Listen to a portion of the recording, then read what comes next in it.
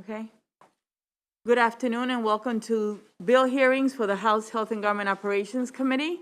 I'm your chairman, Jocelyn Peña-Milnick. This is our first session back in person since 2020. So I ask for your patience if we encounter any technical or streaming issues. Please set your electronic devices to vibrate and don't hold conversations in the committee room while testimony is happening. If you need to do that, please just kindly step outside. We're going to hear from the bill sponsor and the bill sponsors panel, followed by an all in-person witnesses. So it'll be the following way. Favorable, favorable with amendment, unfavorable, then all virtual witnesses the same, favorable, favorable with amendment, and unfavorable, the way people signed up. The bill sponsor testimony is not limited. While all witnesses will have 2 minutes to provide testimony, however, please don't take, as the sponsor, more than 10 minutes. A timer is displayed on the screen and a sound will be played once your time has expired. If the timer goes off, please wrap up. Please adhere to our usual committee rules for our members of 1 question and 1 answer from the panel, not 1 question and 1 answer from each witness. Please keep your questions brief. We do have a lot of bills.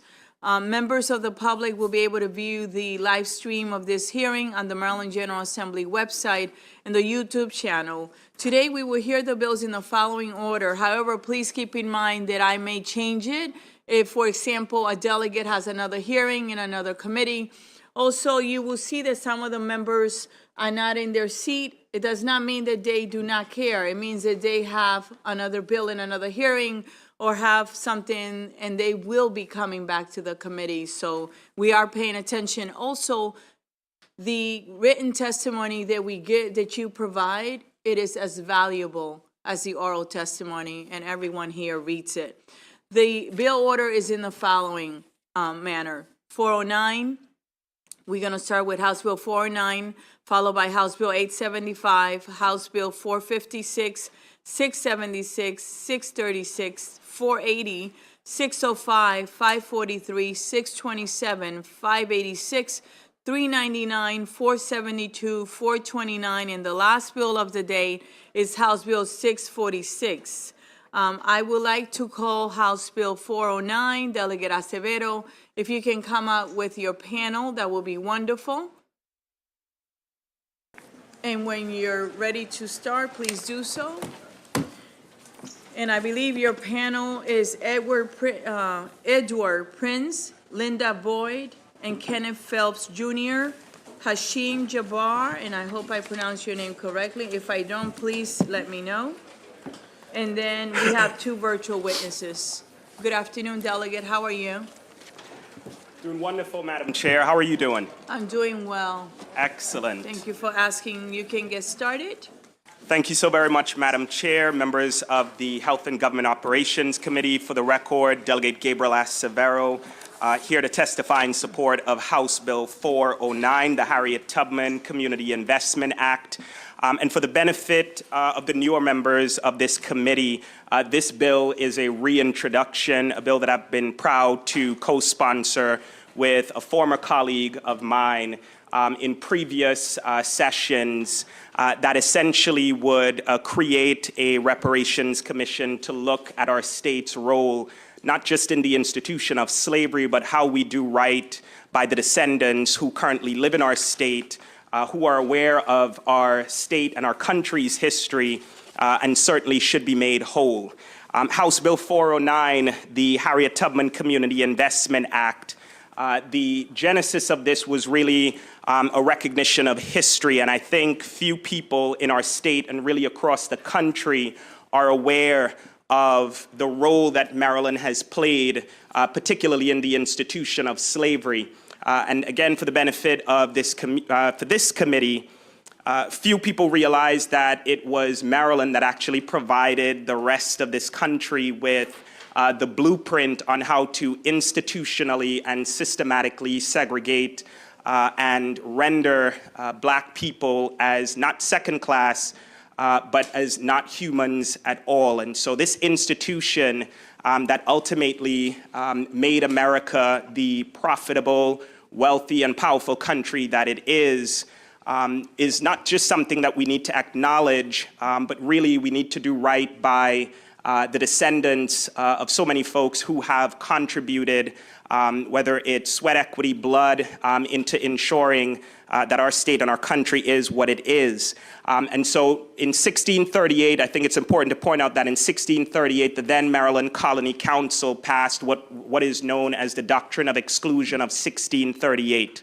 And essentially, the Doctrine of Exclusion of 1638 said that no person of African descent will benefit from the fruits of white society. It created essentially two classes, two systems, and it worked so well here in the state of Maryland that a number of other states adopted this policy, and it was later known, as we all know it, as the slave codes. And so if there is any state that really should be leading the conversation and the effort around reparations and looking at our role in the institution of slavery, it is Maryland. And so this bill, House Bill 409, which I've been proud to introduce with a former colleague of mine over the past 3.5 years and will continue to do so, creates a commission named after Maryland's own, Dorchester County's own Harriet Tubman, a legislation that we've worked with her family, her descendants on to ensure that we're not just getting the language right, but that it's a good start.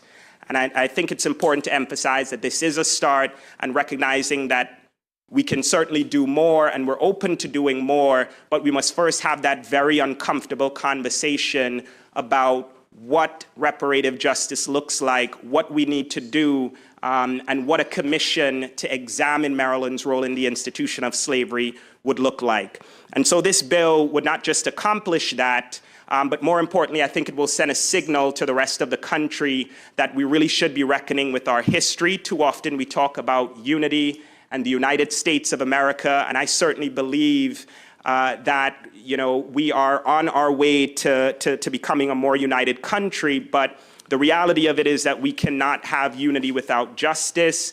We cannot have justice without peace. We can't have peace without truth-telling, and we can't have truth-telling without courage. And the reality of it is that as a state and as a country, we've never had the courage to have that uncomfortable conversation about racism and the role that it has played in every single segment of our society. This bill will do just that. I am proud to have the support of Harriet Tubman's descendants, her family members who have not just worked with us on this bill, but to ensure that we're naming it after a Marylander and someone who is not just deserving, but we're doing right by not just her memory and her legacy, but by the descendants of enslaved people in this state. This is a bill whose time really is long overdue, and Maryland is well positioned to be that state to provide that leadership to the rest of the country on how we do that. I don't need to tell this committee that we've never, as a country, had a Truth and Reconciliation Commission, but this could certainly be the start right here in the state of Maryland to ensure that we're providing a blueprint similar to how this state did in 1638 with the passage of the Doctrine of Exclusion, but we have an opportunity to essentially provide the rest of the country with a blueprint on how we repair and we make communities whole, but how we recognize a very tough, very uncomfortable history, but one that we must do nonetheless. And so with that, Madam Chair, I would ask for a favorable report of this committee. My hope is that, over the next few years, we would find ways to not just get this bill passed, but to ensure that we're listening to those most impacted. I appreciate the time. And I'd like to, before I conclude, just acknowledge some members of Harriet Tubman's family who are also in support of this bill, who could not be here today, but wanted to make sure to be acknowledged, those of whom are not just here in the audience, but also Joy Stokes-Jones, who is the great-grandniece, Michelle Jones-Galvin, who is also a great-grandniece, Adrian Jones-Roderick, Mark Jones, and John Galvin Jr., great-grandnephew, all of whom who support this and realize that this is not only a good first step, but one that we could build on. So thank you all so very much. I appreciate the opportunity to present this bill, and my hope is that my state, our state, could lead the rest of the country in this space. Thank you so very much. Thank you for your testimony and your work. Good afternoon, Mr. Prince. Will you be so kind and get started? And thank you for being with us today. Thank you, Madam Chair. Good evening, ladies and gentlemen of the committee. My name is Edward Prince. I'm the 5-time great-nephew of Harriet Tubman. Some of Aunt Harriet's greatest achievements were in public policy that shaped the United States. This is what inspired us to create the Araminta Group, a think tank focused on public policy. That's what today is all about. HB 409 will create public policy that will grow our community and right the wrong of slavery that still lingers today. What's most vital in creating public policy is the fact that you have to know who are your friends and who are your foes. A lot of times these foes are people that try to enforce discriminatory policies for whatever motive. Sometimes you can appeal to these individuals and get them on the right track.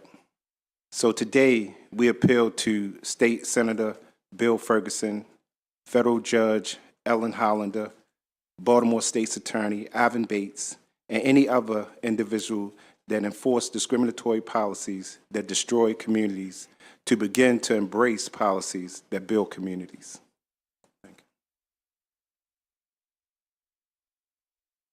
Thank you. You're welcome. We have next also Ms. Linda Boyd. Is she here? I believe she is, Madam Chair. If not, you should have received written testimony from both of those folks from our panel. And Kenneth Phelps. Kenneth Phelps, will you be so kind and come up, please? And you can stay there.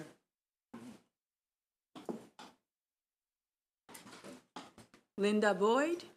Okay, go ahead, sir. You can get started. Well, thank you, Madam Chair, and members of the committee. Again, Ken Phelps, Episcopal Diocese of Maryland. It was 20 years ago that the Episcopal Church acknowledged and expressed regret for the support of slavery and for supporting de jure and de facto the segregations and discriminations for years after its abolition. As our bishop wrote, for generations, the bodies of black and brown individuals did not belong to themselves, but were bred, used, and sold for the purposes of attaining wealth. Not only did our nation prosper immensely under this evil institution, but the Episcopal Church profited as well. Now, the history of slavery is widely known, but the continuing impact of the legacy is not. And the symptoms and wounds of that old sin continue to poison society and threaten the health of the body of which we are all members. After its abolition, there was still denial in our nation of reparations for freed African Americans for their centuries of bondage, even though in many instances, compensation for the losses of white individuals for the losses they incurred after the Civil War and from the end of slavery were handed out. Racism and greed fueled that basic injustice, and those attitudes have poisoned race relations ever since. From the implementation of Jim Crow laws, lynching, segregation, redlining, job discrimination, and unequal funding for African American school districts to our own segregated churches, we have not fully reckoned with our past. We all celebrate the tremendous strides that have made in racial attitudes, but for the millions of descendants of American slaves trapped in a cycle of hopelessness, poverty, and rage due to their real experience of segregation, the widespread assumption that everyone can pull themselves up by their own bootstraps is far from being accurate. Regrettably, the subject of reparations is now mired in emotion, is mischaracterized, misunderstood, and maligned. It is a complex issue that involves economic, political, and sociological dimensions, but it means to repair that which has been broken. It is not about monetary compensation alone. It's an act of reparation to make whole again, to restore, to make amends. The Episcopal Diocese 2 years ago created its own reparations fund. Other dioceses are following because Marylanders always lead. The time to act now. It will take courage and vision, but the diocese requests a favorable report. I thank you. Madam Chair, you should have also had Hashim with Racial Justice Now on your list as my Yes, he's panel. going to be the next person that I'm going to call. Thank you very much. My pleasure. Hashim Jabbar. And did Ms. Linda Boyd come in? She is ill today, Oh, okay. Madam Chair. So All she right, might- thank you. Good afternoon, sir. Peace and blessings. My name is Hashem Ali Jabbar Odo Carnell. I was born in 1978 in Prince George's County, Maryland. I didn't know at the time, because my history, heritage, and culture had been stolen, that my great-grandmother, Fanny Redoubt is what she was called, was kidnapped in Maryland, hit over the head. She was born a free woman, taken into what is now West Virginia, and put into slavery. because my grandmother was a free woman, because she was not a slave, but she was enslaved, she was full of courage and decided to run for her freedom. When she ran for her freedom, she was caught. Her children were sold, sit down south, but because she was who she did it again.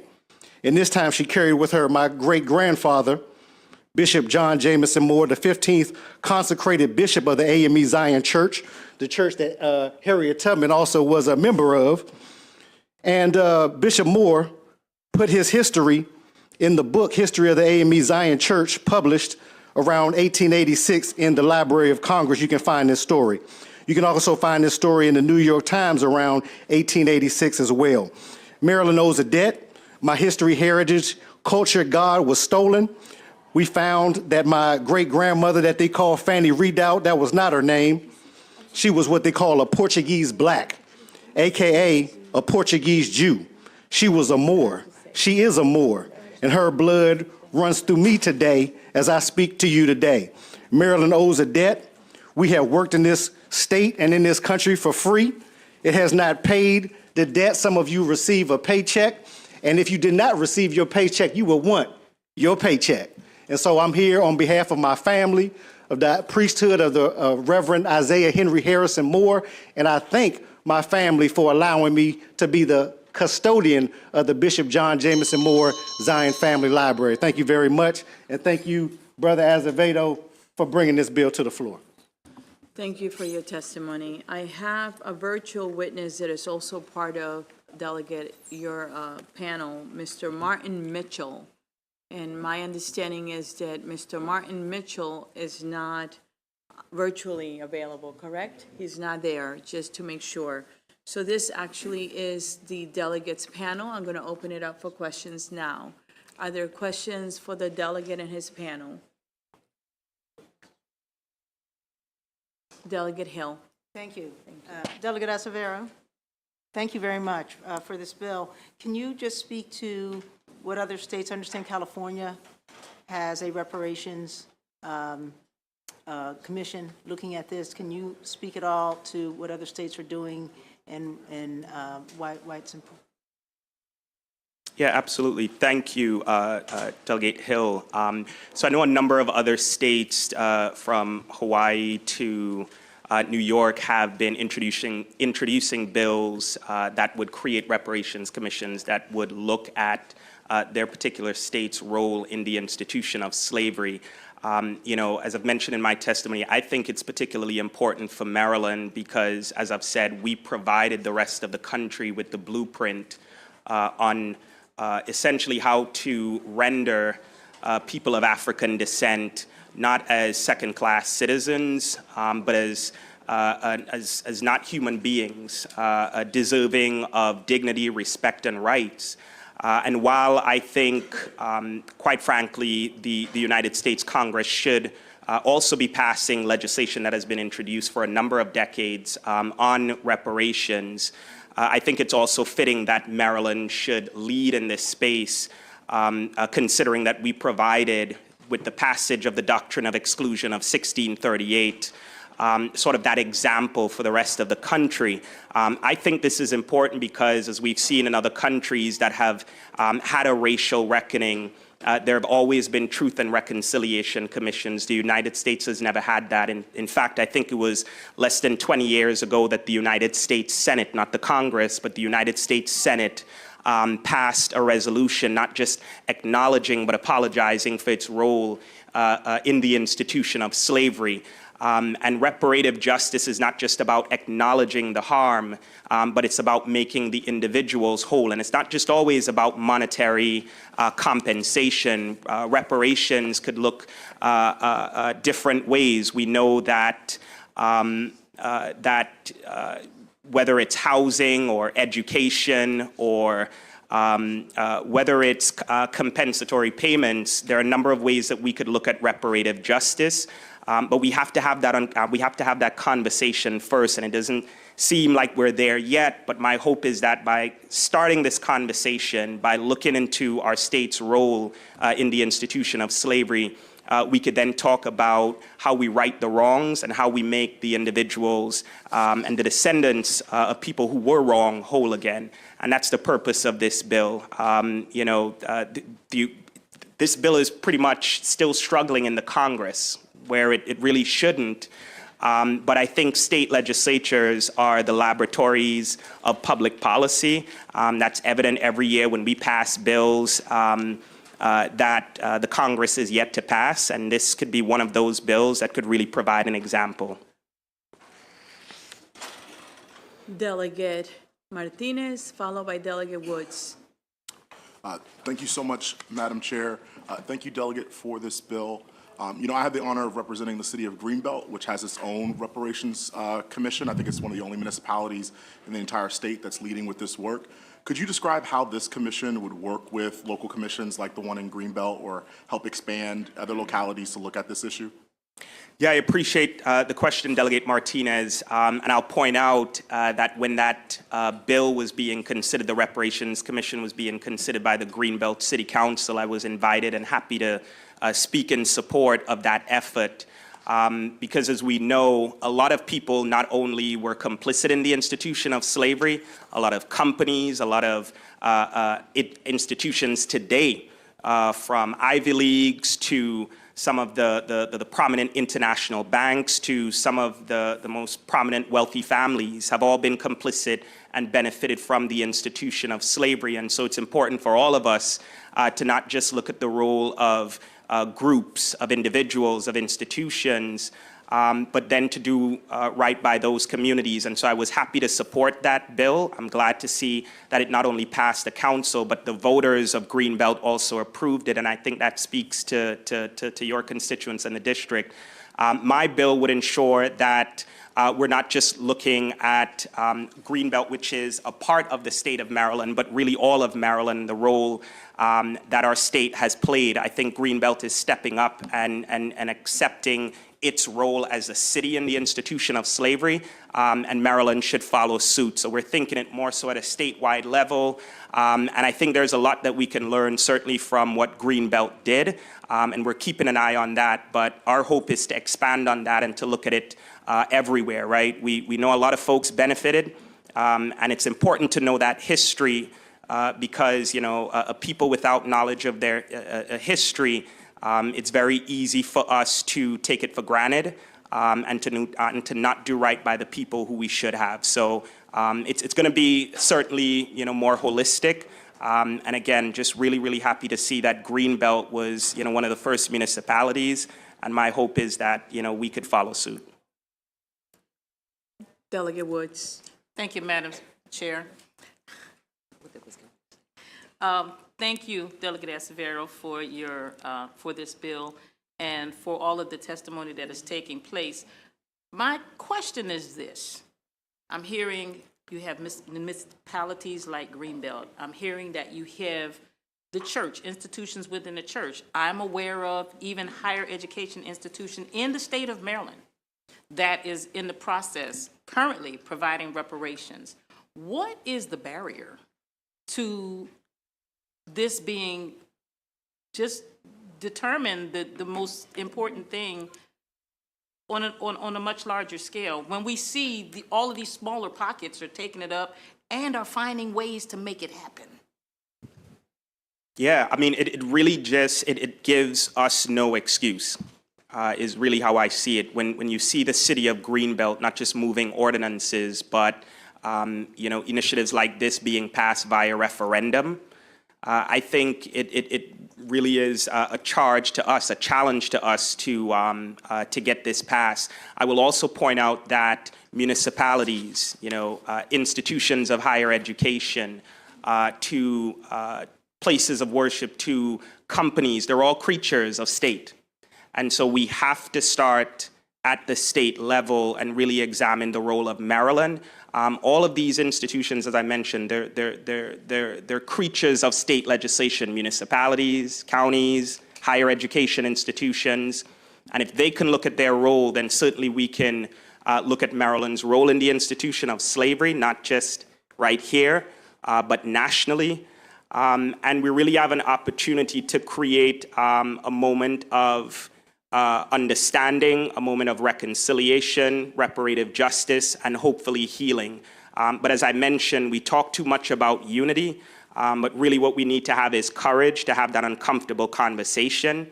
As I said, we've never had a Truth and Reconciliation Commission. Every country that has had a racial reckoning has made it a point to have a Truth and Reconciliation Commission, not the United States.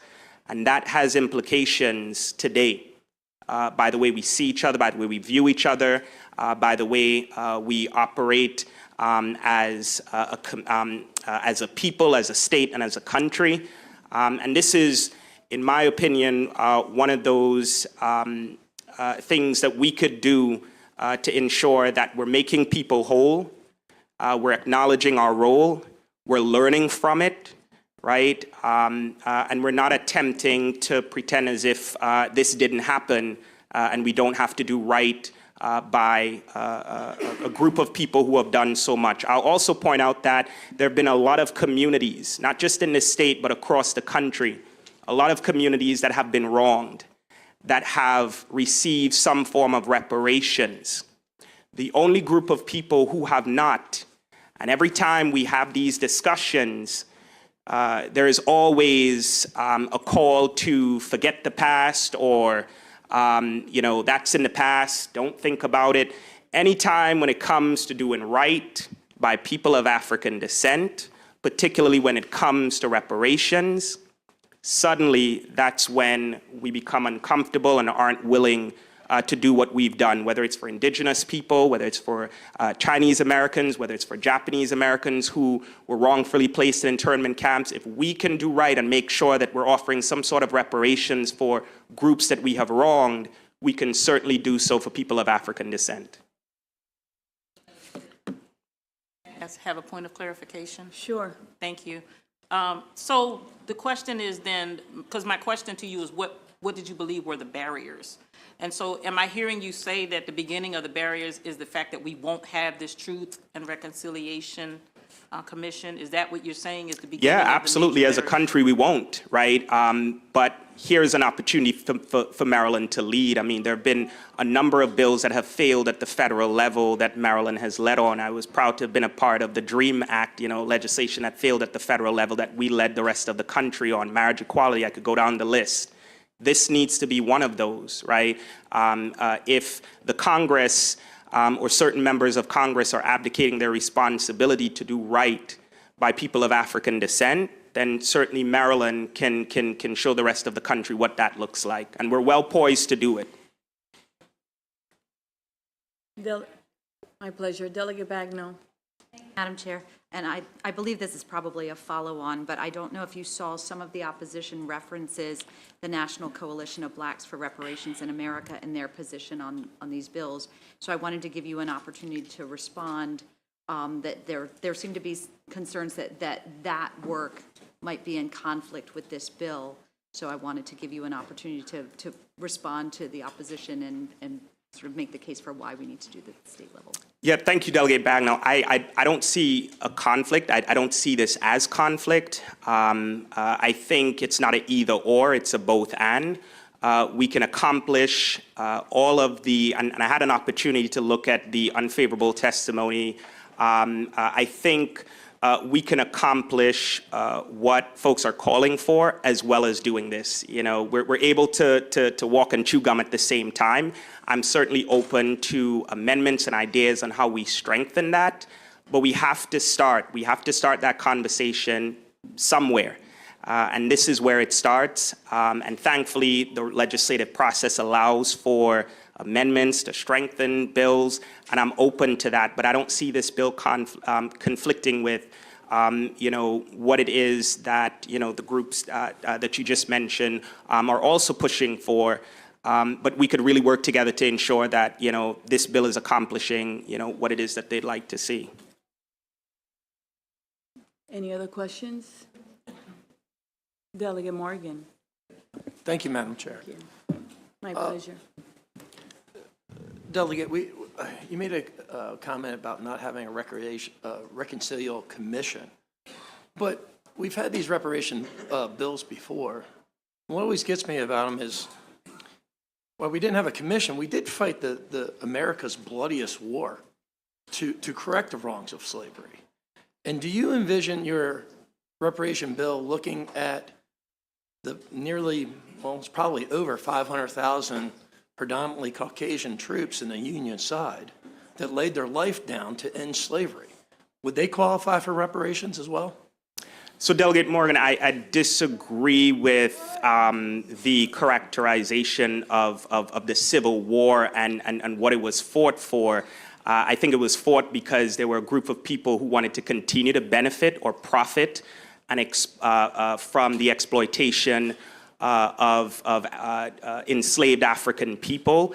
And that certainly led to a bloody war. But the reality of it is once the institution of slavery was over, black people were free to the winds of poverty. They were free to being relegated to second-class status.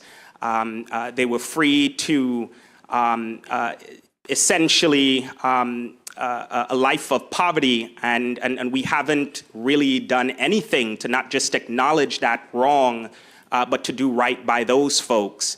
The Civil War was not fought to do right by enslaved African people.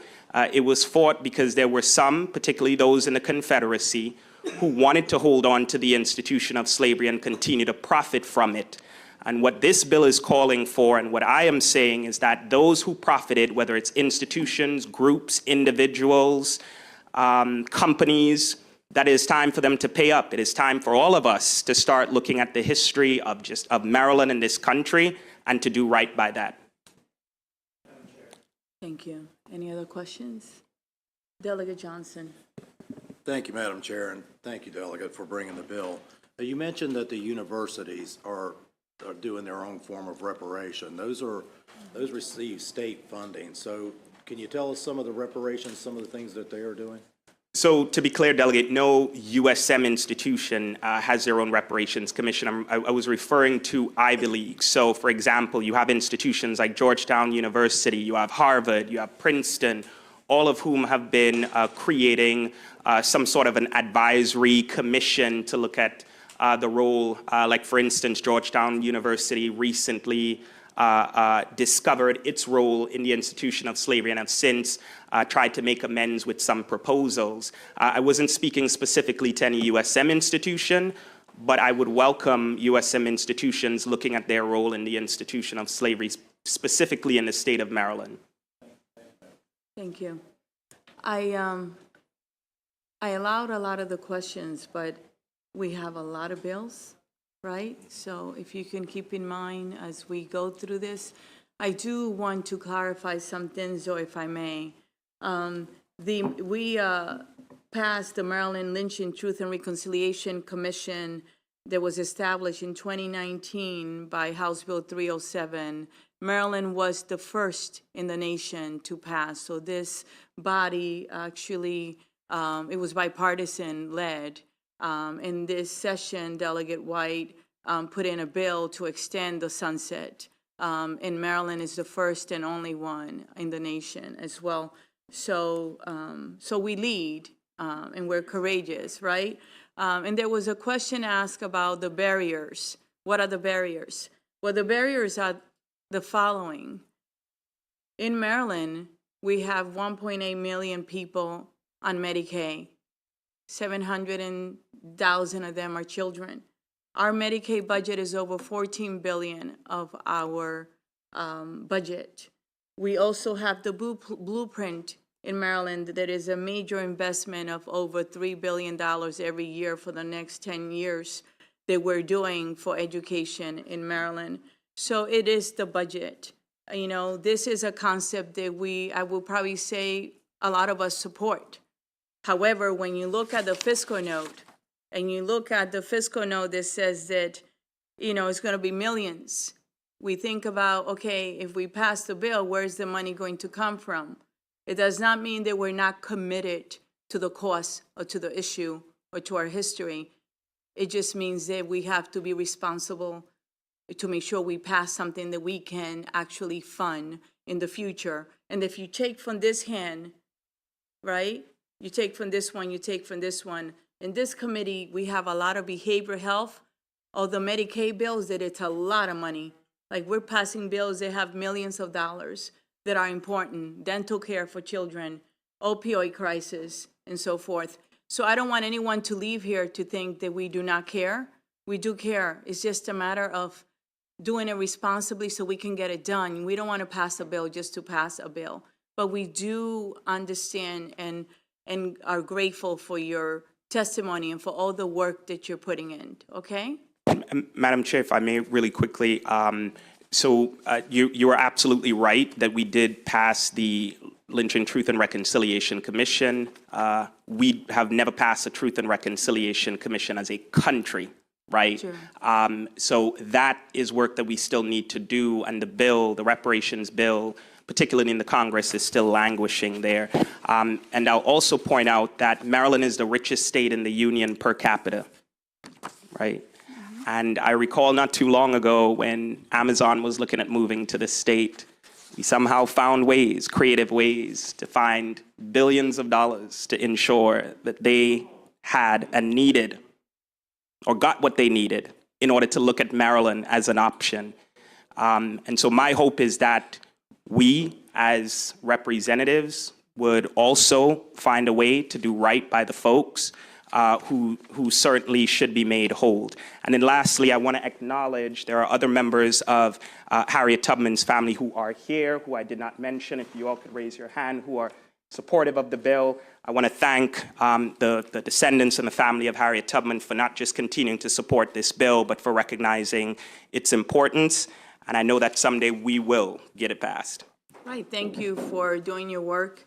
And I do thank the family. As you know, we have a statue in her honor, and it was a really important issue for our speaker, which is the first Black speaker in our history.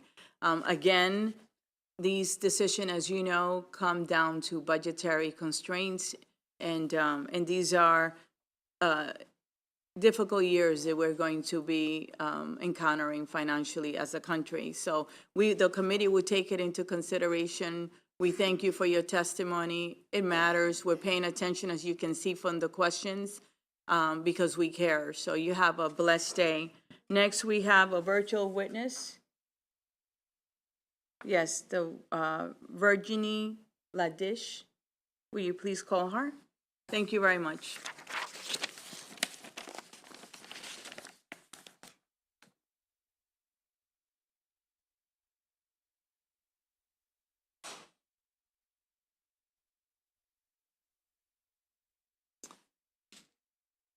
Good afternoon. Is it afternoon already? It is. Will you give us your testimony, please? Yes, thank you so much, Madam Chair, for this opportunity to comment. My name is Virginie Ladish. And if I may ask you, ma'am, you signed up for this bill and for the next one, so I need you to give your testimony for both bills, okay? Sure. In the interest of time, if you're going to speak, will you please go outside? Thank you so much. And just to remind people, there's no drink allowed or food in the gallery. Thank you so much. Go ahead. Thank you. So yes, my name is Virginie Ladish. I'm a resident of Montgomery County, District 20, and I'm providing testimony on HB 409 and 875. And I want to reiterate that I support the idea of a reparations bill. I think I agree with everything that's been said, that this is a long overdue obligation to attempt to make right what was wrong in the past. I think I have some major amendments that I'd like to propose, drawing on my experience as a senior expert at the International Center for Transitional Justice, where I have supported and accompanied truth commission and reparations processes around the world and in the United States. So the first is just to emphasize that reparations is more than compensation, which is mentioned in the bill. But I think an important point that came in the testimony, but it's not as present in the bill, is highlighting that this would be a concrete form of acknowledgement of the state's wrongs in the past. The other point to add is the importance of public consultation. It's impossible. We're talking about harms that are impossible to fully repair. So there's an inherent paradox in reparations. It always will be symbolic. It therefore needs to be perceived as reparatory by those who it's intended to benefit. So I think it's really important to add space for impacted communities, beneficiaries to comment on what would be reparations for them, as we have seen in the state of California and Evanston, so through public town halls and other spaces. Another point is on feasibility. I think 18 members volunteer will make it really hard to get this work done. I would argue for full-time paid staff with the expertise necessary. Also, in terms of timeline, 2 years is probably going to be too short. We've seen in other contexts that's not enough time. And finally, evidence. It should not be on the burden of those who've been harmed to provide the evidence. The state should start creating its archive and then support beneficiaries to prove their eligibility for the that this bill will seek to make right. Thank you very much. Thank you. Are there any questions for this witness? Delegate Olson, you have a question? Okay, thank you. There are no questions. I just want the record to be noted that you're giving testimony on House Bill 409 and 875. Thank you so much for being with us, and thank you for your patience. Okay? Thank you. So this actually will conclude the bill hearing on House Bill 409. And then we're actually going to House Bill 875. For the committee purposes, we have 14 bills left. So if your question can be answered offline, that would be wonderful. Thank you so much. Good afternoon. House Bill, I'm calling now House Bill 875. State Government, Maryland Reparations Commission Establishment. Good afternoon, Delegate. Will you be so kind and introduce yourself, and you can get started. Welcome to HGO. Well, good afternoon. For the record, my name is Alethea McCaskill. Hello to you, Chairwoman Pena Melnick, and to this esteemed committee. I just want to make a side note. This is my first bill as a freshman here in your committee on reparations. So no, I did not sleep last night. So, you know, welcome to the committee. It is really a blessing to have you, and you can take your time and tell us about the bill. Absolutely. So for the record, I am asking for a favorable report on this bill. So in listening to our prior bill, I want to not be redundant in my presentation. And so, however, I would like to give a briefing on why this bill now. One of the things I remember from my campaign trail for the past 2 years as I ran into constituents who talked to me about their concerns. And while seeking this office, I made a promise to my constituents and to myself that I would listen and make a conscious effort to move forward with those concerns. So a few months ago, Delegate Sheila Ruth and I started receiving numerous amounts of emails. I started receiving text messages. I also started receiving phone calls. I even, at my celebratory event for winning my election, had folks to stop me about reparations. And still, I'm here because I came to Annapolis with the intention of supporting others' legislation, and that would do exactly what my constituents ask. This piece of legislation is not a new piece of legislation, as many of you may already know, but it is the very legislation that my constituents asked for. And with that, I came here to Annapolis to leadership to ask for guidance as to how to move about this delicate, complicated, and sometimes uncomfortable issue. I have sought the leadership of many caucuses, including our governor, the Speaker of the House office, and colleagues that sit on the floor with me every day. I even spoke to the originator of this specific piece of legislation, Juanica Fisher. And after that, with the guidance of others, I dropped this draft. Why this piece of legislation now? As African Americans, we often are told to wait our turn. Many times, I'm told, Alethea, not yet. Or simply just because it's no. It's not because we have an African-American speaker or not because we have the first African-American governor nor the first African-American treasurer. And to some, they would say that should be enough. I do not want to get caught up in the wordplay. For instance, some may hear the word commission and instantly start thinking about the fiscal note. Again, this is simply a bill to establish a work group, and for that work group to establish the who, the what, and the when. I took a look at the fiscal note that is attached to this specific bill, and I believe that it is somewhat inflated and can be a little distorted.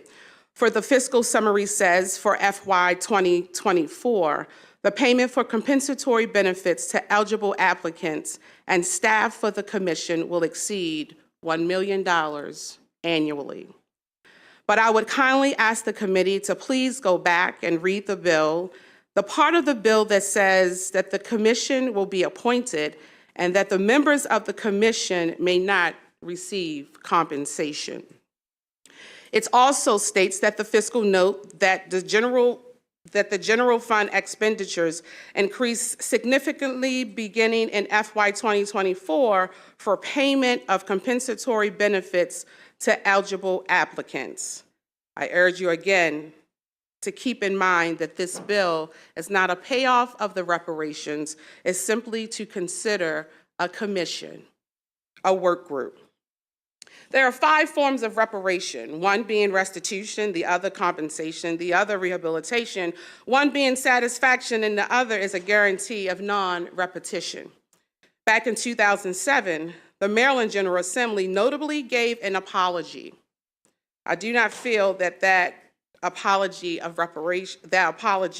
was satisfaction. I sit here to say that's simply not enough. So I have sat down since the drafting of this bill and spoke with both organizations, individuals who support and oppose such a task force. However, I found that most people who oppose this bill only really oppose it because they feel that it is not enough. They often offer amendments in addition to. I'm not here to argue whether it's true or not, or whether they have the right to feel the way that they do. I'm simply asking for your favorable vote to help form a commission. You see, the detriment that slavery has caused our culture will never be able to have a price tag of enough. For I need not to preach to the choir of how oppressed and suppressed our culture was and still is. Our women were raped, our men were beaten, we were kidnapped and brought to unknown territory. We were removed from our own property and land in which we had agriculture stolen. So in closing, I ask that you fully review this bill and remember that it's only intended to establish a work group. However, I am open to amendments, and I thank you for your time, and I appreciate being here for my first bill in your committee. You did very well. Well, thank you. You did very well. I'm going to call, actually, you have another panel that is virtual, and it's actually LaJuan Stribling.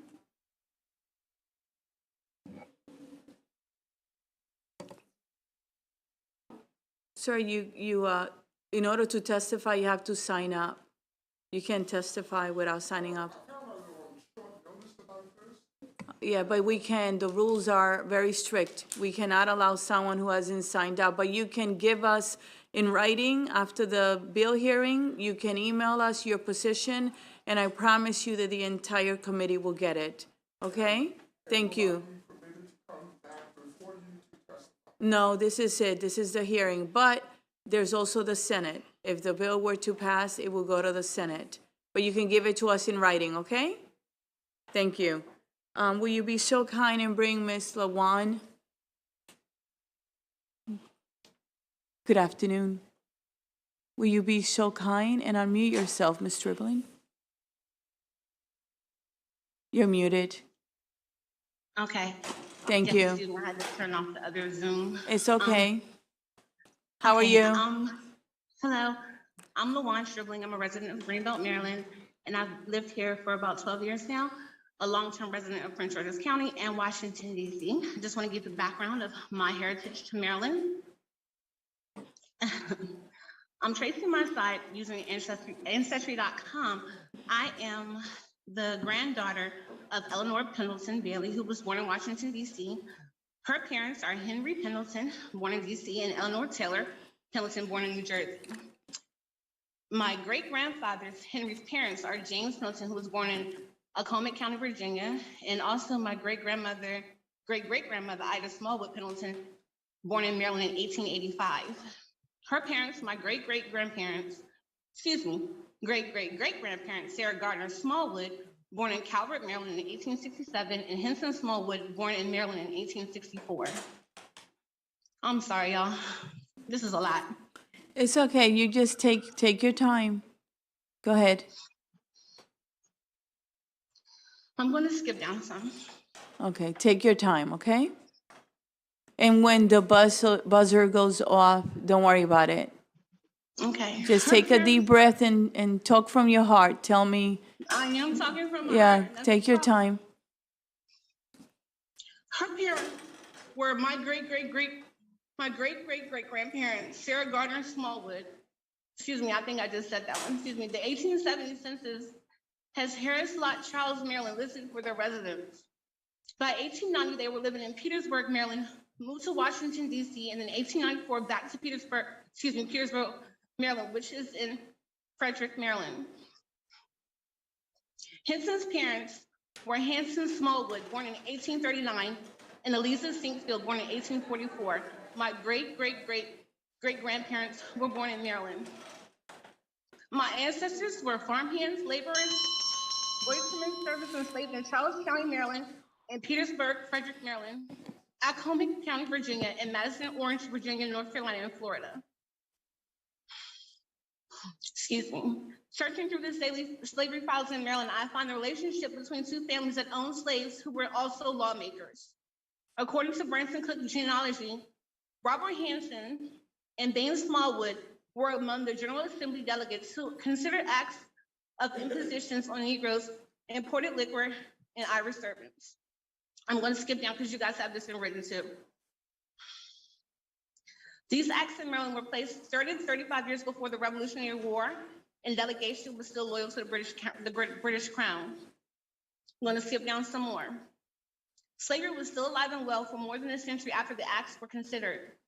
Census records show that in 1790 and 1800, both the Hansons and Smallwoods had quite a few slaves. I gave you a list of all the slaves they had. In closing, it is my opinion that every descendant of chattel slavery is owed reparations. Addressing the foundations of why I'm still living paycheck to paycheck over and after 30 years of being employed is essential for reparative justice. I come from generations of brokenness and find myself homeless and alone on my 17th birthday. I had my first child at 18 years old, raised him in a single parent household with no community or family support. He is now 27 years old, wondering why I didn't set him up for his future. He's comparing his life to the lives of some of his peers who grew up in a nurturing, supportive, and financially stable home environment. The effects of chattel slavery, post-Reconstruction, Jim Crow laws, redlining communities, marginalized banking and education, and the war on drugs have created generations of poverty, generational trauma, curses, PTSD, and lost hope. Reparations Commission for this bill, will begin to repair the effects of over 400 years of unimaginable living conditions. Reparations will provide a way for families living in disenfranchised environments to afford a way to provide a better education, better living arrangements, better choices in food and healthcare, as well as freedom in a class-hungry society. Happy Women's History Month. Thank you for sharing your family's story, for sharing your experiences. I want you to know that the committee listened and that we value your time and your efforts and your feelings, okay? We appreciate it. Are there any questions for this witness? Okay. Delegate Kaiser.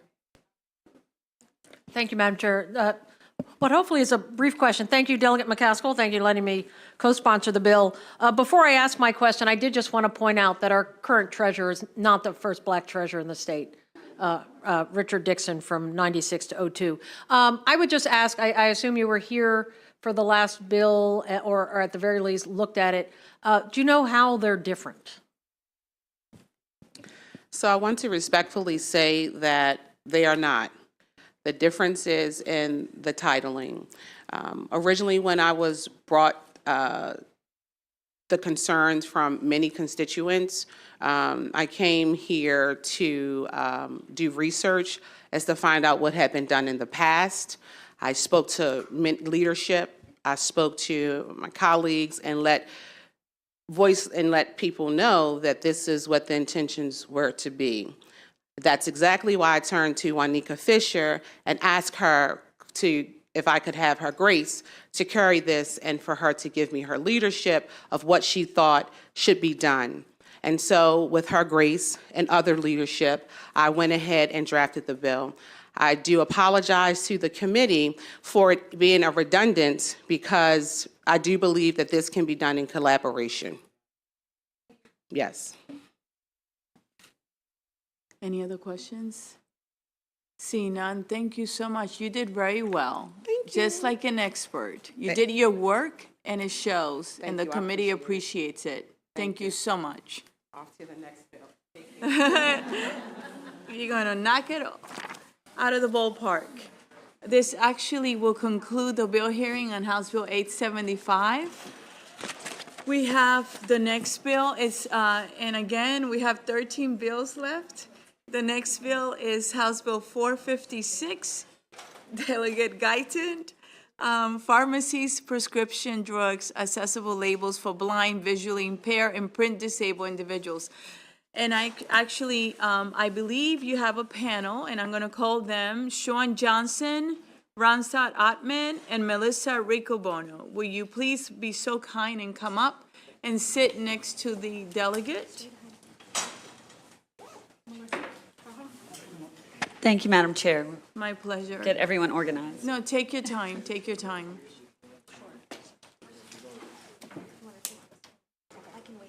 Let us know if you need any assistance. One second. Yes, thank you.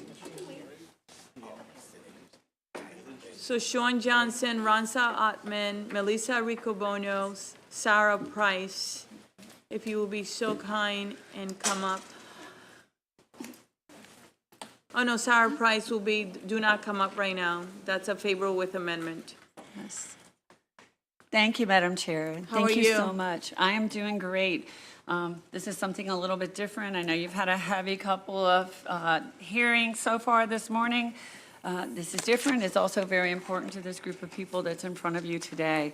So for the record, I'm Delegate Michelle Guyton from District 42 in Baltimore County, and I'm here to thank you for your very thoughtful and consideration of House Bill 456, requiring pharmacies to provide notice to customers of the availability of accessible labels for visually impaired for the visually impaired and blind for prescription drugs. So this bill also requires pharmacies to print the label upon request. And I think you can all understand how for a blind or visually impaired person, the lack of accessible labeling may actually not only lead to illness, but could actually lead to death. There are many different kinds of prescription labels and labeling devices. You will see some of those. We're going to just demonstrate that for you.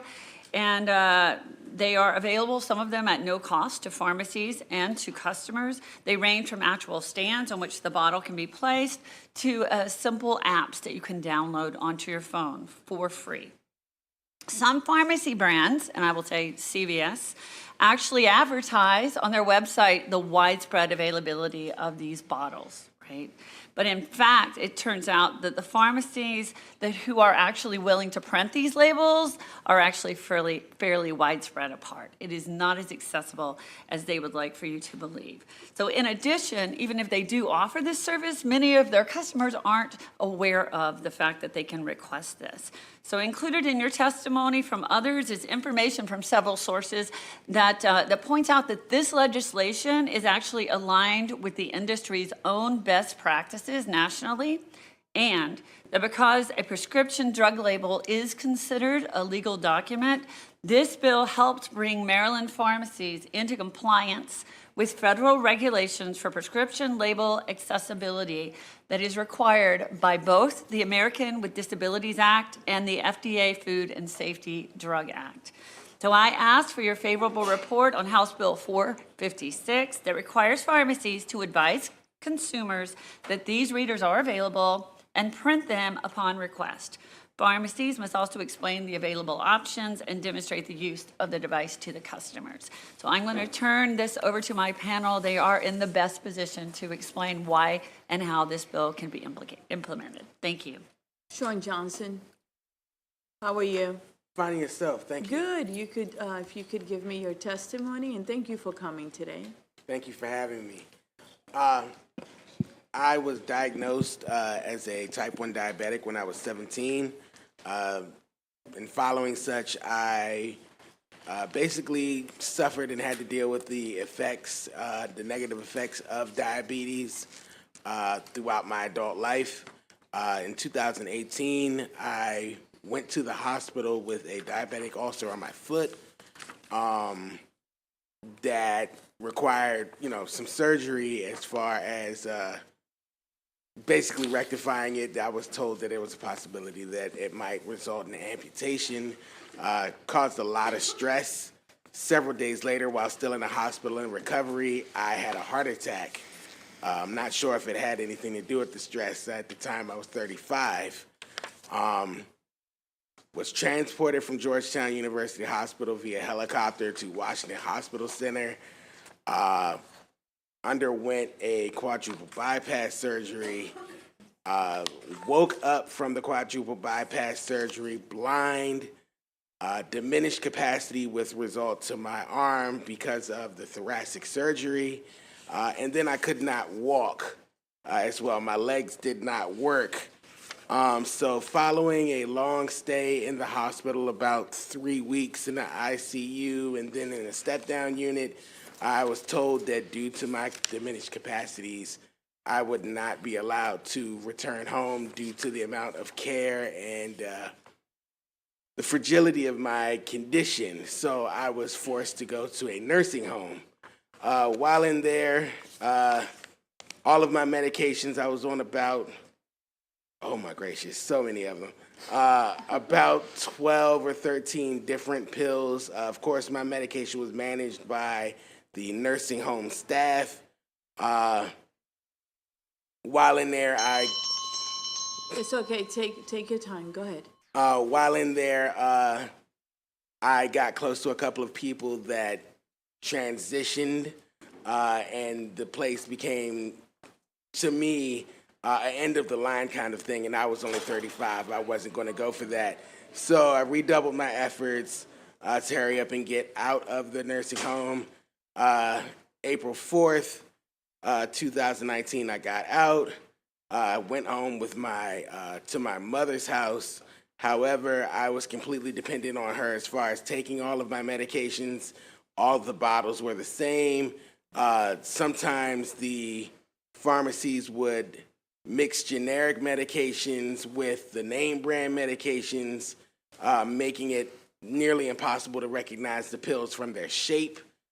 And I basically needed her to sort all of my pills and to tell me the time to take them, because some of them were take on an empty stomach, take with food, do not take so many minutes before you lay down to go to bed. It was very taxing.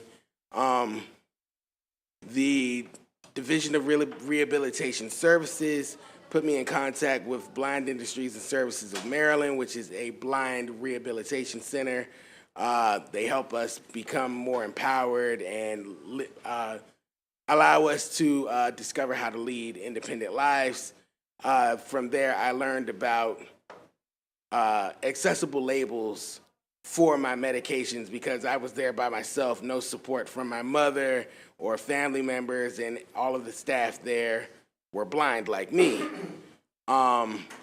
Since then, I've been trying to go to pharmacies, request the labels.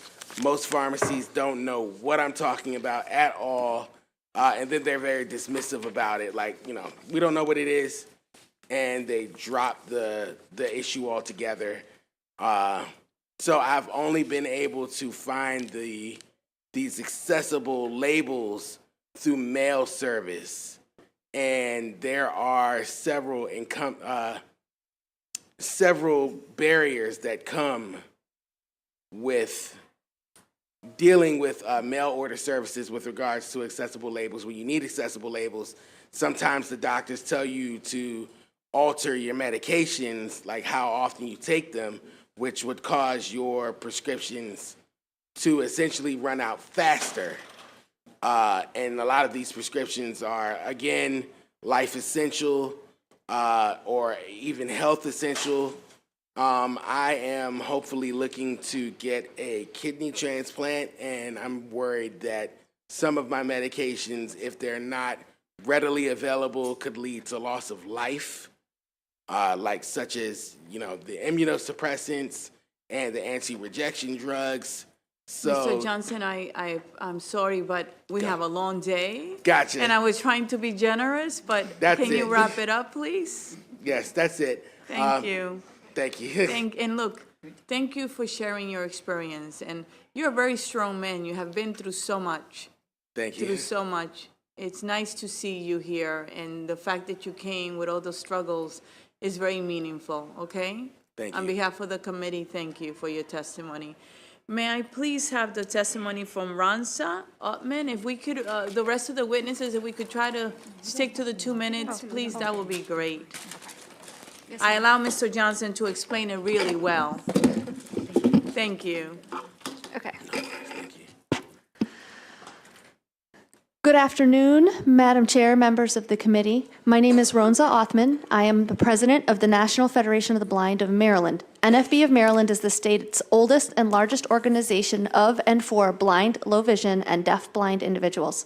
Members of our organization need access to medication both for routine health care and connection with blindness-related conditions such as diabetes. I am myself a cancer survivor, and I take daily medication to remain cancer-free. I also take, among others, medication for anxiety daily, a life-threatening dog allergy twice a day, and vitamin D once a week. I cannot read the printed information on my prescription labels, and I often don't know which medication is which or in which bottle. As you can see from the bottles in front of me and in this package, they all look the same from you from a distance. They all look the same to me close up. They also feel the same.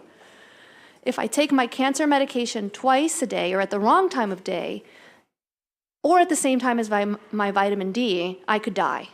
If I take too much of my allergy medication, I could die. If I take too much or too little of my anxiety medication, or if I take it at the same time as my allergy medication, I could die. Or, in a better scenario, I would just be really sick. It doesn't have to be that way. I shouldn't have to risk my health and life every time I try to take the medications that are intended to keep me healthy and alive. Pharmacies can provide accessible labels and labels on prescriptions that provide the same information that you see visually so I can take my medication safely. They're low-cost solutions and they will save lives. Some pharmacies already do this, but as you heard, not everywhere, and I can't use my local pharmacy, but I could go to Laurel and pay $40 via Uber to get there once a month, but no one else would have to do that.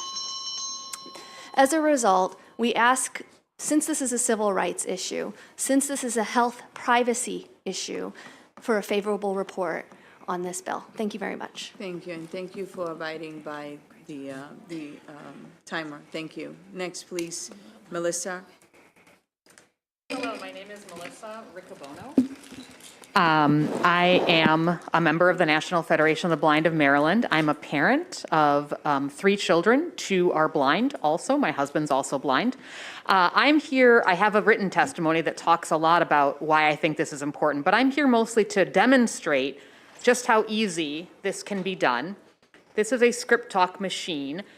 There is also an app, but I prefer the machine, so I'm going to turn it on here. Script talk station ready. And it says it's ready. I have a bottle of pills. This is a bottle that has an antibiotic in it. I have another medication that feels pretty much exactly the same as the antibiotic, and so whenever I get my pills together, I can just put this on the stand, press a button, and it scans it. Melissa Cabano. Medication. Doxycycline. Mono 100 milligram tablet. So as you can hear, it's telling me not just what medication it is, it's telling me how many milligrams, and I can arrow through for warnings, refills, instructions, very important. Take 1 tablet by mouth, twice daily. Quantity, 60. Prescription date. Use by November. Tells me Refills remaining. 0. all the things that you need to know. It also has warnings, and this is very important because I actually listened to those warnings and realized that I'm not supposed to take this medicine at the same time that I take zinc. And I've been doing that, and so I stopped doing that, and hopefully I won't have any ill effects, but I would not have known that was even an issue. My doctor did not tell me that, and so it's very good to have these things, not just for me, for my children, so that I can make sure that I'm helping them take their medications in the right way, and for my daughters who are blind to show them how to take their medication the right way and how to be in control of their own health care. I'm very lucky to have a pharmacy that gives these labels. This should be available everywhere. Thank you. Thank you, and thank you for sharing that. We really appreciate it. Now we're going to open it up for questions. Are there any questions for this panel? Delegate Rosenberg? Questions for the sponsor, Delegate Guyton. If I heard you correctly, you said that the failure to provide these labels is in violation of federal law? I'm sorry, I almost touched the button. Yes, actually, prescription labels, because they're considered an actual legal document, are covered under the ADA and under the FDA Food and Safety Act. So this is something that, like I said, many prescriptions, you can get this in many different pharmacies, but not in all. And as we've heard from our testimony today, many pharmacies have no idea that this even exists. Can I ask a follow-up? Sure. Do you know if the groups you're working with have pursued federal action because of this violation? I will direct that one to the Maryland Federation of the Blind. Do you know if anyone's pursued federal action? Because I'm not sure. There's no, so it would be very hard to pursue federal action because the enforcement mechanisms in the federal statutes are virtually non-existent, and they leave it up to the states in terms of how the states need to implement them. So essentially, this is why we're here. We need you. Thank you. Thank you, ma'am. Sure. Delegate Kaiser. Madam Chair. Delegate Guyton, thank you for this bill. Can you please explain, like, the item that the woman to your left showed with all of us? Delegate Guyton, can you explain, like, how much did that cost and how easy is that, would that be for any pharmacy to have that type of machine? So the machine itself is free to me as the consumer. The pharmacy does need to have the labels for the machine. I am not sure, and maybe Delegate Guyton knows what the cost is to the pharmacy, but I know that there are some grants and things that do make these free. I'm not exactly sure. It's okay. So Envision America, which is the manufacturer of this device, this is called Script Talk, they say the cost is really negligible. And it basically just means having a sticker that's scanned, it's on the bottom of the bottle, and they just need to type when they're making, so this bottle also has all that information in print on a label, and so they would just need to type it in a different way. It's a barcode, and then so it's really not, I mean, technology's here.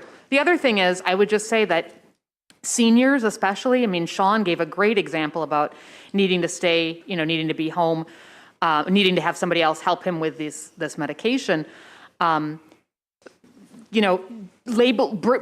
a label, the script talk's not the only way to do this. We'd love to have it available in large print for seniors, and that would just mean, I would guess, somehow getting the font bigger on a label. I mean, technology is our friend, and this should not be difficult, and especially for seniors that maybe don't even realize how hard it is for them to see things that they used to see just fine. I think having a large print label could be a huge blessing to them and a huge lifesaver in some situations. And then maybe that would eventually get them ready to embrace, hey, maybe I should just have it read to me. But, there's so many other ways, and I just think it's so important and so critical, and it should not cost pharmacies. In fact, the pharmacy I use is a small business, and if they can do it, I would guess that these chain pharmacies all over the place should be able to do it very easily. Thank you. That was a great answer. If I could just add. No. Okay. About the bill. Okay. Only one witness, because we'll be here. We have still 13 bills. Offline, Delegate Kaiser, I can answer that. Delegate Hill. Thank you, Madam Chair, and thank you, Delegate Guyton. Thank you, all the panelists, for coming here. So it's a great idea. The pharmacists are saying, unfunded mandate, insurance companies should be able or should be required to pay us for any additional costs. Can you get for the committee any information from that manufacturer or anyone on what the actual cost might be for a pharmacy and whether or not it requires that they purchase new technology? Is it possible? Thank you for asking that question, because actually it's a follow-up for Delegate Kaiser's question as well. Yes, so for Envision, and you can even search this online right now, these are actually offered free of charge to pharmacies and consumers. CVS, for instance, offers it free of charge, even the device that you can keep the entire time of your prescription. So if it's 20 years that you're on the drug, you get to keep the device. The apps are free of charge. And I think there was some confusion because I did meet with Maryland pharmacists after they I met with them on Monday after they had submitted their unfavorable testimony. So hopefully they will mention that. And we did talk about the sort of devices that we're considering here. And they were under the assumption that we were asking them to get Braille writers and huge complicated technology. That is not what this bill does. This can all be done on a computer, a QR code added, just like we added to a lot of our different things. So this is really a cost-effective way of doing this. But I can get you actual numbers. We're working on that now. But many of them are free, otherwise minimal. Delegate Alston. Thank you. Well, Delegate Kaiser asked my first question, so thank you for that. After your conversation with the opposition, have you all worked it out and come to a resolution that everybody's agreeable with? Thank you. Thank you for that. And I appreciate that they did come to me. And even and I'm not sure who's here today, but even as they were leaving, we all agreed we should have spoken earlier before the testimony went in so that they could understand the parameters of the legislation. And they were doing the same research we're talking about right now because they really were under the assumption that it was going to be a very difficult thing for them. And when in fact that's not what we're hearing from pharmacists who are doing this now. That it's really a simple adjustment. Delegate Bagnall? Okay, great. Any other questions? Seeing none, Delegate, I'm going to call the favorable with amendment. I would encourage you to meet with them before the bill is assigned to subcommittee and make sure you work it out, okay? Thank you, Madam Chair. My Thank you, pleasure. committee. Thank you for your testimony and your patience. We have next Aliyah Horton. No, actually, I have Sarah Price.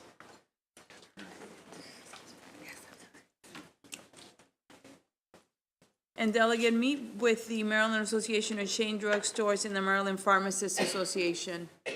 And they're both testifying today. If you can wait around. Thank you. Ms. Price. Thank you. Good afternoon, Madam Chair and honorable members of the committee.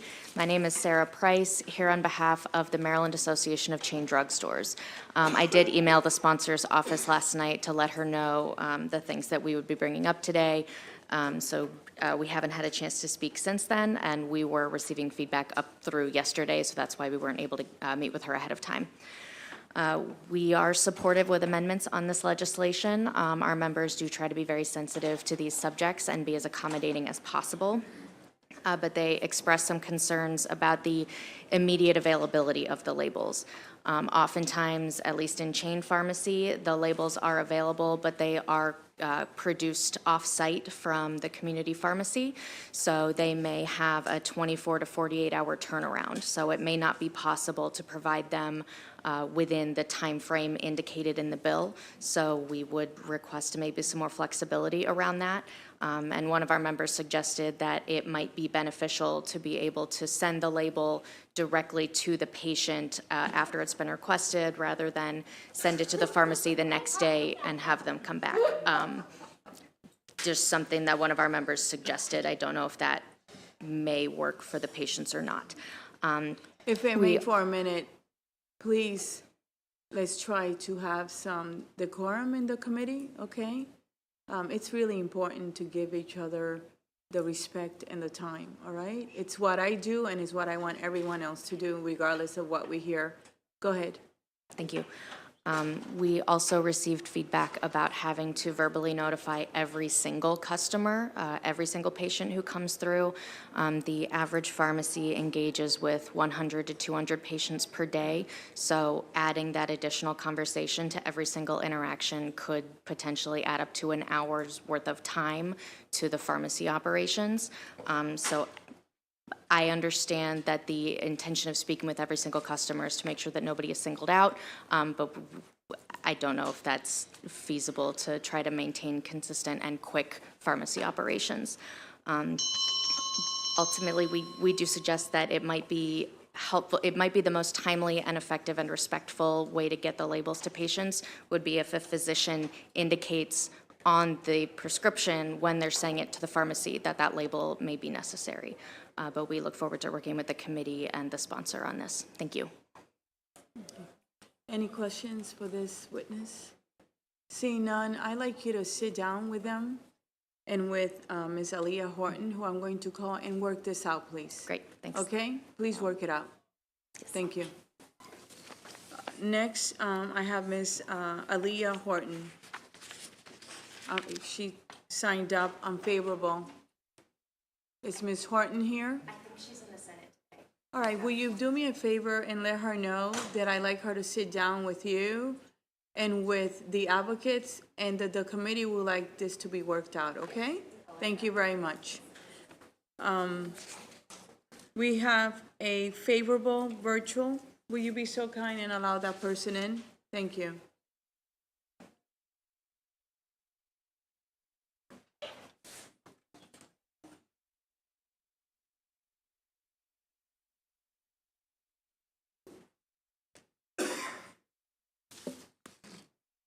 Good afternoon. How are you? I can't hear you. Can you unmute yourself so that we're able to hear you? Because you're muted. Oh, you did it, but it went back. Can you unmute yourself again? I'll let you know when it's done. Whatever you touch, if you could touch again. That's done. Go ahead. You can get started. Okay, thank you. My name My is pleasure. Siobhan Gray. Can you hear me? Yes, we can. Okay, fantastic. My name is Chiffon Gray from Baltimore, Maryland, and I'm here to testify on House Bill 456. And I am a blind individual with very low vision, and I've had challenges in the pharmacies making their prescriptions accessible to me. As a matter of fact, I've been working for an entire year with the pharmacy to do that, and they would not honor my requests. There was also the pharmacy manager who reached out to the corporate office and let them know that I'm a blind individual, and they would not respond back to him.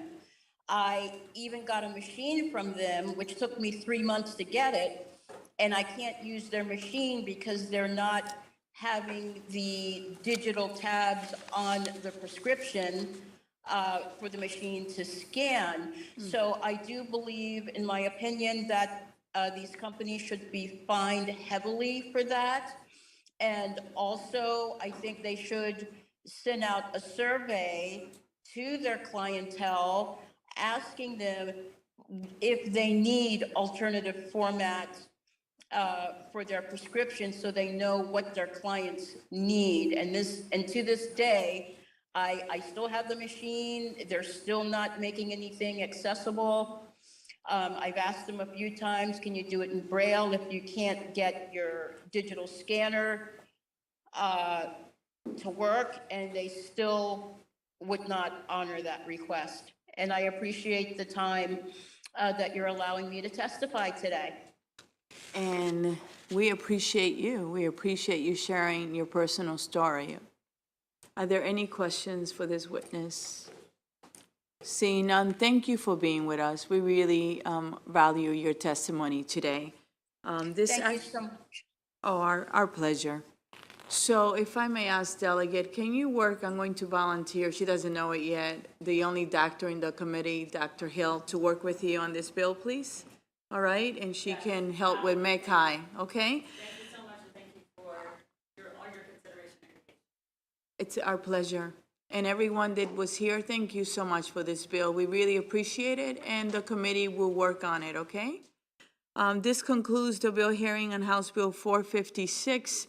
Next, we have House Bill 676. Delegate, will you be so kind and come up? Thank you, Delegate. I see you don't have a panel, so if you can get started, and thank you for being in our committee. Thank you, Madam Chair. It's good to be here, and I'll be quick. I am Delegate Wyville, pleased to present House Bill 676, Cemeteries, Pet Remains, and Duty of Perpetual Care. The issue regarding pet cemeteries was brought to my attention by a constituent after his experiences with the burial of his pet in a cemetery in Washington County. This particular cemetery was once well-maintained when it was locally owned and controlled. Since its sale and acquisition by an owner of multiple cemeteries, the situation has changed. The constituent interred his pet in a cemetery and paid for the burial and perpetual care. Upon arrival to the cemetery, subsequent to the interment, he found the condition of the cemetery to be less than desirable. Destruction of headstones by heavy equipment running over them, unkept lots, tall grass, fallen tree limbs, and mud and dirt everywhere. I have provided pictures in my filed testimony. He subsequently filed a complaint with the Office of the Cemetery Oversight and was advised that the office has no jurisdiction over pet cemeteries, and therefore his complaint was dismissed. With this dismissal, he was advised that the definition of cemetery means land used for interment and could also include a structure used or to be used for interment. Interment, however, is defined in the annotated code of Maryland as all final disposition of human remains. The purpose of House Bill 676 is to grant the Office of Cemetery Oversight jurisdiction over pet cemeteries, to add pet cemeteries to the Maryland statute, and clarify that a cemeterian engaging in the operation of a cemetery for pet remains and for which perpetual care is stated owes a duty of perpetual care where those remains are interred. After reading the fiscal note, it does state that the Office of Cemetery Oversight is not authorized to regulate pet cemeteries, so the bill is not likely to change their activities. Very confused by that statement, as that was the intent of this bill. So I do have a call into the bill drafter to see if an amendment is necessary to clarify that that is what the bill was supposed to do. That or the fiscal note was incorrect. I thank you and ask for a favorable report on House Bill 676. Thank you. And for those amendments, if you will be so kind and make sure the council, our council, Ms. Rode, and the committee gets it, okay? Yes, we'll do. Thank you. Are there any questions for Delegate Johnson and Delegate Kaiser? Delegate Johnson. I have one question for the immediate relief, did they talk to the Attorney General's office under the Consumer Protections Division? 'Cause He did not. He actually followed up and filed suit in district court, I believe, and they dismissed his case because, again, his contract referred to human remains and not pet remains. My pleasure. Delegate Kaiser. Thank you, Madam Chair. Delegate, who has oversight now over pet cemeteries? That I'm missing. Apparently no one. It's a good one for the subcommittee to look into and confirm and see what can be done. Any other questions? Thank you for bringing the bill to the committee. We really appreciate it. Yes, thank you. Thank you for your work. We have an informational testimony that is virtual, and will you be so kind and allow the person in? She's not there? And I'm going to call it, just for the record, Deborah Rapazzo with the Department of Labor Office of Cemetery Oversight. So that would be a great office to contact. It's right there in the testimony, so we know I know, would have been a nice witness, but she's not there at all, huh? Okay, great. So we'll make sure the subcommittee, Delegate Kerr, if you could give her a call, please, and ask the question that Delegate Kaiser requested. That concludes the bill hearing on House Bill 676. Next, we have 636, Delegate Gazzoni, Public Information Act, inspection of email addresses and telephone numbers. If you will be so kind and get started, may I please have Patrick Hughes and, actually, no, they're both, Patrick Hughes and Josie, if you can let them in while the delegate gives her testimony. Good afternoon, Delegate. Good afternoon, Madam Chair and members of the Health and Government Operations Committee. I'm Delegate Pam Gazzoni, and I represent Howard County's District 13. I'm here in support of House Bill 363, Public Information Act, inspection of email addresses and telephone numbers. In thinking about introducing this bill, which to one degree or another brings the Public Information Act into the 21st century, I kind of kept thinking to myself, well, it's probably about time. The Maryland Public Information Act, or PIA, was enacted in 1970, so it is understandable that it would not have referenced things that are now almost universally ubiquitous, like email addresses and mobile phone numbers. HB 636 fixes this. It alters the definition of personal information to include an individual's email address, making it a distinct piece of data within the definition. It also modifies the phrase home phone number and replaces it with either phone number or personal phone number to reflect the fact that many people no longer have a home phone number and their personal or mobile number has replaced it. It also makes distinctions between business and personal email addresses. At root, HB 363 modernizes, and I keep screwing up those numbers, so sorry about that, modernizes the Public Information Act and provides record custodians with clear directions regarding email addresses and mobile phone numbers contained within public records of state and local agencies, and specifically on how and when to ensure those pieces of personal data are shielded from disclosure. It will reduce the confusion and inconsistency which may currently be present in addressing these issues, and the improved clarity will help assure personal information is protected. I respectfully request a favorable response on HB, I've written it wrong on this page, 636. Thank you. Thank you. Let's go to the witnesses. Mr. Hughes, will you actually, Mr. Hughes, will you please unmute yourself? Yes, thank you, Madam Chair, members of the committee. My name is Patrick Hughes, and I'm the Chief Counsel for Opinions and Advice with the Maryland Attorney General's Office. One of my roles at OAG, among others, is to oversee the publication of our office's Public Information Act Manual, which is a resource that tries to help custodians and members of the public navigate issues related to the PIA. And as part of that role, I made aware of interpretive difficulties that come up under the PIA. And the purpose of today's bill is to help clarify some of those interpretive difficulties that, as the sponsor mentioned, arise with how certain provisions of the PIA apply to email addresses and cell phone numbers. Because the PIA was first enacted in 1970, long before email and cell phones were part of our everyday lives, some of the provisions are unclear as applied to those modern technologies. In particular, several provisions that protect the confidentiality of home addresses, home phone numbers, or other personal information are not entirely clear as applied to personal email addresses and cell phone numbers. And for that reason are sometimes being interpreted differently and inconsistently by various custodians across the state. For example, there's one section that protects the home addresses and phone numbers of state and local government employees. Our office has long interpreted that provision to protect those employees' personal cell phone numbers too, but the answer is less clear as to their personal email addresses.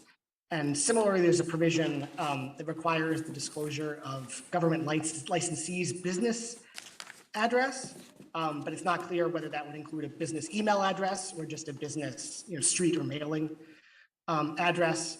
And his written testimony from the state's Public Information Act Ombudsman, which is in your packet, explains these types of issues come to her fairly frequently for mediation because of disputes that arise. And this is an opportunity to stop those disputes before they arise. Thank you. And thank you for respecting the timer. We so much appreciate it. Josie, that's my nickname too. How are you?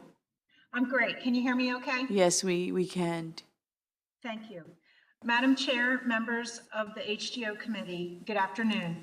My name's Josie Ogaitis, and I'm testifying on behalf of the Maryland Nurses Association in support of House Bill 636, PIA, inspection of email addresses and telephone numbers.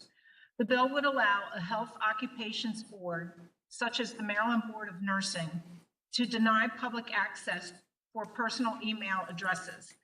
Support of this bill is consistent with other policy changes that M&A has advocated before in the past, which help shield a nurse or other healthcare workers' personal information. It was not long ago that this committee approved M&A's ID badge bill, which required first name only on ID badges. The effect can protect nurses from harassment. Addressing workplace violence is among M&A's top priorities. We've heard from countless Maryland nurses about the impact that workplace violence has on their professional and personal lives. The ED setting is particularly bad. You ask an ED nurse and they will describe to you in detail how their safety has been threatened by visitors or patients, and it can be for issues as innocuous as waiting times, such as I'll be waiting for you in the parking lot when you get off of work. Threatens also to nurses' personal family members. More recently, I'm getting reports that nurses are being harassed on social media using their first and last name and getting inappropriate friend requests. This is a road we are not interested in going down. Protection of personal information is a very good preventive step. A few national statistics: incidents of serious violence in healthcare are 4 times more common than in other industries. 1/3 of emergency nurses report that they have considered leaving nursing because of workplace violence.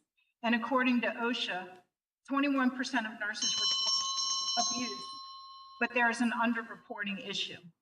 The result is that nurses want to leave the front line or the profession altogether. We ask a favorable report, and we're happy to work with the committee on this bill and any other nursing workforce initiatives. Thank you. Thank you for being with us today, both of you. Are there any questions for the delegate and her panel? Delegate Kipke. Thank you, thank you, Madam Chairman. To Patrick, who I think is best to answer the question, is it right to say that this, in all instances, expands the protection of private information, or does it in any way make it easier to get private information? It's a great question, Delegate. I think it depends for some of these provisions on how different custodians are interpreting the ambiguous provisions of the Act in current practice. So if you take the licensing records provision that we were talking about, for example, right now it requires the production of a business address. But if it's not a business address, then it requires the denial of inspection. So my understanding is some custodians across the state may be treating a business email address as a business address and therefore disclosing business email addresses. And in other circumstances, they might be treating it as not a business address and therefore not disclosing business addresses. So I can't say with 100% certainty that there might not be some circumstances where it's increasing public access, but the goal from OAG's perspective, at least, is to get clarity on some of these provisions of the law and how they're intended to apply, but obviously we're willing to work with the committee on specific policy choices of which way to clarify. Okay, maybe we could have a follow-up conversation. Thank you. Sure. Thank you. Any other questions for these witnesses or the delegate? Seeing none, thank you very much for being with us today. Thank you, delegate, for your work. This concludes the bill hearing on House Bill 636. Next, we have House Bill 480, Delegate Rogers, Department of Veteran Affairs, Burial in State Veteran Cemetery, Spouses and Dependents. Welcome, Delegate Rogers. And would the following people please come up with Delegate Rogers? Secretary Anthony Woods and Mike Moses. Good afternoon. Welcome to our committee. How are you? Thank you, Madam Chair. Fine. You can get started. Thank you, Chair Pena-Melnick, members of the kind, warm, and compassionate Health and Government Operations Committee. I'm here today to, you mimic your chair. This is where my grandmother would say, "What do you want?" She says, "You want something." What I would like is a favorable report on House Bill 480. And she would then say, "You have to work for it." Go ahead. Which I'm about to do, Madam Chair.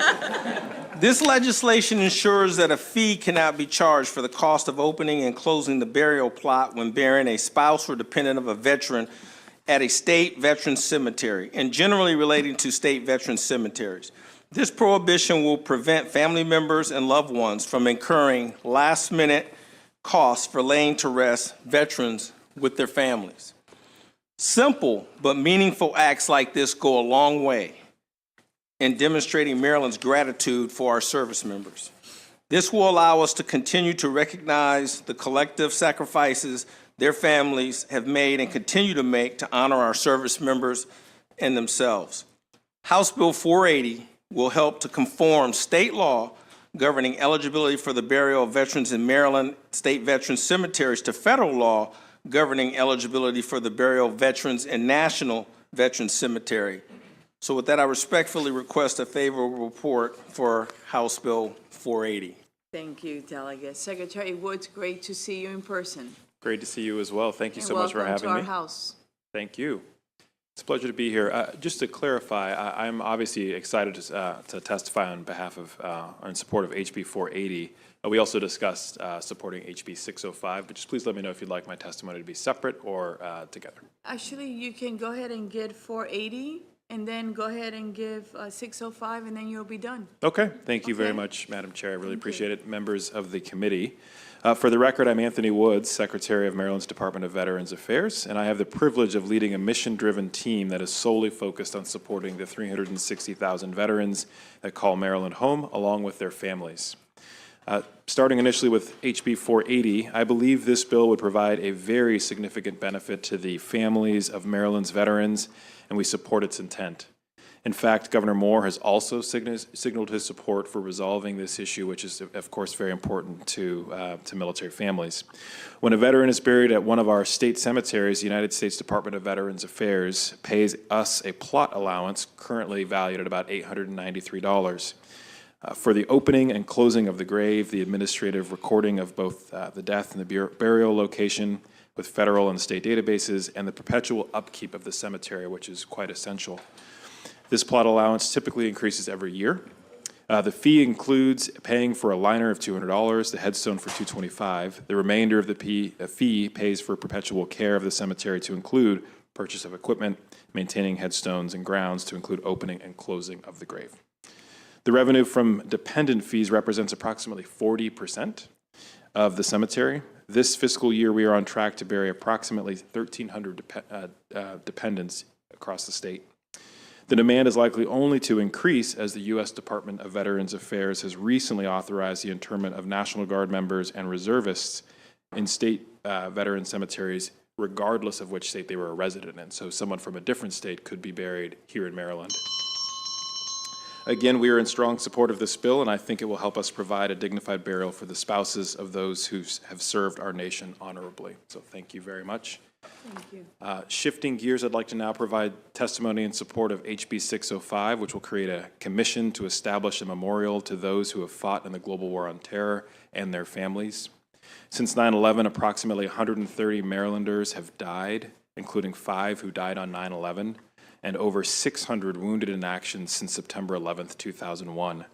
Currently, there are over 115,000 veterans in Maryland who served during the global war on terror, making my demographic group the largest veteran population in Maryland. Both Governor Moore and myself have served during this time period, as well as several members of the legislature, including Delegate Allen and Delegate Rogers. During my tenure as Secretary of Veterans Affairs, I've had the great opportunity to meet with a number of Vietnam veterans and have been reminded that the welcome home that my generation received was not as kind as the one that they received. Memorials like the one proposed in HB 605 help further prove that we are a nation that honors the service of the men and women who put on the uniform and serve in harm's way, regardless of what one feels about the conflict itself. Memorials like this honor the service of the friends and classmates who made the ultimate sacrifice and the thousands of others who were willing to do the same. It will be my department's privilege to help us turn this memorial into a reality, and we'd welcome the opportunity to work with the new commission to advise on the creation of a memorial that honors the service and sacrifice of those who supported the global war on terrorism. Thank you very much. Thank you for your time and for your service and for being here today. Next. Yes, good afternoon, Madam Chair, Vice Chair, and honorable committee members. My name is Mike Moses. I'm a member and director of the Maryland Military Coalition, a resident of Charles County, Waldorf, Maryland, and a Vietnam veteran, Navy.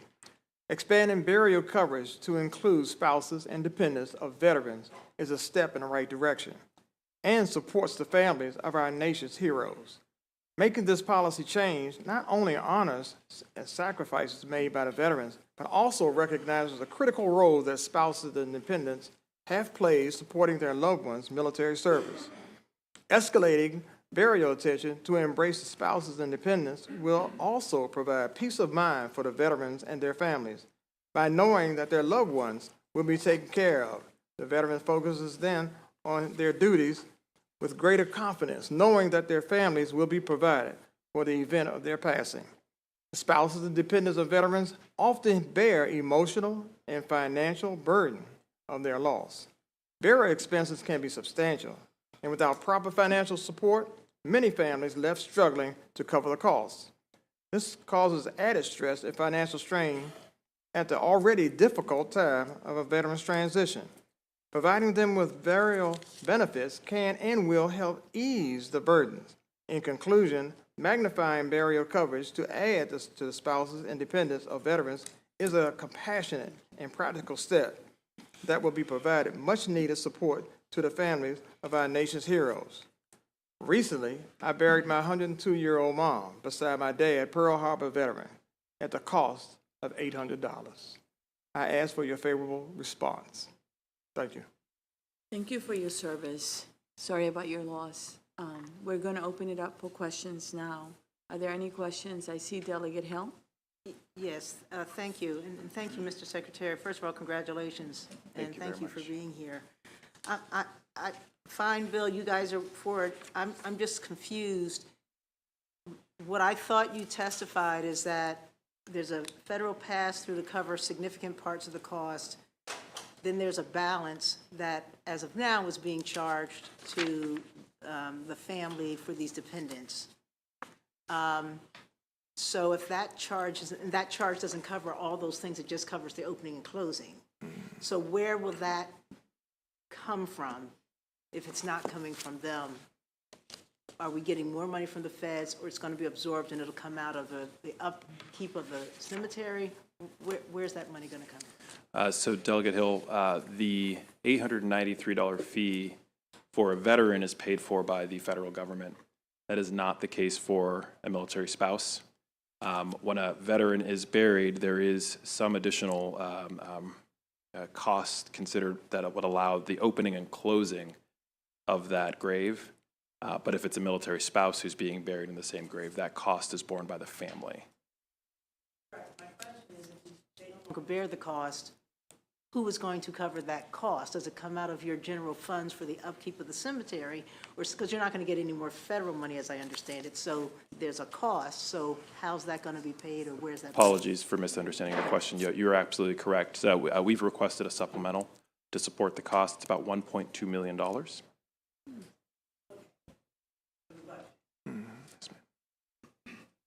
It's a good question. Delegate Kerr. Thank you, Madam Chair. Mr. Secretary or Delegate Rogers, are we talking about a cemetery that's exclusively for veterans, or are these veteran sections in privately owned cemeteries? We're talking about one of the 5 state-owned veteran cemeteries in Maryland. Correct. Any other questions?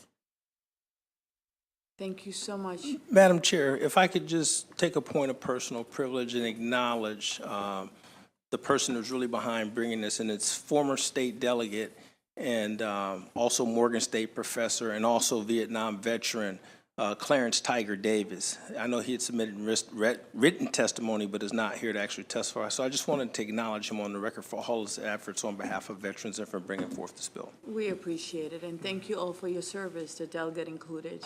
We appreciate it, and have a blessed day. Great to see you. Thank you. This actually concludes the testimony on House Bill 480. Next, we have House Bill 605, Delegate Allen, Commission to Establish a Memorial to the Global War on Terror. Delegate Allen, you have Pat Young, former Delegate Pat Young, council member now, on your panel. Also, Secretary Anthony Woods just gave his testimony for this bill on House Bill 480. Okay, thank you. You can get started. Wonderful. Thank you, Madam Chairwoman, members of the Health and Government Operations Committee. For the record, my name is Delegate Nick Allen, and I'm here to testify in support of House Bill 605, which will create a commission to build a memorial to veterans of the global war on terror and their families. I'm incredibly proud to sponsor this bill because I am myself a graduate of the United States Military Academy at West Point, an Army veteran, a veteran of Afghanistan, and I have deployed in support of Operations Enduring Freedom, Operation Freedom Sentinel, and Operation Inherent Resolve. Further, on my deployments and during my time in uniform, I served alongside many truly great Americans, including some who returned home wounded and others who did not return home at all. The global war on terror began on October 7, 2001, when President Bush ordered the first military action against the Taliban in response to the September 11th attacks. The war ended 7,267 days later, almost 20 years, with the withdrawal from Afghanistan at the end of August 2021. It's America's longest war by far. During those decades, under 4 different presidents, 4 different generations of Americans, that's baby boomers, Gen X, millennials, and Gen Z, all served in uniform, and 7,052 American service members gave their lives in combat zones in Iraq, Afghanistan, Pakistan, Syria, and other locations. The 2020 census reported over 3.7 million post-9/11 veterans in the United States. Of those, 43% are reported to have a service-connected disability.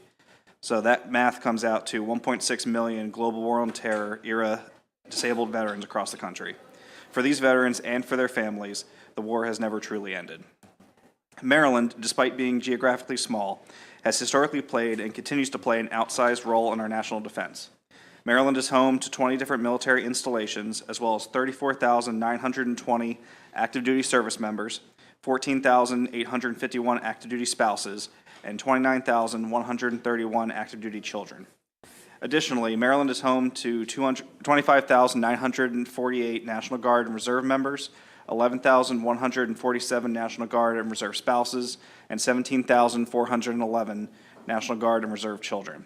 I take the time to highlight these numbers because I feel the sacrifices made by military families are often overlooked, but the reality itself is rather incredible. By 2010, not even halfway through the war, 43% of active military had deployed multiple times. Additionally, 60% of those who deployed were married, and 50% had dependent children.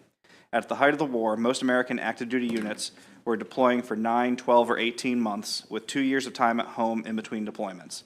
This means, roughly, over the course of a 12-year career in the military, a family would be without their spouse and/or parent for a total of 4 years. I don't believe I need to convince anyone on this committee why we need this memorial and why veterans and their families are worthy of this memorial. But I want to be clear as to why we need to begin this work now. World War II began for the United States on December 7, 1941, and ended on September 2, 1945. The Maryland General Assembly established a commission to create the World War II Memorial in 1991, 50 years after the war began and 46 after it ended. Ground was broken on that beautiful memorial here in Annapolis in 1997, 56 years after the war began and 52 years after it ended. The memorial was dedicated at the end of 2008, 67 years after the war began and 63 years after it ended. Many veterans of that war, unfortunately, did not live to see their memorial. Almost 22 years have passed since 9/11.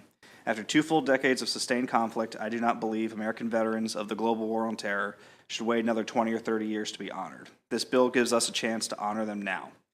Thank you, colleagues, for your time. I respectfully request a favorable report on House Bill 605, and I'm looking forward to answering any questions you may have.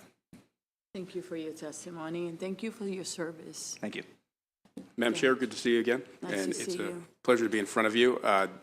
One quick story, in 2015, when I was sitting in the Appropriations Committee, I remember a gentleman coming up and testifying on a bill, and there was pleasantries and welcoming him back, and I leaned over to my colleague and said, "Who was that?" And he said, "Oh, he was here last term. He ran for council." I said, "Did he win?" They're like, "I don't think so." And I knew that one day I would be here, sitting in front of folks, with an unfamiliar face to some, but familiar to others. But I did win in this case.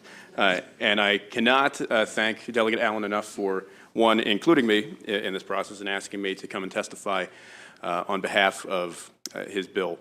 And the important thing to remember that you all know, and that as the former chair of the Veterans Caucus here in the House, is that this body has consistently, over the last 8 years and beyond, before that, supported our returning veterans. We established a first of its kind in the nation commission to assist returning veterans as they went back to school when they were coming back from service. We fought for and made sure that a vote cast as a vote counted for the unique experience where a vet may die in combat after submitting a absentee vote. Before the Secretary left, he had mentioned the number of veterans from Maryland who had been killed during their service during the period of since 9/11 to now, and I had the pleasure and honor of serving with 2 of those members. We have a long tradition of not forgetting and continuing to remember our service members, men and women, that have decided for themselves to take their lives and put them aside and will put them on hold while they serve their nation. Now, with the conflicts at an end, in terms of our active role, now is the time to take an active step towards what a monument could look like, what a appropriate place should be, and using the resources that we have available and the process that we have available to make that decision and make that vision a reality for the hundreds of thousands of families and veterans that have served during the last 20 plus years. It has been a pleasure to work with Delegate Allen on this and the other members of not only the Senate but the House. And I look forward to a favorable report and would be happy to answer any questions. And thank you for your service. Thank you for being here today. It's great to see you. Are there any questions for the delegates? Delegate Rosenberg. I want to commend you for your bravery. You began your testimony by saying you were a graduate of West Point.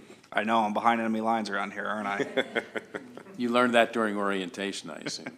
Well, I learned that especially because my father's a Navy grad, so things get pretty heated in our house in December. Thank you very much. Thank you, Madam Chair. My pleasure. I don't see any other questions. Thank you so much for being here. Oh, there is a question, Delegate Rosenberg? Oh, Delegate Bagno, are you going to put your light on? Okay.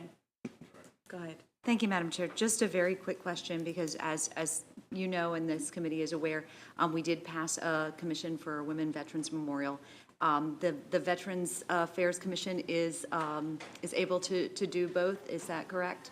Yes, Delegate. I spoke with, when we were drafting the bill, I spoke with Secretary Woods. We talked about that aspect. I wanted to make sure, that there wasn't any undue stress on the Maryland VA. And we ensured language in the bill that this commission's work will not begin until the previous commission's work is finished. So that way we don't have to worry about staffing. Okay, my pleasure. Any other questions? Okay, thank you for being with us today. Thank you very much. We appreciate it. Thank you. We do have a virtual Vince McAvoy.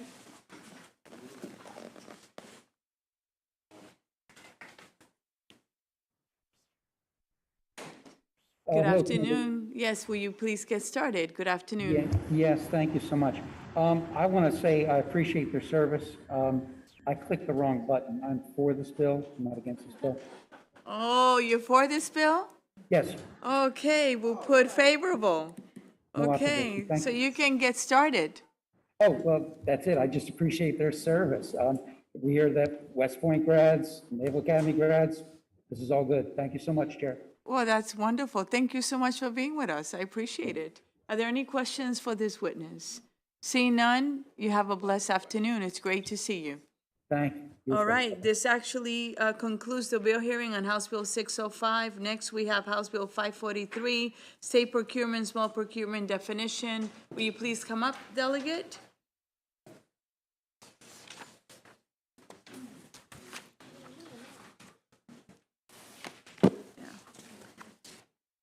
And Delegate, you have Atif Chaudhry. Will you please come up as well? And we'll get started. Welcome to our committee. I believe, is it the first time you're here? It is. Well, HGO welcomes you. Thank you. Appreciate it. Our pleasure. You can get started. All right. Thank you, Madam Chair and honorable members of the House Health and Government Operations Committee. For the record, my name is Delegate Chris Tomlinson, and I'm testifying on House Bill 543. The purpose of this bill is to increase the maximum dollar value threshold for most small procurements from $50,000 to $100,000 and makes conforming changes to other specialized small procurement thresholds, which are identified in the fiscal and policy note in the text of the bill. Due to inflation and especially the rising cost of construction, labor, and materials, I feel that the small procurement thresholds need to be raised. Small procurement thresholds were last raised in 2017, and since then, the world has seen some changes. Since 2017, we suffered through the COVID-19 pandemic, which impacted the material supply chain and the labor markets. The dollar had an average inflation rate of 3.2% per year between 2017 and today, producing a cumulative price increase of 21.1%. This means that today's prices are about 1.2 times as high as the average prices back in 2017. Some of you may be asking, well, what exactly does what does it mean when a procurement is deemed a small procurement? So a normal procurement must be advertised on the state of Maryland's online procurement platform, eMaryland Marketplace Advantage, for a minimum of 20 days as compared to a small procurement, which only needs to be advertised on the same online platform for a minimum of 3 days. And that's for small procurements that are estimated to cost between $15,000 and $50,000 as things stand currently. It is important to note that our friends at the federal level also increased their small purchase threshold a few years ago, which they called the simplified acquisition threshold. And they raised theirs from $150,000 to $250,000, which is not what we're quite trying to do today. Furthermore, this increase would not conflict with any of the current Board of Public Works delegated authority thresholds. The authority and oversight that the Board of Public Works currently has over procurements would not change in any way under this legislation. I'm happy to answer any questions this committee has, and I look forward to a favorable report. Thank you, Madam Chair, and honorable members of the House Health and Government Operations Committee. Thank you. Excellent testimony, Delegate. Go ahead. Thank you, Madam Chair, honorary members of the House Health and Government Operations Committee. For the record, my name is Atif Chaudhry, Secretary of the Maryland Department of General Services. Honored here to testify on behalf of this bill. This bill, obviously, one of the key things here is raising the small procurement authority. And As Delegate Helmison indicated, it hasn't been raised since 2017. And obviously has not kept up with inflation or other standards of goods as they have increased over time. As everyone's well aware, it costs $4 to buy a dozen of eggs right now. So $50,000 does not buy you very much when it comes to an entire state agency. So in my 20 years of service with the state, the number one complaint that I always hear about is we don't have enough procurement authority to buy the goods and services to be responsive in order to do our jobs. And this will change that. And, there is, as an example, in fiscal year 22 alone, there were 41 procurements between $50,000 and $100,000 that were conducted by DGS or other agencies. And I wanted to sort of also indicate that there's some significant benefits by increasing this threshold for small businesses, minority-owned businesses, veterans-owned businesses, and women-owned businesses. Currently, there's a big difference between a $55,000 procurement and a $50,000 procurement. Because procurement contracts over 50,000 require competitive sealed procurements that and significant more documentation for submission, and they require significant time to complete. And that changed with small procurement, where it's much more streamlined and the terms and conditions are much easier for small businesses to submit. And also with state agencies, procurement officers can focus their time on more complex procurements. Here, anyone with a small procurement delegation will be able to purchase goods and services up to $100,000. And DGS is here and committed, the Office of State Procurement, in order to ensure that state agencies are in compliance with the requirements of small procurement law as their delegation is increased to 100,000. And transparency, I did want to indicate, will be retained if this bill passes, because all of these procurements will still be posted on EMA, in addition to the vendors, the bids, the solicitation, as well as the contracts. So all visibility associated with the contracts will be maintained. Thank you for your time, and ask for a favorable report on this bill.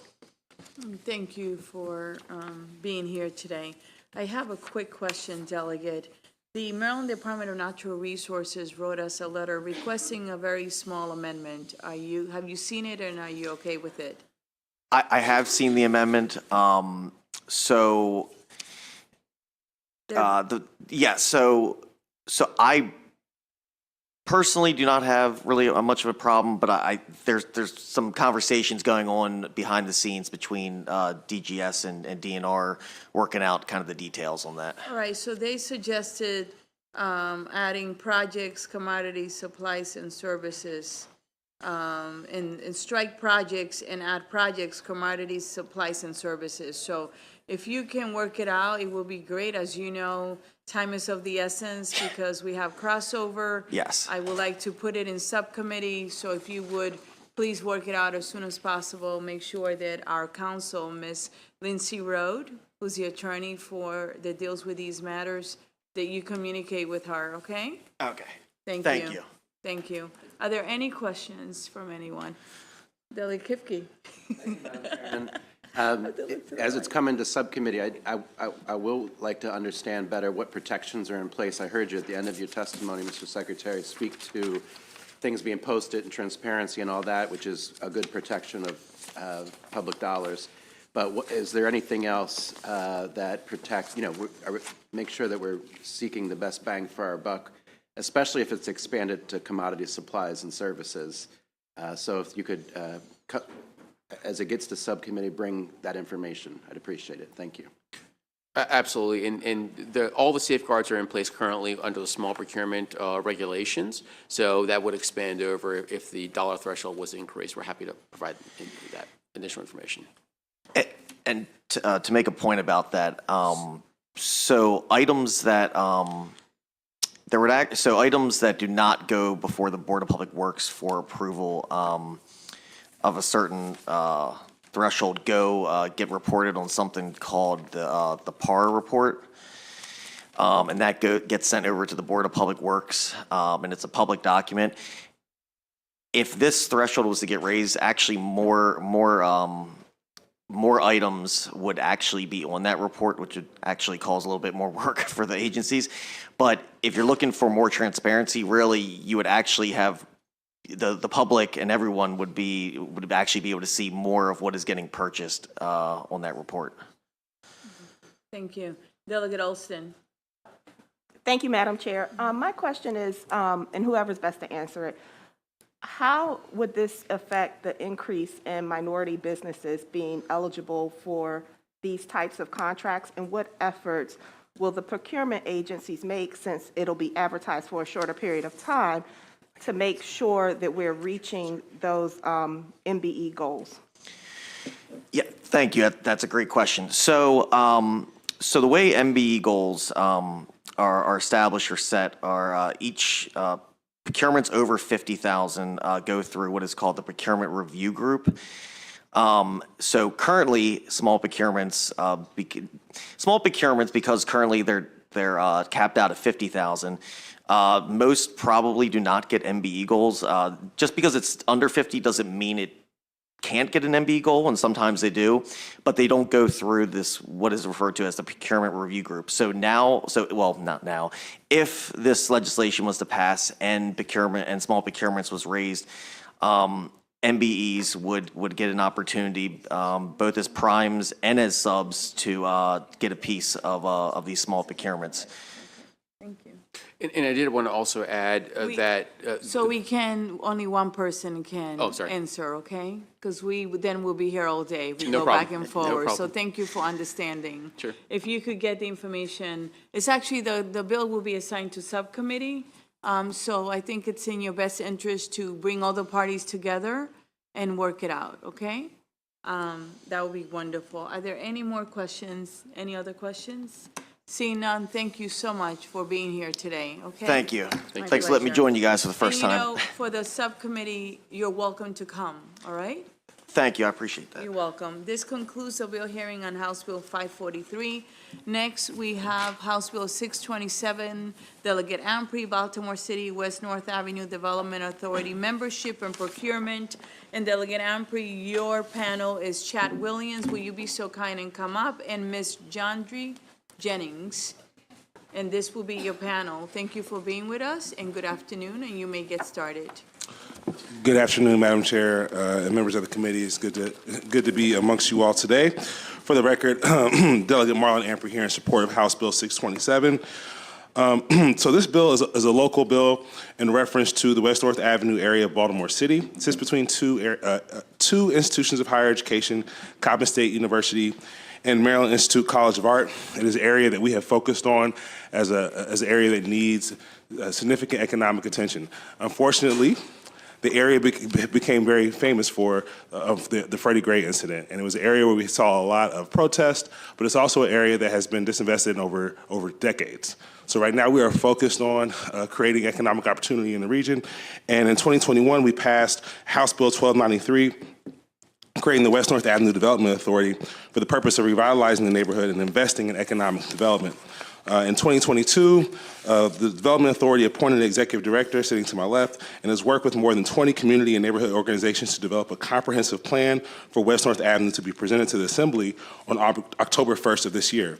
They work with partners around Baltimore to identify 5 priority zones for economic development in the area. They have secured $300,000 in funding for projects with more grant funding pending.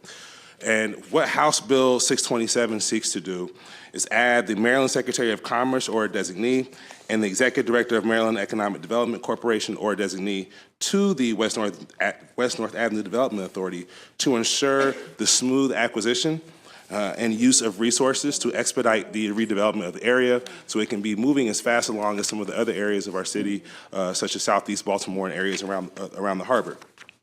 The bill will also exempt the West North Avenue Development Authority from Division 2 of the Maryland Procurement Law to allow the authority to act with less bureaucratic burden in contracting for professional services and to ensure that more of the community members that want to get their hands into this work have easier access to the process. In particular, there are a lot of Black and Brown owned developments and companies.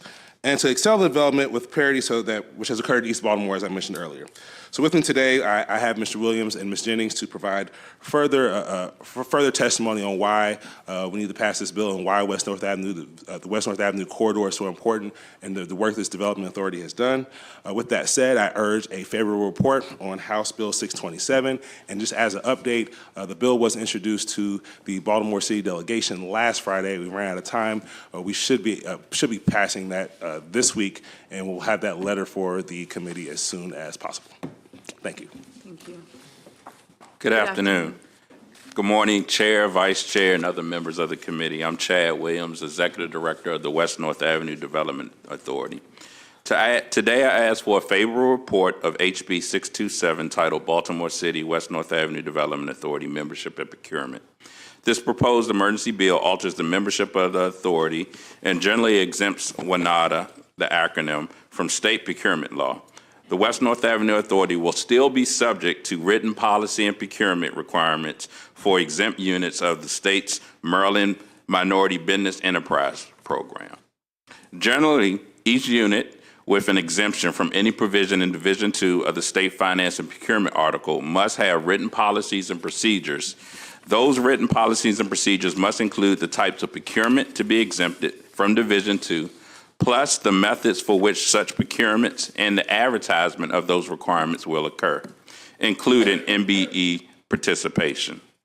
Units that are governed by their own boards and commissioners must submit their policies and procedures to their boards and commissions, councils, or authority for approval. To ensure historical acceptable compliance with these requirements, the West North Avenue Development Authority will adopt similar aligned written procurement policies and procedures currently being used by the Maryland Stadium Authority and have those reviewed by the Maryland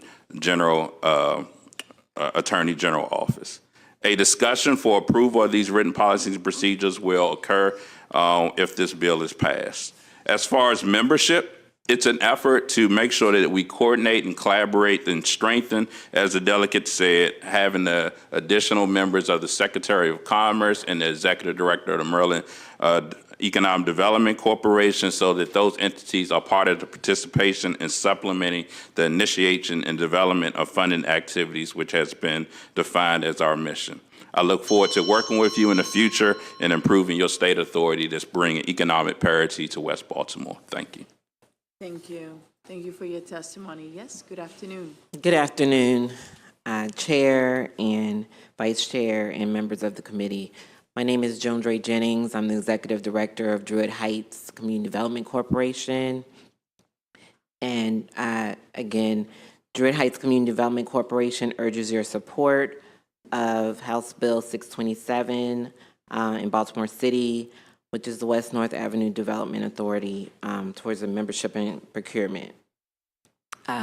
So that I'm not redundant, as I borrowed some of my colleagues' testimony here, I'm just going to talk a little bit about Druid Heights and why we think it's important. Druid Heights Community Development Corporation is a community-based nonprofit in Baltimore City in West Baltimore. We're 21217, and we're in the 40th District in an urban renewal area. Our mission is to cause, encourage, and promote community self-empowerment through the development of economic, educational, employment, and affordable housing opportunities. So our goal is to increase homeownership and revitalization strategies in West Baltimore.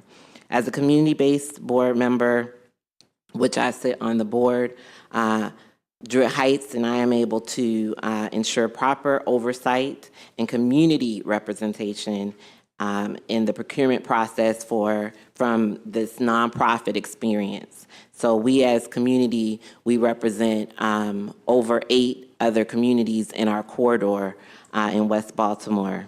From our perspective, the Secretary of Commerce and Executive Director of the Maryland Economic Development Corporation would be essential as additional members on the board. As my colleague said, generally each unit with an exemption from any provision of Division 2 of the State Finance and Procurement Article must have written policies and procedures. And these policies and procedures would be included in the process. And so Druid Heights, we again urge your support of House Bill 627, and thank you for your time. Thank you for being here. We appreciate it. For the delegate, I just have a quick question. What kind of procurement will, they be making?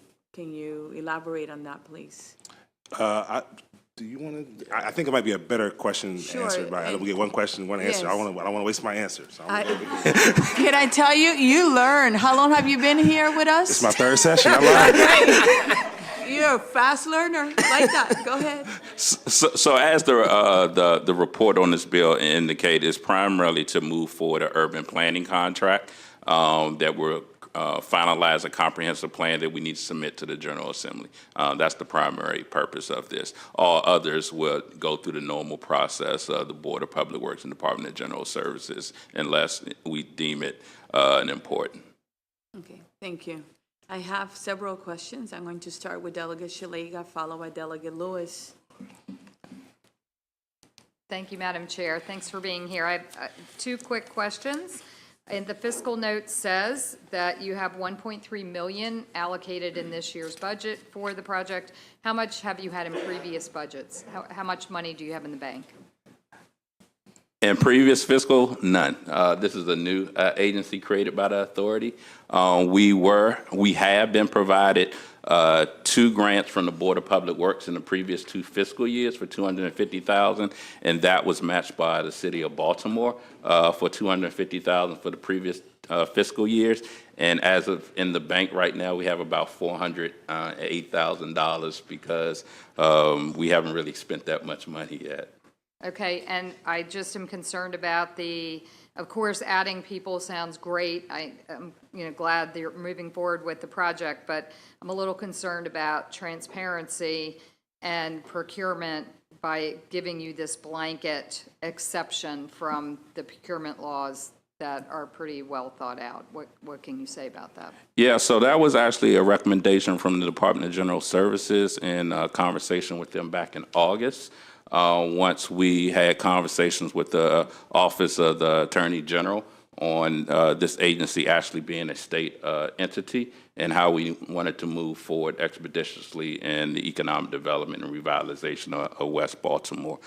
So that came out of a combination of those discussions and then a letter that I believe I provided to the Legislative Department from the Office of the Attorney General. Procurement laws are too complicated, I guess. We should maybe look at that in another day. Thank you. Okay, Delegate, you that was 3 questions in there. Okay. Delegate Lewis. Thank you, Madam Chair, and I appreciate your reminder that you're keeping track of our questions. I am. It's a way that I can keep us moving. Thank you. Thank you for the opportunity to ask. Delegate Ampray, thank you for bringing this bill, and thanks to your panelists. I'm curious also about the exemption from procurement, and I'm wondering if, Delegate, you're aware of other state agency startups that have been exempted from procurement procedures. For example, the Maryland Health Benefit Exchange was set up so that it could move quickly and nimbly to get health insurance coverage for Marylanders. And so a similar exemption was provided, and it has worked really well. I'm wondering if you're aware of that so that you can make the case that a nimble arrangement for a startup agency is important. No, it is important, and I am aware that actually when I was in law school, I did a trip to learn more about that process to Maryland when I was in law school at University of Pennsylvania. So I'm very aware of that. Thank you for that question/comment. And we have to move quickly. I think here we're at a point in West Baltimore where these next 6 to 8, 10 years are going to be pivotal in what our city's going to look like. And there hasn't, to be honest, there hasn't been equitable development across our city. We look at a lot of the development that's happened in areas that are not Black and not poor, and then we wonder why we deal with some of the issues that we face in our communities around violence and crime. Right? We know that if we can move expeditiously with economic redevelopment in these communities, we can have successful communities that are thriving, I think that the health benefit exchange is an example, as you stated, that if we have systems that can make us move faster, we can get results faster, and we can ultimately have a healthier, greener, safer community in West Baltimore. So thank you. We have Delegate Taveras.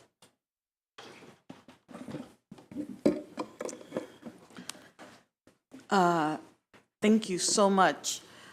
Well, Delegate Every, I'm so excited about this because if people don't know, community development is something I'm super passionate about.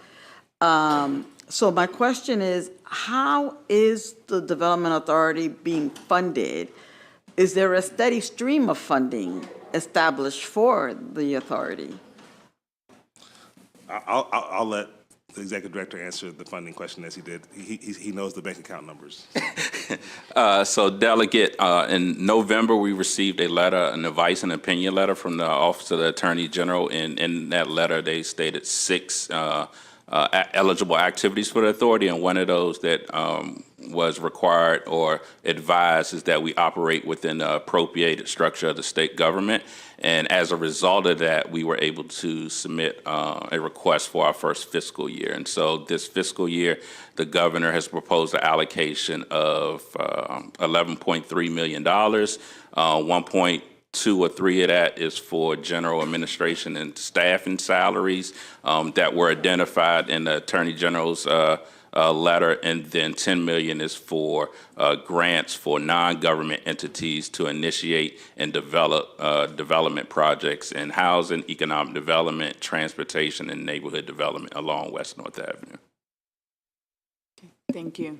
Thank you so much, and look forward. I would love to contribute. All are welcome. Come to West Baltimore. Check it out. It's a good place. All right. Any other questions? Seeing none, thank you so much for being with us. We really appreciate it.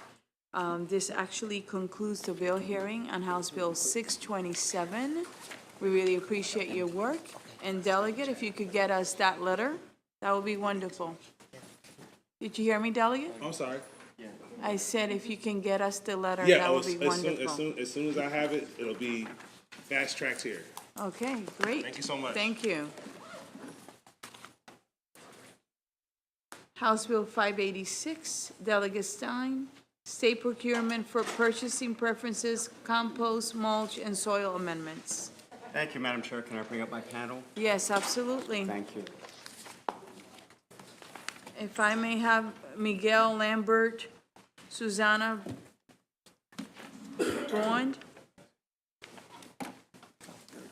and you can get started. Thank you, Madam Chair, Madam Vice Chair, and committee members.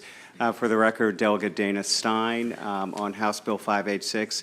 As the chair noted, this bill deals with procurement of compost, mulch, and soil amendments by state agencies. And the bill really is a natural progression from prior legislation that encourages recycling by state agencies, particularly in the agency's procurement policies.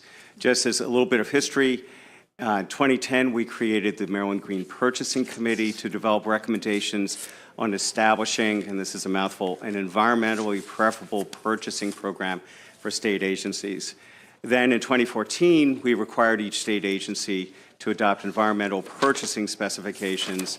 And as a result, today, state procurement law, among other things, includes preferences for recycled paper, environmentally preferable products or services, mercury-free products and equipment, locally grown foods. Also in 2014, with respect to compost, we passed a bill that required the State Highway Administration to use compost-based products in highway construction and stormwater management projects. The most recent report that State Highways issued under that bill from 2014 recommended an evaluation of new products to add to its qualified products list. And so this bill is probably based on that recommendation and would require all state agencies that purchase compost, mulch, or other soil amendments to give preference to products produced from municipal solid waste, food waste, yard waste, or other organic materials. And as amended, it would also include aggregate among the list of products. And Madam Chair, before I finish, we do have a sample of aggregate. I was wondering, could we pass that to committee, pass that around to committee members? Sure. Okay, thank you. And so just to conclude, typically our procurement policies, focus on lowest cost. That is the goal of a lot of RFPs, is to pick, qualifying bidder that has the lowest cost for the specifications. And certainly cost savings are important, but as we've done in other situations, it's also important to consider the environmental and health impacts of using recycled and sustainable materials. And of course, that's the whole point of using, that long phrase, environmentally preferable purchasing programs by state agencies. So this bill would give agencies greater flexibility to purchase recycled organic products. The cap in additional price is not more than 15% above comparably priced products, or comparable products when the Green Purchasing Committee gives the okay. So with that, Madam Chair, I urge a favorable report and like to turn over the testimony to my fellow panelists. Sounds wonderful. Who will get started? I think I'll start. Don't touch it. Hold on a sec. It's already on, so there's no need to touch it. You Okay. can go ahead. Thank you, Madam Chair and members of the committee. I'm here speaking on behalf of Bioenergy DevCo. We're a company that Give us your name, please. Susanna Vaughn. Thank you. And I am representing Bioenergy DevCo, a company that proudly produces a nutrient-rich soil amendment derived from recycled food waste. One of the most important things we can do to reduce our carbon footprint is to transition to use of recycled materials. Recycling conserves energy, reduces air and water pollution, reduces greenhouse gases, and conserves natural resources by reducing the mining of virgin materials. The life cycle assessment of our food waste recycling process has an estimated greenhouse gas reduction of nearly 30,000 metric tons of carbon dioxide equivalent. This is the carbon sequestration equivalent of planting roughly 35,000 acres of forest. We believe that one of the most effective ways of getting innovative new approaches like this off the ground is through public investment. And transitioning to sustainable recycled materials is an important piece of responding rapidly to our climate crisis. The potential modest increase in material cost is heavily outweighed by the escalating cost of climate change.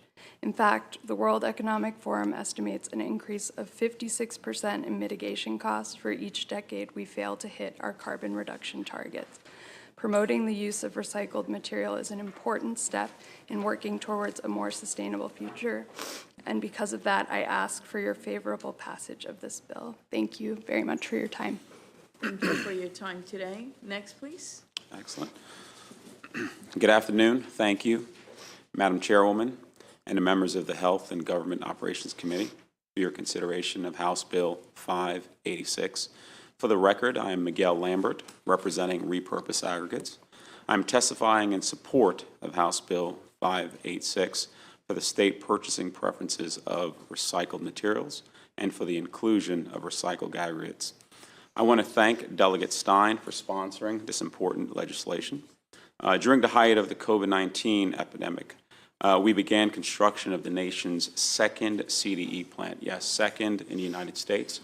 There are hundreds outside, but we only have two, one in New York and one in Joppa, Maryland. Repurpose Aggregates is a state-of-the-art facility focused on diverting demolition material from our landfills and recycling it into valuable construction materials for future projects. In fact, 97% of our demolition material that has entered our gates has been recycled. We commissioned a plant last summer with a ribbon cutting in September. We want to thank Delegate Johnson and his district for attending that ribbon cutting. Since then, we have processed over 150,000 tons of material. We are proud to report we are transforming used construction, demolition, and excavated material into usable aggregates, sand, stone, and clay, by the sample boxes that's being sent around. Initiatives such as ours is dedicated to sustainable material and reduce our dependence on the finite natural resources. Today, I'm representing the trucking and construction aggregate market, the basic building blocks for infrastructure development and modernized society. The key to expediting the normalization of recycling products manufactured, strengthening local businesses in the recycled products industry. Thank you. Go ahead and wrap Okay. your thought. I'll just go, it is important for the saving of our environment and preserving our natural resources. It has been more vital to do this at this point in time. It is extremely big. It's great for our economy, great for our labor force, and just really for Maryland to really be a leader. As I said, there are only 2 of these plants, and it's a huge capital investment. Thank you for your time and consideration for House Bill. Thank you very much for being with us. We appreciate it. Thank you. I do have a couple of questions for the delegate. There is a suggestion for a couple of amendments, one from the Maryland Recycling Network and one from the actually Clean Water Action. Have you seen them and are you okay with them? Let's see, They Madam Chair, want to exclude sludge, and then the other one, they have a couple of one in there. We can share them with you. The bill will go to subcommittee if you will be so kind and give them a call. It's Clean Water Action and the Maryland Recycling Network. Okay. And I'll have staff give you the letters so that you can contact them, okay? that would be great. Thank you, Madam Chair. My I'd be pleasure. happy to follow Are up. there any questions for this delegate? I have Delegate Kipke, followed by Delegate Taveras. Thank you, Madam Chairman. Just quickly, Dana, the products, if it was sludge, it has to be approved by some entity, right? That you just can't use sludge and throw it somewhere. And then to the gentleman who spoke about his plant, could you help me understand what products you're turning into usable stuff like sand? Like what does it start out as? Typically starts out as just your typical excavated materials. So think about construction in the Annapolis area where you're building an underground parking garage. So the sand, the stone, the bricks are then, if needed, to be crushed to right size, will then be power washed, scrubbed, sieved, and then brought back into spec materials. Thank you, Delegate Kipke. Delegate Taveras. Hi, thank you so much for this bill. To me, it's really exciting. I just have a question with regards, how does this compare to the particulate matter production that may come out of another, a more traditional concrete plant? In terms of strength or in terms of the natural resource itself? No, not the natural resources, but I mean, in terms of just the level of emissions from, let's say, production or even driving out or driving in the vehicles. That's a great question. As we focus to become more of a modern society, we're trying to get into a more circular economy. So meaning where you are creating that material, the excavation or the demolition, you want to be able to recycle it as close as possible, which would reduce the amount of drive time. Currently, as we're doing more and more mining, you're finding that you're driving further and further away to excavate the natural resource to bring it back into the urban area or where it's going to be used. So I just want to be able to speak talk into my district. You don't need to do that. I'd love to. Delegate Shalega, followed by Delegate Johnson. Thank you, Madam Speaker, and thank you for being here. I represented JAPA for many years, so thank you for making a commitment there. I notice on page 2 of the bill, it talks about a 15% price differential. Why, and this would be for Miguel, why do you need incentives for recycled materials? Well, that's a great question. If you think about, one, obviously, initially the capital investment that it takes to put out a facility like this. And then when you take into consideration, what's the current norm today? The current norm today is to buy a large plot of land, maybe 100 to 200 acres of property.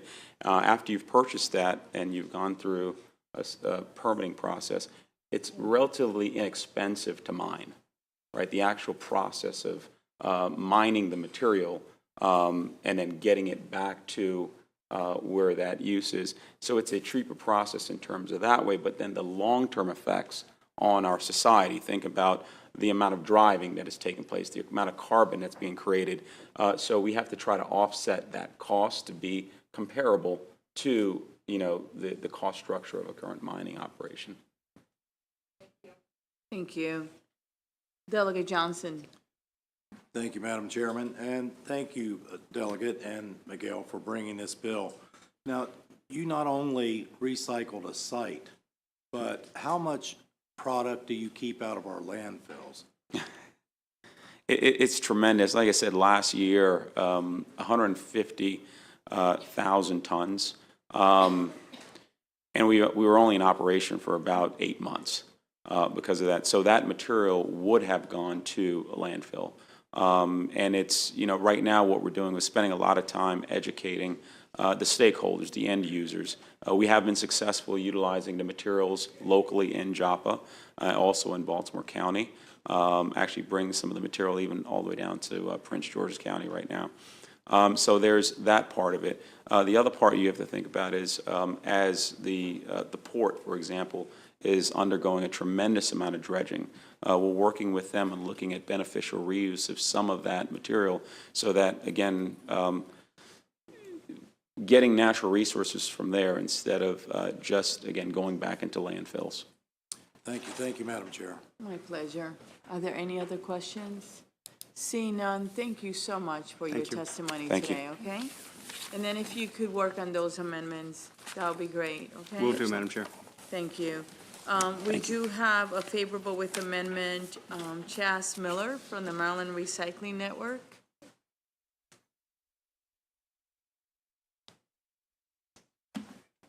Good afternoon. Good afternoon. I'm Chas Miller. I chair the Maryland Recycling Network's Legislative Task Force. Our members are public sector recycling managers, private sector recyclers, and advocates. Our members include the operators of county and local government food and yard waste recovery programs. We support HB 586 with amendments, and we thank Delegate Stein for introducing this bill and for his longstanding support of better markets for recyclables.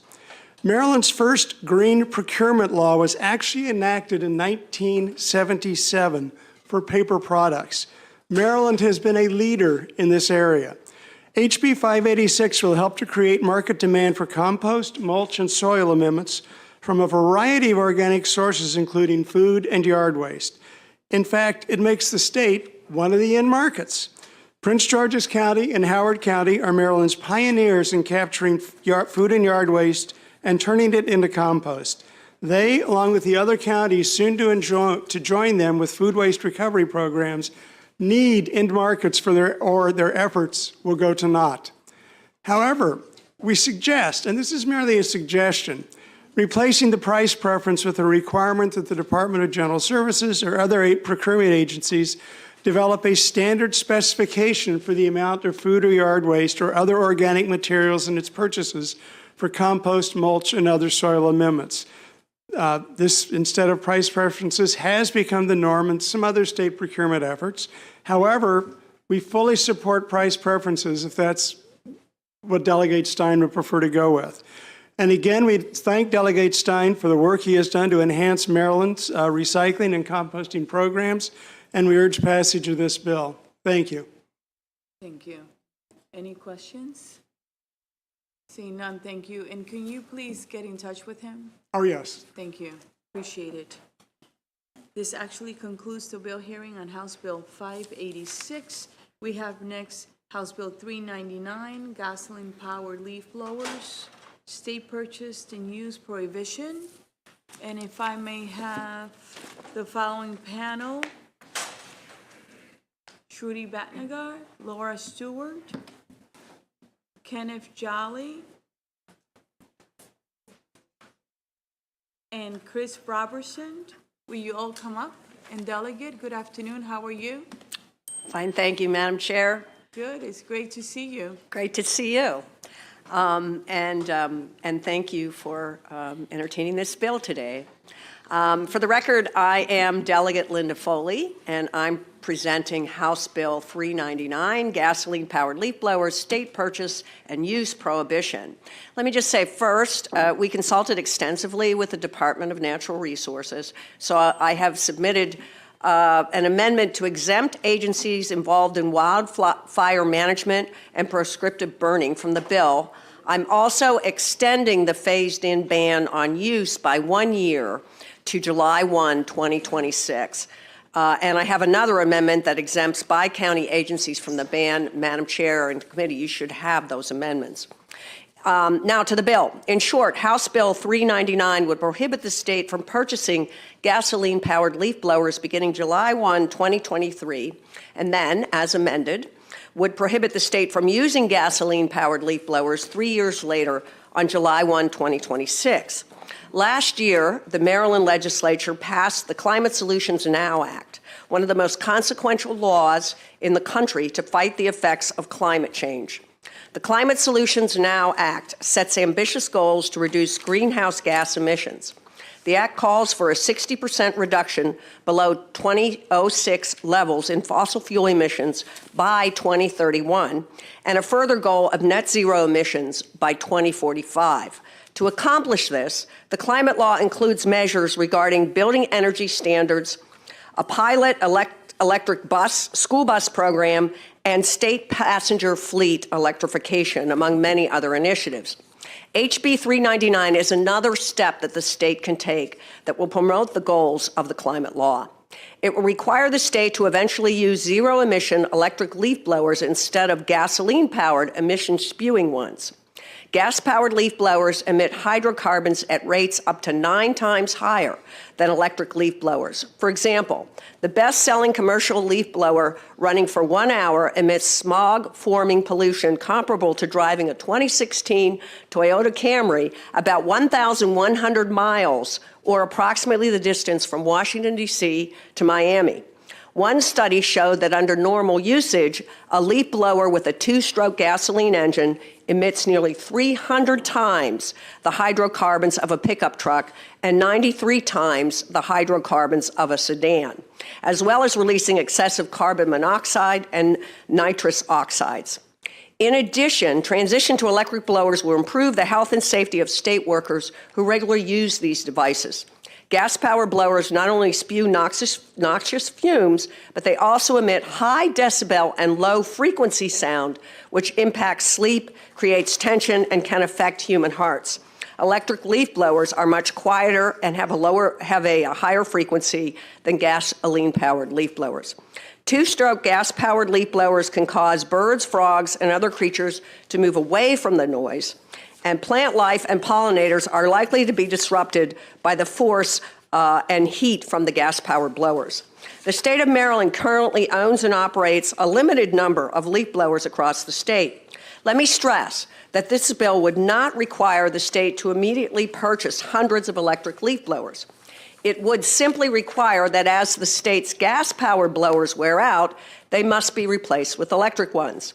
By the way, the cost of electric blowers is comparable to the cost of gas-powered blowers, and that's before accounting for the high fuel costs associated with gas-powered blowers. Any additional expenses for charging equipment or batteries will likely be offset in future years by the obviated need for high-priced fuel and the reduced maintenance costs of electric blowers versus gas-powered ones. HB 399 will be a step in the right direction to reduce the environmental impact of gasoline-powered leaf blowers and help put Maryland on the right path to achieve our ambitious climate goals that we set out last year. I urge a favorable report. Thank you very much, and I look forward to answering your questions. Thank you. Who will be next? Thank you so much. Good afternoon, Madam Chair. Some of the testimony that I share is probably going to be repetitive, but as it says, it's good to repeat and reiterate data. So thank you for allowing me to testify today. My name is Shruti Bhatnagar. I'm the Conservation Chair for Sierra Club's Maryland chapter. The Maryland chapter of the Sierra Club urges a favorable report on HB 399 that will prohibit the state from purchasing gas-powered leaf blowers beginning on July 1st of this year and prohibit the state from using gas-powered leaf blowers beginning of July 1st, 2025. Gas-powered leaf blowers emit significant quantities of ozone-forming chemical, carbon monoxide, and other toxic air pollutants, and they generate CO2 at a rate 3 to 9 times higher than electric-powered blowers, contributing to climate change effects. A 2011 study by Edmunds shows that under normal usage conditions, a leaf blower two-stroke engine emits nearly 300 times the hydrocarbons of a pickup truck, 93 times the hydrocarbons of a sedan, and many times as much carbon monoxide and nitrous oxides. The hydrocarbon emissions from a two-stroke leaf blower in a half an hour of yard work are about the same as a 3,900-mile drive in a Ford pickup. The types of emissions in leaf blower exhausts have been linked in other settings to a variety of adverse health effects. These include cardiovascular disease, stroke, respiratory disease, lymphoma, leukemia, other types of cancer, neurological disorders including autism, premature death, and effects on prenatal development. The noise from the gas-powered leaf blowers is harmful to the well-being of humans and the existence of other species such as birds, frogs, and other creatures that may be forced to move away. Plant life and pollinators are likely to be disrupted by their force and heat. Most gas leaf blowers impact the operator's ears at 100 decibels or more, and according to the Centers for Disease Control and Prevention, exposure to 100 decibels for just 15 minutes a day can lead to hearing loss. Frontline workers and BIPOC communities are often most disproportionately affected. We urge a favorable report, and thank you so much for allowing me to speak with you today. Thank you. Next, please. Good afternoon, Madam Good Chair. afternoon. My name is Laura Stewart, and I'm here representing the Montgomery County Women's Democratic Club. WDC is one of Maryland's largest and most active Democratic clubs with hundreds of politically active members, including many elected officials. We urge the passage of HB 0399, which prohibits the state from purchasing gasoline-powered leaf blowers, or GLBs, and then prohibits their use beginning in 2025. These measures will encourage the manufacture and sale of more environmentally friendly leaf removal devices for state use. Curbing the use of GLBs aligns with Maryland's 2030 greenhouse gas reduction plan, which you have already heard about. They emit a low-frequency noise also, which is a powerful stressor and can cause emotional changes such as annoyance, agitation, and distraction. The stress can cause physical ailments, like the development of cardiovascular diseases, sleep disorders, high blood pressure, and other detrimental health problems. Leaf blower operators are often underrepresented minorities, and they are being put in dangerous situations. In addition, GLBs force birds and frogs to move away from the noise, while plant life and pollinators are affected as well. Of equal concern is the fact that GLBs emit large quantities of harmful air pollutants. They generate particles which are inhaled by equipment operators and nearby residents and contribute to regional air pollution. They also emit ozone-forming chemicals, carbon monoxides, and other toxic air pollutants. And I think you've heard the rest. So I just want to encourage that this committee strongly urge a favorable, you have a favorable report on this bill. Thank you. Thank you very much. I appreciate it. You have a couple of more people on your panel. Will you please come up? I know I called you. Kenneth Jolly, Chris Robertson. Thank you, Madam Chair, and thank you, Delegate. Thank you. You're welcome. My name is Kenneth Jolly. I am the Maryland State Forester with the Department of Natural Resources. We're pleased to be here. We did have conversations with the delegate and the staff. We do use gas-powered blowers for wildfire suppression purposes. They're very important to us for public safety and to quickly put out fires. We met with the delegate staff, and the delegate agreed with us that that was an important exemption. We also use those gas-powered blowers for prescribed fires to make sure that those are conducted safely. And so we greatly appreciate all of the support from the delegate on that. And also with me today is Chris Robertson to my right. He is our state fire supervisor, has 25 plus years of fire experience here in Maryland. And if there are any questions about the use of these particular devices for wildfire suppression and for prescribed burning, he is here to answer any specific technical questions that you may have. Thank you. I have you. one more witness for this panel. I'm going to call on him, and then we'll open it up for questions for everyone, if I may. No, it's okay. He's actually virtual. Mr. Stovall, how are you? Doing well, and thank you, Madam Chair, for the opportunity to speak today. My name is Terrence Stovall. I represent the National Association of Landscape Professionals. We are the national trade organization representing the $98 billion landscape industry that employs over 1.4 million employees in the United States. Our member companies specialize in lawn care, landscape maintenance, tree care, irrigation, and water management.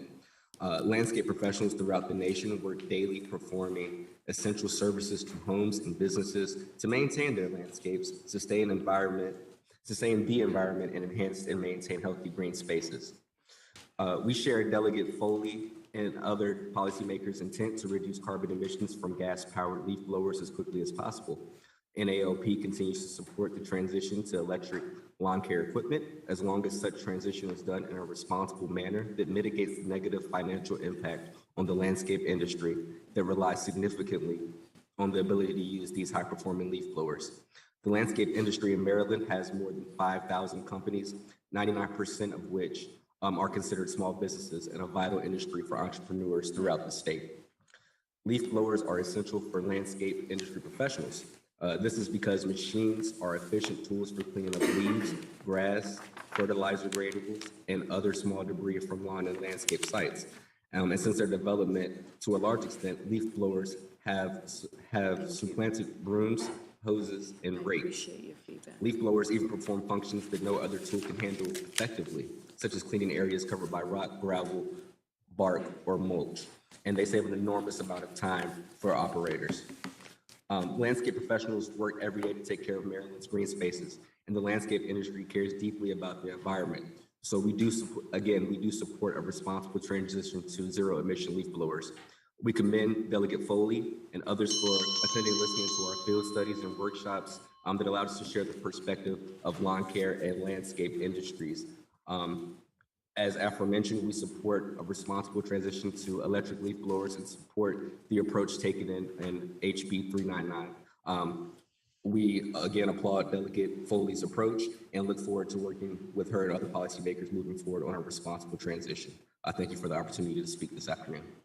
Thank you. Thank you for being here. We really appreciate it.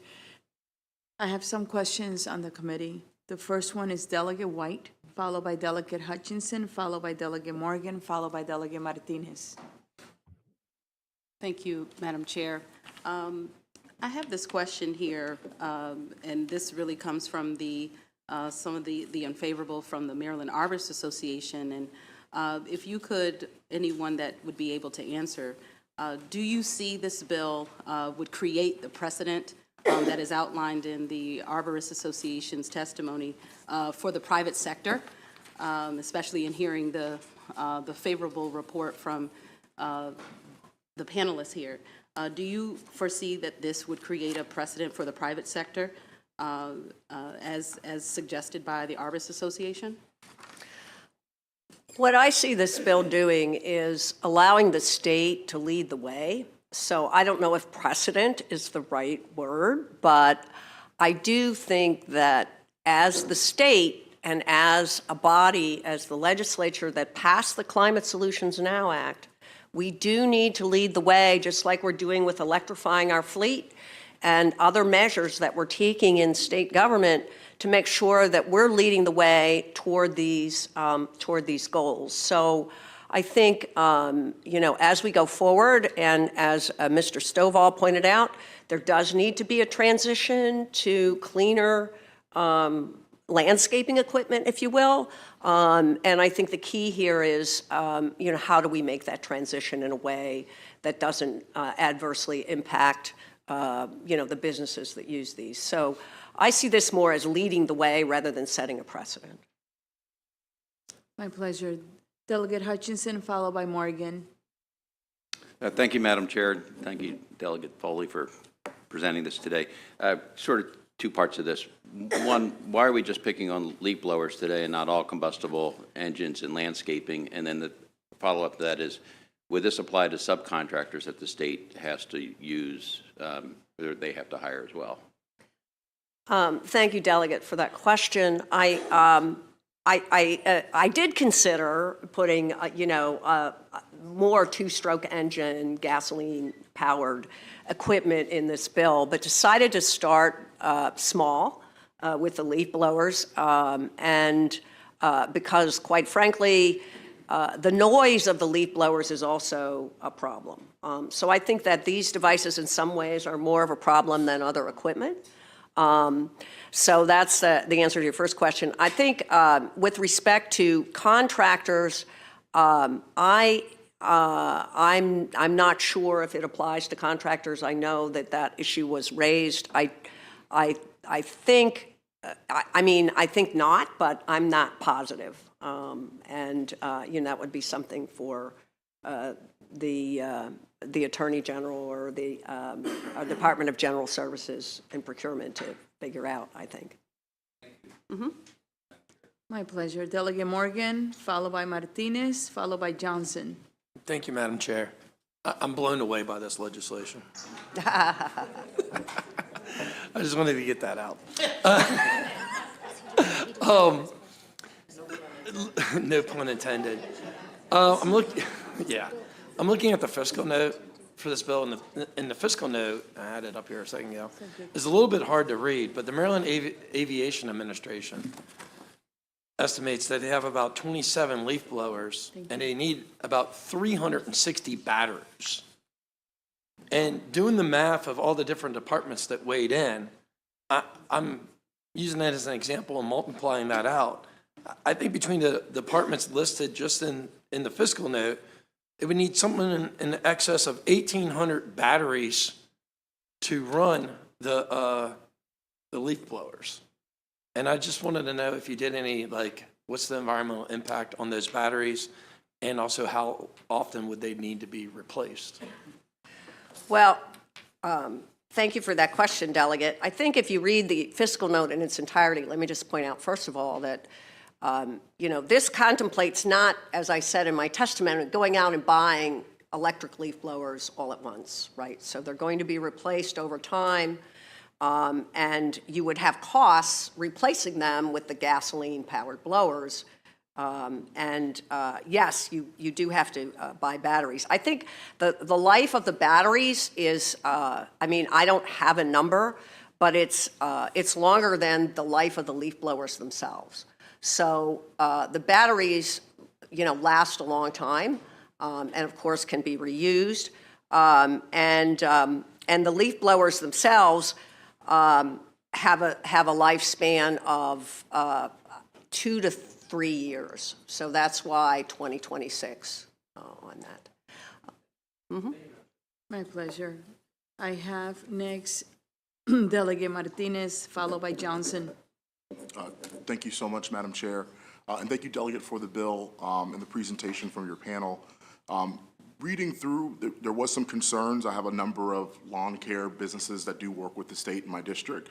And looking at the second page of the DGS letter, they do indicate that this prohibition would impact contractors with DGS and ultimately could help, increase the cost.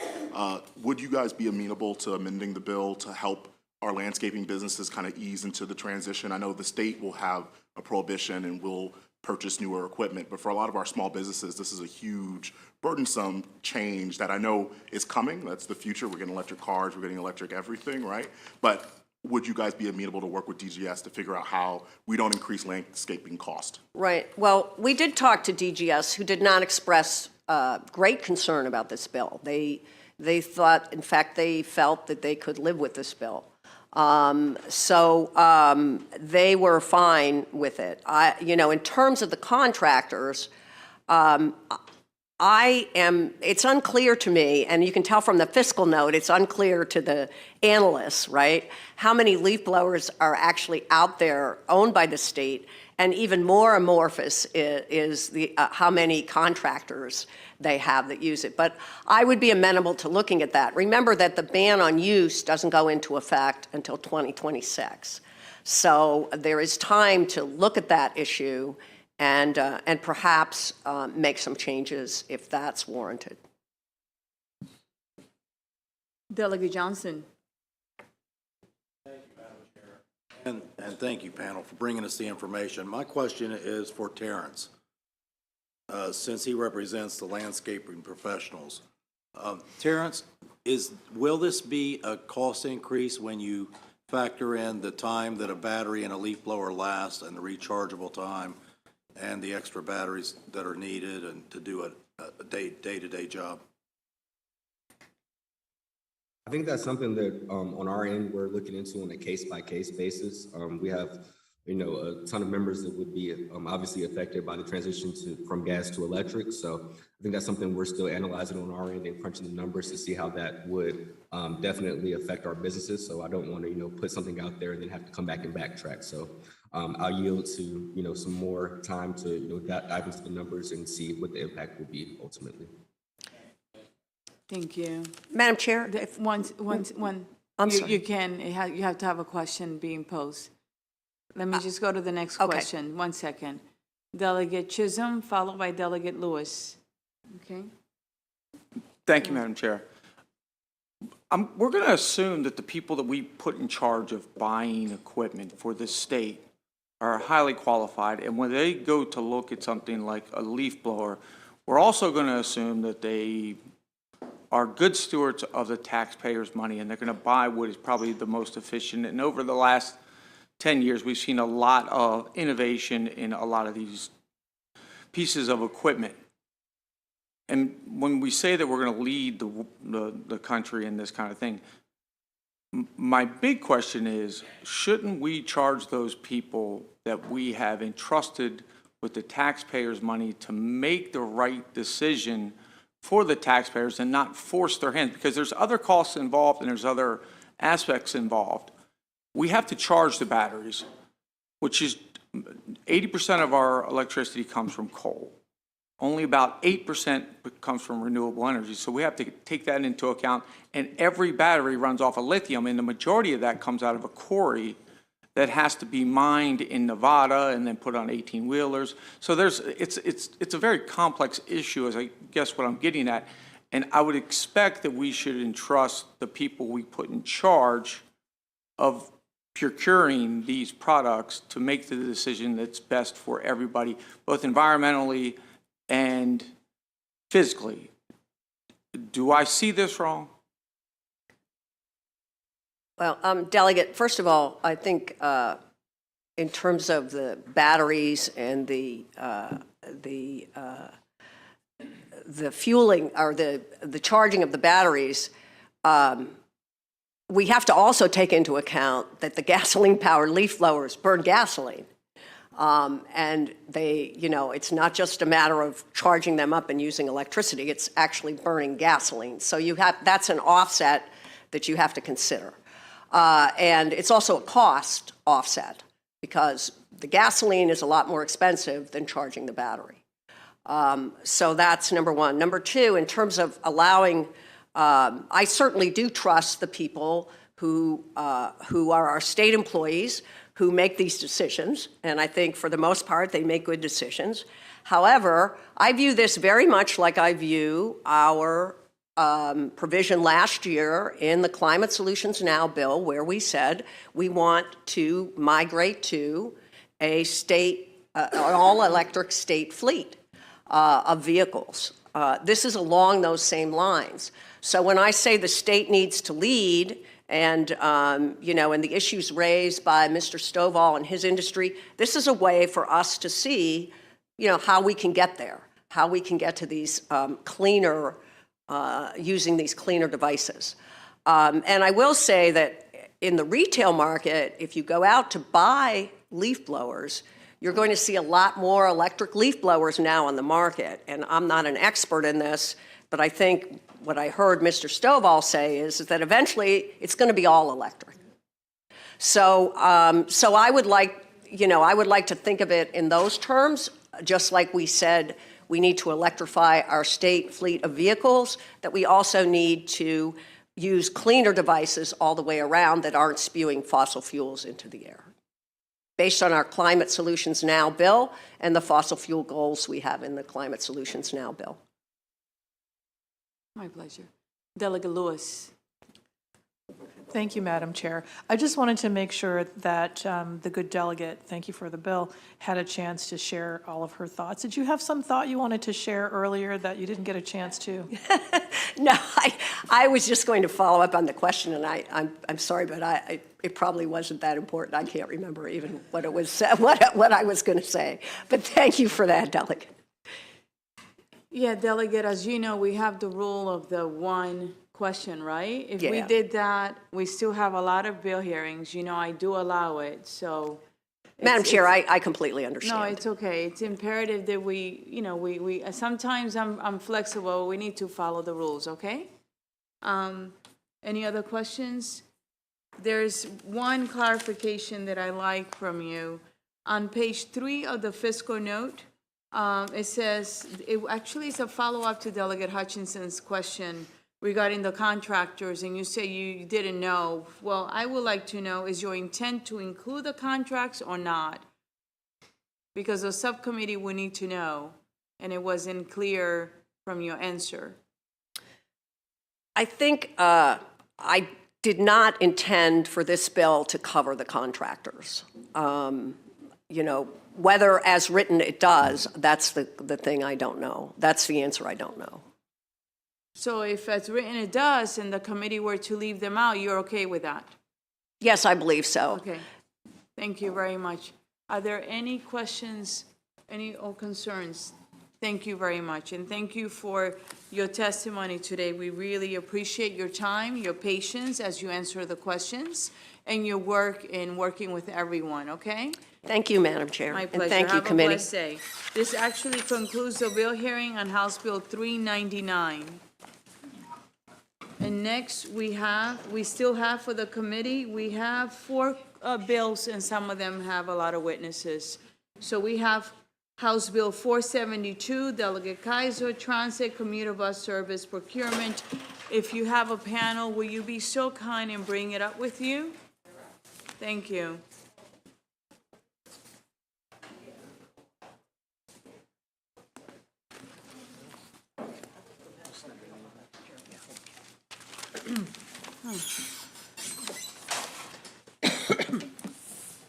Delegate Kaiser actually has John Henry, Dave Snyder, Brett Leninger. Yep, that's it. That's the panel. All right, wonderful. Thank you, Madam Chair, and they're with me right now, and Mr. Leninger will speak after me. I'm here today, thank you, colleagues, here on behalf of House Bill 472, Transit Commuter Bus Service Procurement. So thank you, Madam Chair, and the esteemed colleagues. It's my pleasure to come before you today to speak in favor of House Bill 472.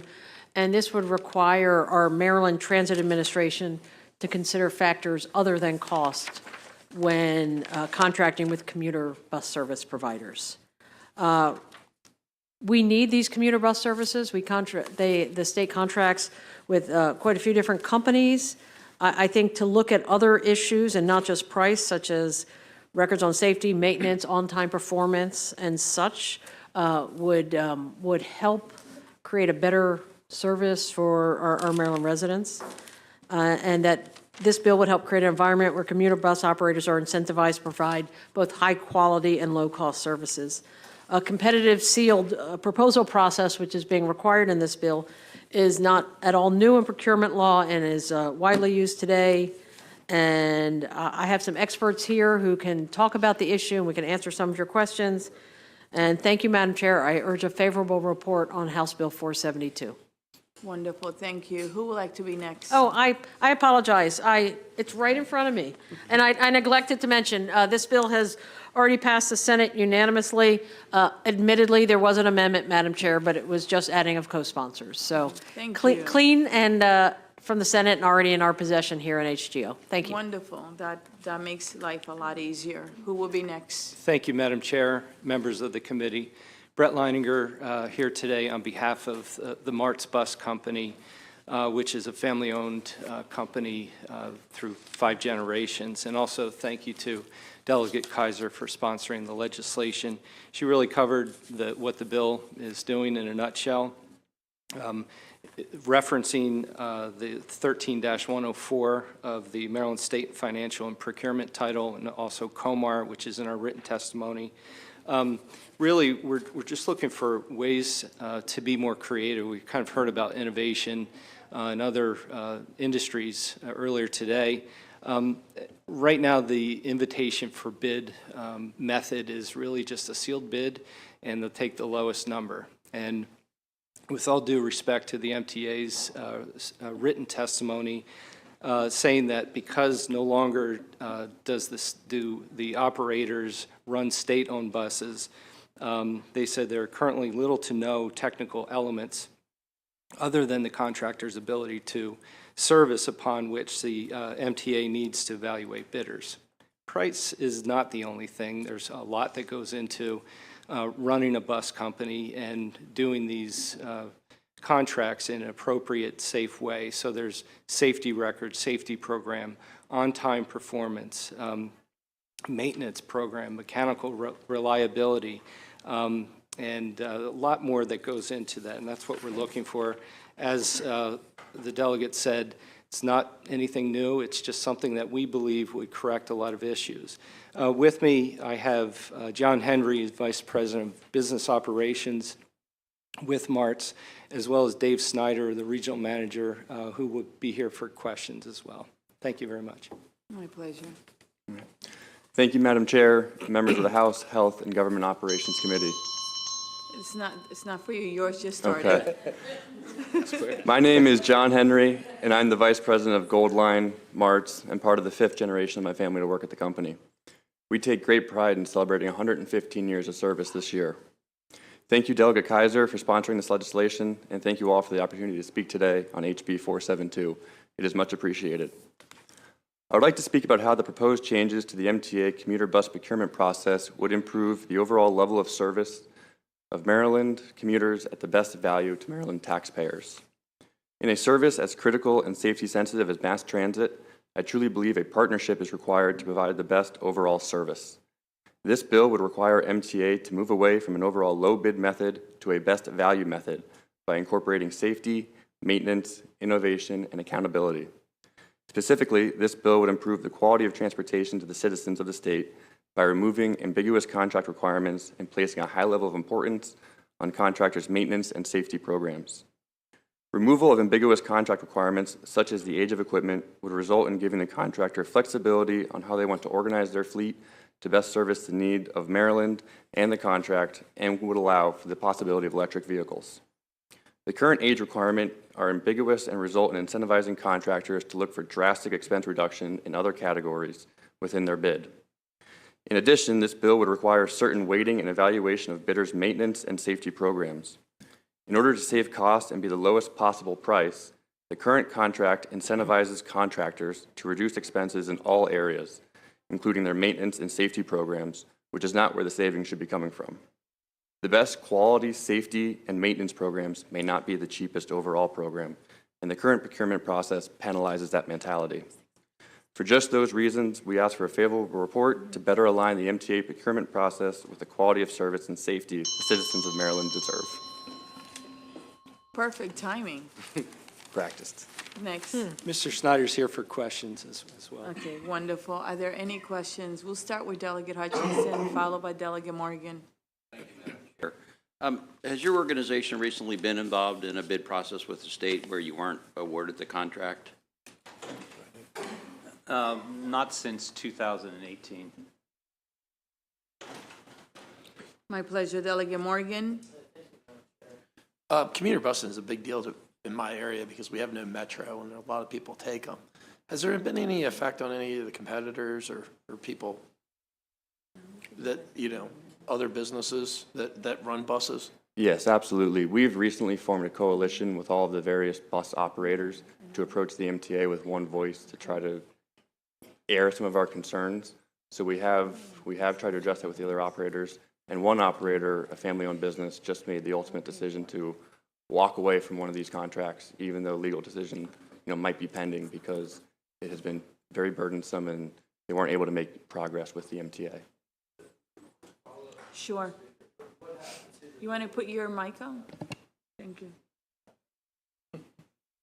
What happened to the people that took that line then if the business shut down? So there was a new contractor that came in and they're providing the service, less amount of service for a higher cost. So the old operator wasn't allowed to bid. They submitted the bid anyways, which actually came in cheaper, but it wasn't allowed to be accepted. Thank you. Thank you, Madam Chair. My pleasure. Delegate Taveras, followed by Johnson, then Kipke. Thank you. And thank you for bringing this bill. Thank you for being a Maryland business, a well-established Maryland business for over 100 years. In this, as you've heard, there's a lot of areas that need commuter bus service, including, the lower area of the county I represent. So my question, do you work with subcontractors or minority businesses, and how, in terms of the work that you produce, or I don't know, how can you be sure in this time that you can commit to 29% of, or at minimum, minority business cooperation? Great question. So right now with our current contracts, we do have a minority business partnership with our fuel provider to hit certain requirements within the contract. So we do work with minority businesses to contract with them specifically on the fuel provider side. Thank you. Delegate Johnson, followed by Delegate Kipke. Thank you, Madam Chair, and thank you, panel, for coming and bringing us the information. I was reading the MTA's letter, and I think Delegate Morgan hit on a little bit of one of the questions, but my question is, the MTA's statement says that the change would reduce the number of competitors. That was one prong. The other one was, it says that the proposed method of procurement would take longer under this bill. Can you tell us a little bit about those? Sure. So on your first question, we are considered a small business and we've participated in both types of bid. We think moving to a best value bid actually allows smaller businesses to show what separates them from some of the larger corporations, whether it be on their innovation or technology. So I do disagree with that. It would make it tougher on smaller businesses. I think it would actually give them the opportunity to tell their story and what makes them better. And for your second question, if you could just remind me of what that question was. Under this bill, I think if it means a safer and better overall quality, then time should not be a matter in that decision. My pleasure. Delegate Kipke, followed by Gazzoni. Thank you, Madam Chairman. Just curious if you could help us understand for the commuter themselves, how might their experience improve under this bill? I understand about the age limit, which is an arbitrary number that probably isn't the best way to do things, but can you help me understand what it might mean for a commuter? Sure, of course. So there are a lot of different options that we could do, whether it be a more intense and robust safety program, a more intense and robust maintenance program, all of which have ripple effects on the customers riding the coach every day. In addition, it would give us ability to pay our employees more and provide a better experience. So overall, I think there's a lot of different ways that it would have a positive impact on the end customer, whether it be through better overall quality, safer, possibly different equipment. So I think there's a lot of avenues we could work on that. Thank you. Delegate Gazzoni, followed by Lewis. Thank you, Madam Chair. You've mentioned a couple times about family-owned businesses, so I'm just curious if you could share sort of what the mix of players on the field are right now. Are they primarily small, family-owned, or are there some larger ones as well? It's kind of a mix. There are approximately 6 major vendors right now that provide commuter service. Academy is a family-owned operation, which is the largest. Us, which is the Mart's Bus, we're family-owned. Atlantic Coast, they're family-owned. Airbus, family-owned. Coach USA, which owns Dillon's now, they're a corporation. And Keller, Charlie Keller, is a family-owned operation as well.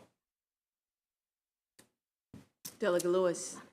Thank you, Madam Chair. Thank you, Delegate Kaiser, for the bill, and thanks to your panelists. I'm curious, we have a new governor who's talked about a mission to leave no Marylander behind and a commitment to ensuring that minority and women-owned small businesses have a shot at the great American dream.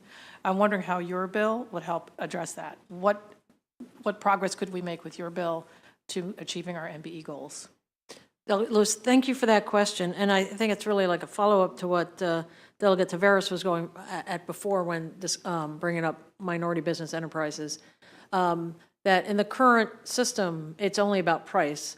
Where now, if it's under an RFP where we can look at safety and we can look at maintenance, but we could also look at how much are you working with some subcontractors who are MBEs. And right now, that is irrelevant information, and we would like to make it relevant.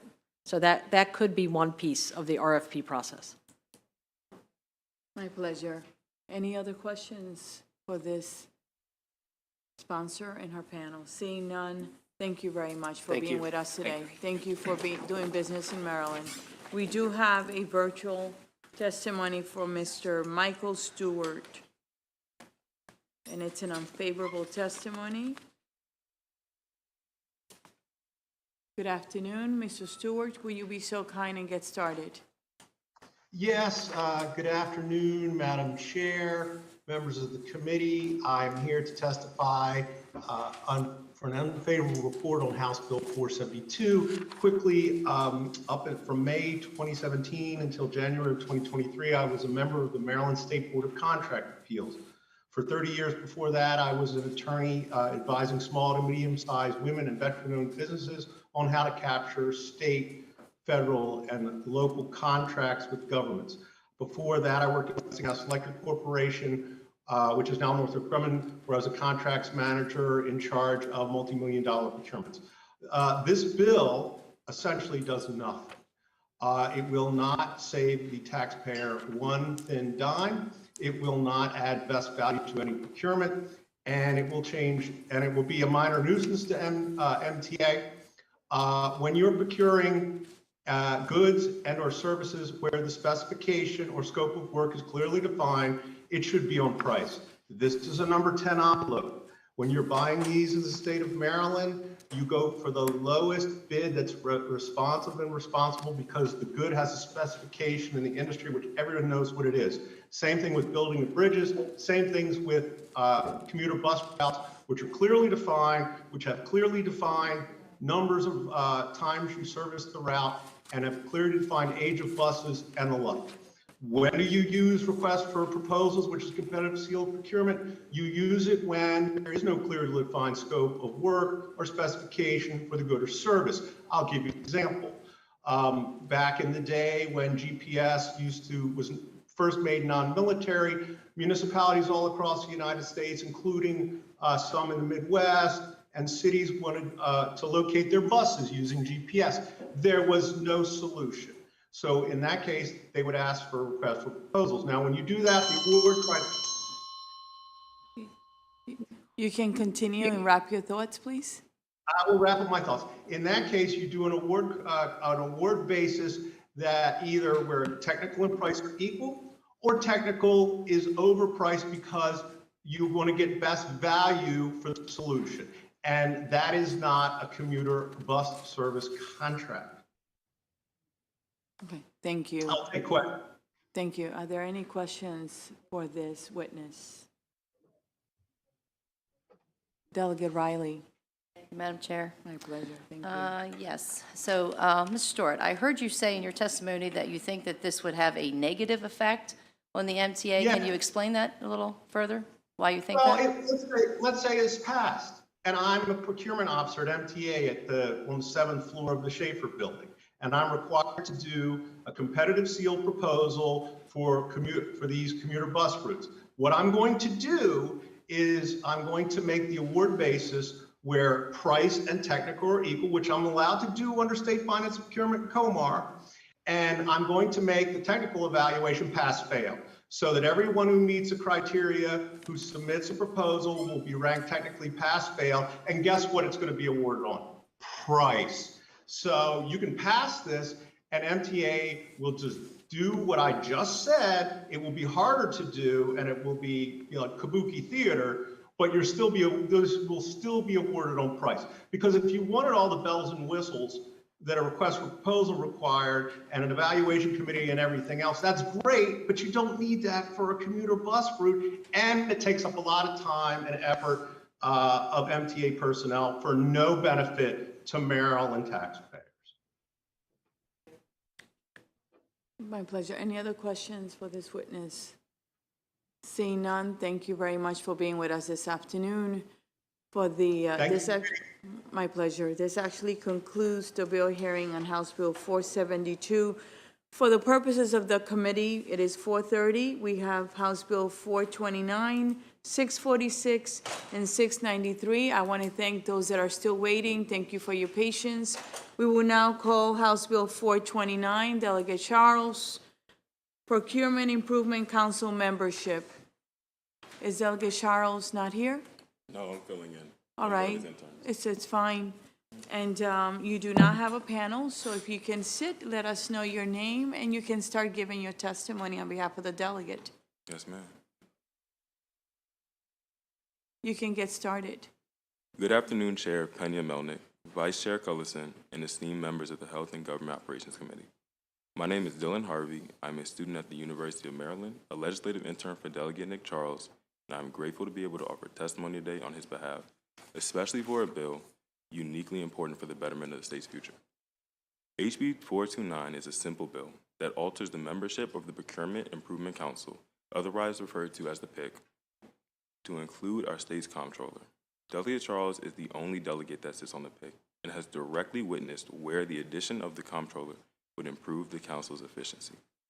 The Procurement Improvement Council was created in 2013 and is responsible for overseeing and improving the procurement process of Maryland. Prior to the creation of the PIC, Maryland's procurement process was criticized for being slow, cumbersome, and lacking transparency. And while criticisms remain, it is known that the PIC has made great improvements to the procurement system by working to generate quality recommendations and crafting policies over the course of the last decade. As the state's chief financial officer, the Comptroller of Maryland plays a critical role in ensuring that an array of state financial processes are transparent, efficient, and cost-effective. Including the Comptroller and the Procurement Improvement Council would bring similar benefits to the process utilized by the Council itself. The Comptroller's office has a wealth of financial expertise and experience dealing with the specifics of our state's finances, which would be invaluable in the conversation concerning how to improve the procurement process. The Comptroller could provide meaningful and necessary input on issues such as budgeting, financial reporting, and risk management, all of which having been noted as needing improvement. The Procurement Improvement Council is made up of representatives from various state agencies, and including the Comptroller, would ensure that all stakeholders are working together towards a common goal. The Comptroller could help to coordinate efforts between different agencies, which would improve communication and collaboration. Rather than having to end a meeting to receive answers from the Comptroller's office, the Council could move forward more effectively, having answers addressed immediately by their participation in the meeting themselves. HB 429 fosters an easy addition that would improve both the communication and efficiency of the Council, and for that reason, I would respectfully urge a favorable report on HB 429. Thank you, and if there are any questions, please direct that to our office. That is very smart. Very, very smart. I like it. You did very well. You did very well. And the delegate is here. Delegate, would you like to come up?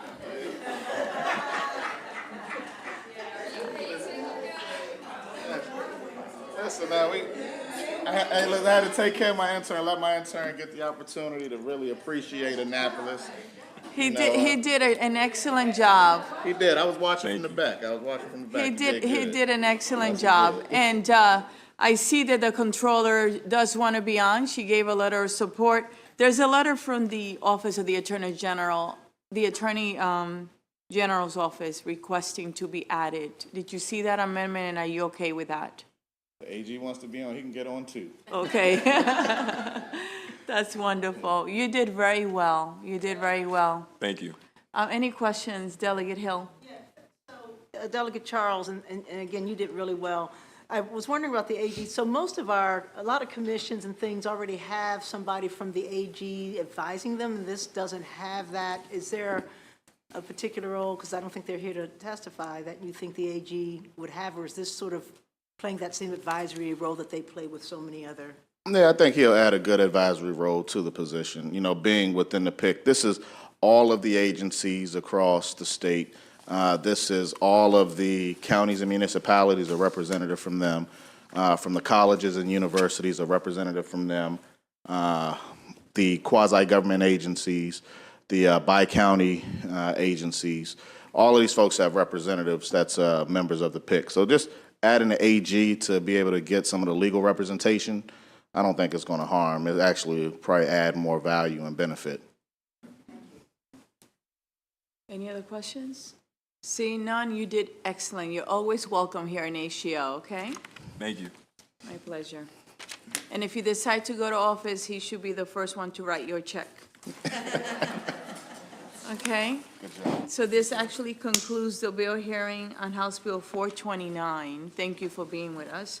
Now we're going on to House Bill 646, Delegate Charles, State Procurement, Minority Business Enterprises, and Small Business Enterprises, Procurement Forecast, Employee Performance and Outreach, Small Business Protection Act of Maryland. We're jointly assigned by the Appropriations Committee. Please introduce yourself. Hi, I'm Delegate Dana Jones from the Appropriations Committee. Delegate Jim Reinbold from Appropriations. And we have also Delegate Resnick, who's will be coming in shortly. And when we have questions, please let me know if you have any questions. And thank you for being here. My pleasure. Delegate Charles, you're on. See if you, I don't think you can beat the last performance. I don't think I can either. You know, I'm happy he came. I should have gave him the notes to this bill as well. Maybe it'll pass. But no, Madam Chair, and to my former colleagues of the HGO Committee, I'm happy to be back. And to my original home, I miss you guys up here, but it's fun down in Ways and Means as well. And, you know, thank you all. But Madam Chair, and I see Vice Chair is not here at the moment, but She's actually not feeling well, but she's been watching all the hearings from home, all of them. I wanted to give her congratulations. Well, since she's watching it online, congratulations to becoming Vice Chair for this amazing committee. But this bill, as you all are aware, my staff came up and just spoke about the PIC bill for Procurement Improvement Council. This has been something that I've been truly focused on, making sure our MBEs truly have a voice and a seat at the table when it comes to a lot of these contract awards that they're not getting. And so the first step was, one, forcing the agencies to utilize eMaryland Marketplace Advantage. And so all of these agencies are supposed to do that because you won't know how to compete for a contract if you don't know that the opportunity is coming up. So that was the first part of addressing this issue. Now this bill comes into effect. This bill here addresses some of the shortfalls that our state is facing. In 2013, we established a 29% MBE aspirational participation goal. We have yet to hit these goals. We have yet to meet the goals of making sure our MBEs truly have full participation within the state of Maryland. And that's a travesty not only to the businesses, but to the economy of our state and to the country as a whole. We look at a lot of the businesses and the participation they have within the federal space, yet they cannot get a contract in the state space. So this is an issue that not only I feel strongly about, but the Black Caucus has come out to make this a priority. Not only did the Black Caucus make this a priority, but the comptroller herself is making this a priority. The treasurer himself is making this a priority. That's the entire Board of Public Works when you add in the governor, who just last night at MBE night, the Minority Business Enterprise night that was hosted here in Annapolis, said that this is a priority. Now, how do we make this a priority? When contracts go out, there's one person that typically awards these contracts. There's a person that's laying everything out on the table, taking the requirements, and putting these requirements into an RFP so it goes to the streets. When that RFP goes to the streets, proposals come back. The people that are looking at those proposals are the procurement officers. And we have to hold the procurement officers in our state, these government employees that get paid tax dollars, we have to hold them accountable. We have to hold them accountable so that we can see true equity. Because right now, over the last 20 plus years, we have not seen that at all.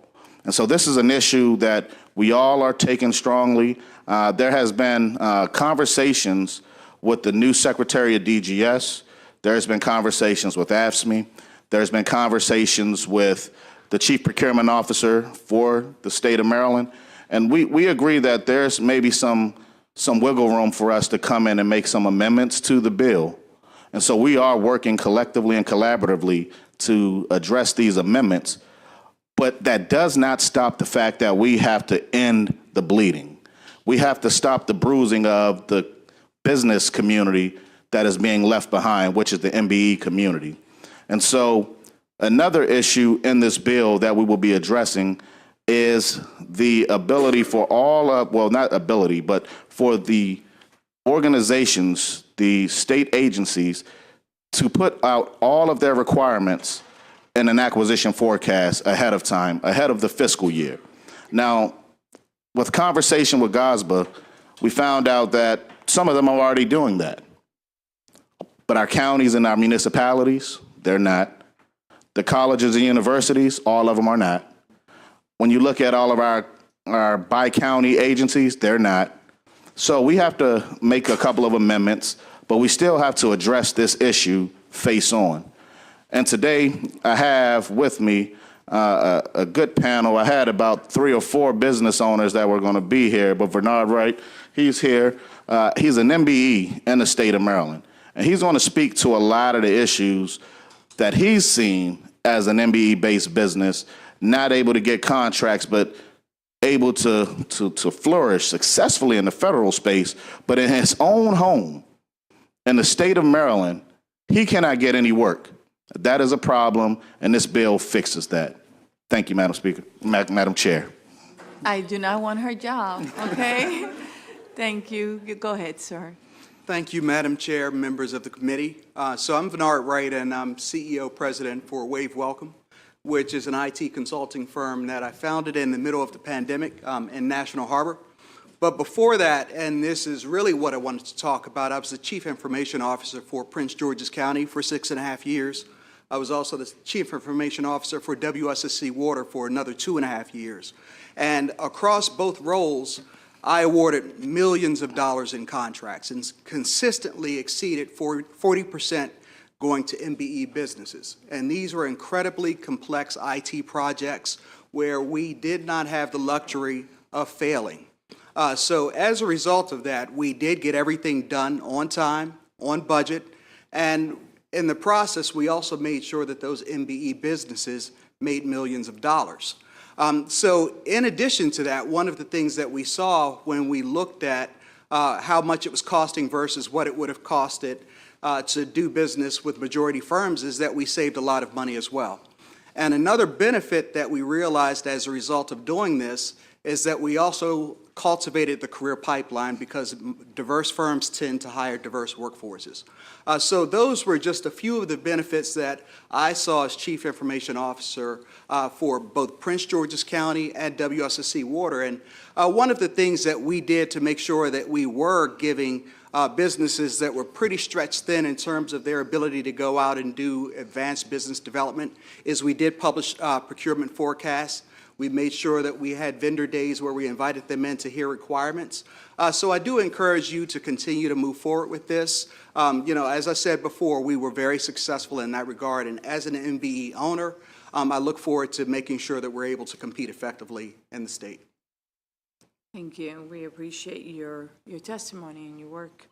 We do have one person, part of your panel, that is virtually, Sandra Seldis. Let's get her on, and then we'll take questions, okay? She's not there? Okay, so that person is not on. So let's open it up for questions. Let's start with our guests. Are there any questions? All right, thank you. Delegate Martinez. Thank you, Madam Chair. And thank you, Delegate Charles, for this bill. I think it's really, really important that we start meeting the benchmarks that we set for ourselves here in the state, and BEs are extremely important. My question, though, is regarding AFSCME's favorable with amendments. How are those conversations going? If you could tell us some more about making sure that they're on board, because our dedicated state, workers do amazing work, and so I want to make sure they're not necessarily unduly punished. So. Yeah, and listen, I've had the conversations with AFSCME, and and I'll be quite frank and honest. If they're not doing the job appropriately, I want to hold people accountable still, but we have to look at everybody that's in this pipeline that's not doing what they're supposed to do, and that's a part of the conversations that we're having. We're going to work together to come up with some amendments. We're still negotiating those amendments at this point. But we're not all the way there in terms of, what we're going to do. But for far too long, we've allowed this to take place. And regardless if they're with AFSCME or not, we cannot allow folks to get away with not awarding contracts to MBEs and not hit the goals in our state. That time is over. Thank you. Delegate Shalega. Thank you, Madam Chair. Thank you for being here. I agree. This is an important issue. I'm concerned that we're not focused on the right person. In the bill, it says procurement officer, and I'm not sure that's the one that makes the decision as it, trickles down to the project manager who's working with the prime to make sure that the prime actually is getting the MBEs to the table. So is that part of the language you're talking about working on? So that is a part of, bringing everybody in the pipeline who's a part of this process. The program manager, their job is to develop the requirements. But the procurement officer, their job is to actually take those requirements, inject it into an RFP, put it out on the streets, on eMaryland Marketplace Advantage, come back with the proposals that they've received, and do a cost price analysis, take all of the information, make a selection, send that selection up to the Board of Public Works, so the Board of Public Works can then make a decision. Just recently, within the last year, we had to make calls to Board of Public Works members to kill an acquisition that was a sole source that could have been put out to businesses locally and MBEs that qualified, but we had to, by the time we got to the Board of Public Works, it's almost too late at that point. And so capturing the issue at the early stage, when the procurement officer is actually looking at all of the proposals, when they're doing their outreach prior to getting the requirement out on the street, these are the people that I want to hold accountable, because they're the ones that are actually putting the RFP on the street. They're getting the proposals back in, and they're making their assessments. So when you get proposals from multiple MBEs and then the MBEs are not even awarded, that's a problem. I agree, but maybe additionally we should add to it the other. Again, I've done this kind of work. So when the project manager doesn't hold the prime accountable to making sure that the gentleman next to you is the minority contractor that's fulfilling part of that business. So it's in our subcommittee, and I'll work with you. Let's and, all involved to make sure we're getting the right people held accountable, because we can't just keep increasing the percentages while we're not even where we need to be. So I agree. And Delegate Szeliga, I agree as well. And that's a part of the conversations with AFSCME. That's a part of the conversations with the Chief Procurement Officer.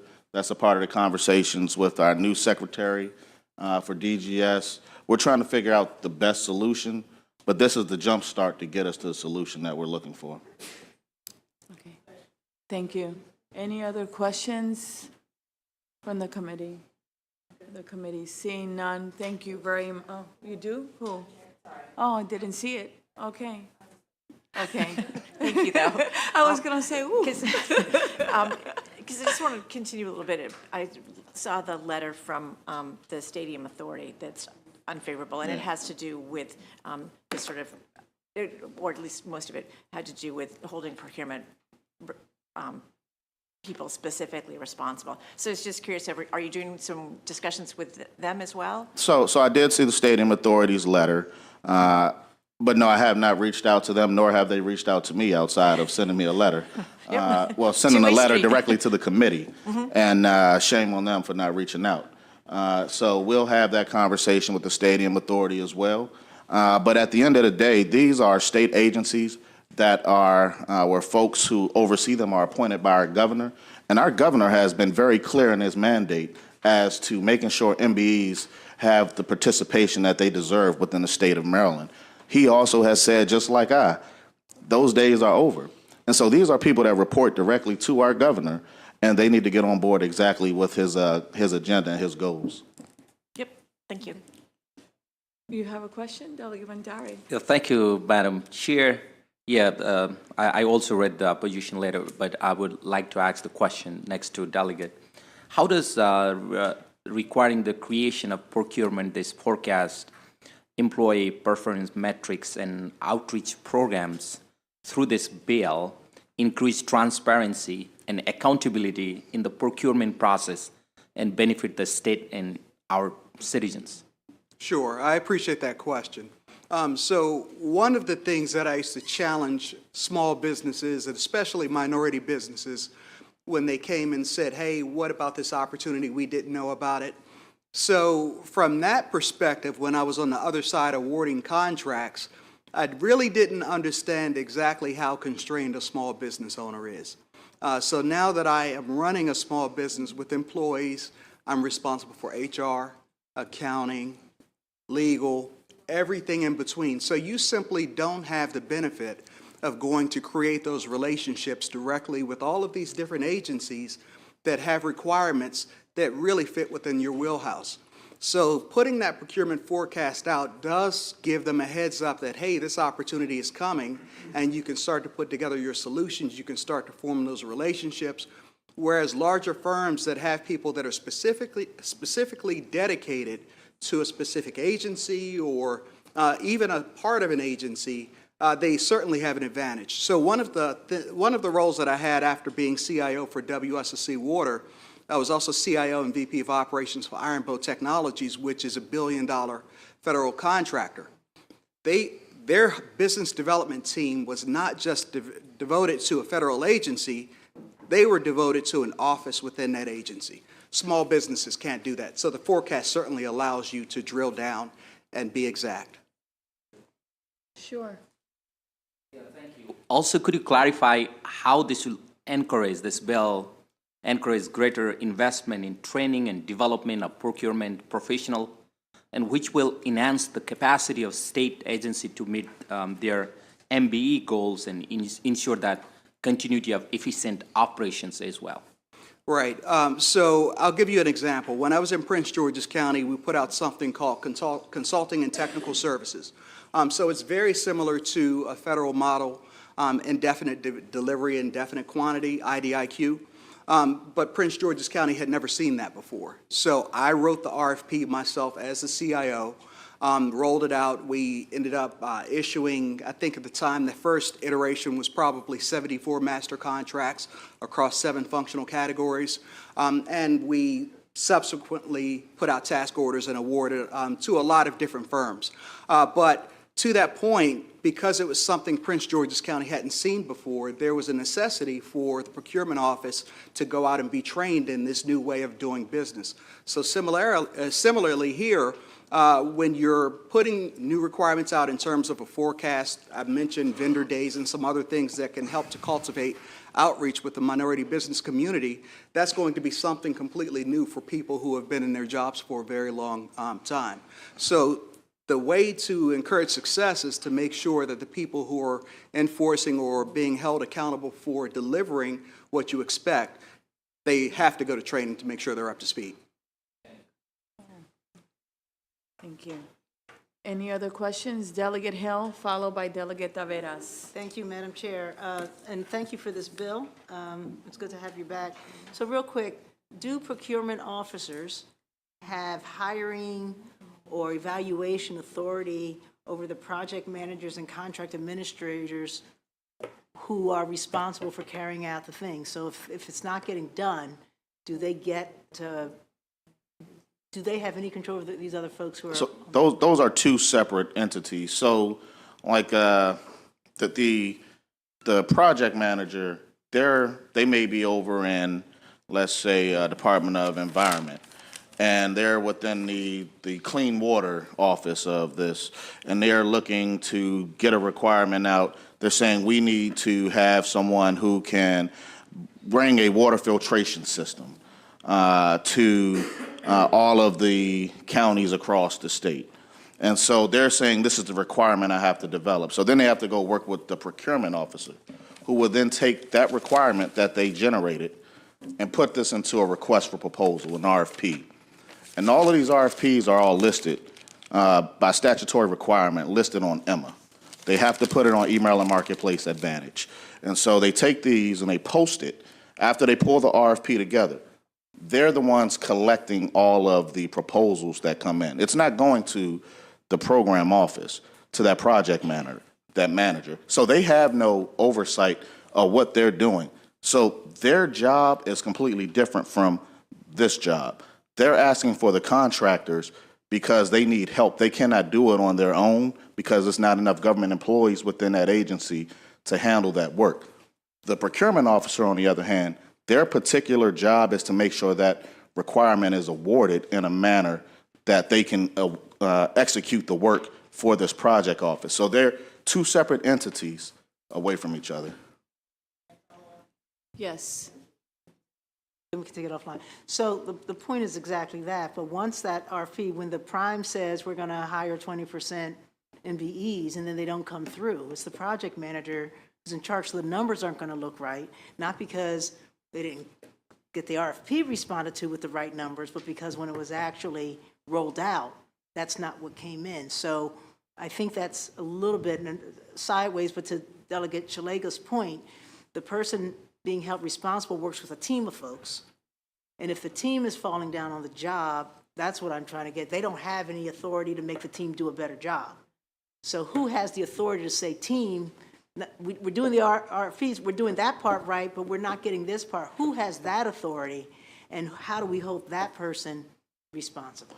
Well, that will be, when it comes down to holding the awardee accountable, that's within that project office. That's within the GOSWA folks to be reaching out. That's within the chief procurement officers folks to be reaching out. But in terms of actually holding folks accountable when the award first goes out and when we're looking at these proposals that come in to make sure we're even touching the goal, because the fact that businesses are not winning at that level when it comes to prime or when a lot of these subcontracts as well. So this isn't just specific to subcontracting. We're talking prime awards as well. Am I permitted to answer? Okay. You're not, you can't do sorry. it. Okay. Because we'll be here, but maybe someone else can go ahead and follow up, because then we'll be here all night. I got it. Okay? Delegate Taveras. Okay, I'll figure out how we could do this. Just ask the question. Yes, Thank you. ma'am. Thank you. I've been told. So I do want to say hi to my Raising the Bar partner and Leadership Greater Washington. Good to see you here. Delegate Charles. Well, and you can decide who best to answer this question. Who exactly, how would you go about figuring out when a prime is hired and they have a subprime or a subcontractor, that they actually indeed have a real subcontractor? Oftentimes what we find in the streets is that they'll put a face of color to get the contract, and then the fact is the work doesn't really go to the people that we want it to, and hence we don't see the real reflection and the real use of MBEs where they need to be. So how do you address that and cost correct in this bill for that? Thank you. Thank you, Delegate Severis, and it's great to see you as well. So what we did in both Prince George's County and WSSC Water, they were very similar processes.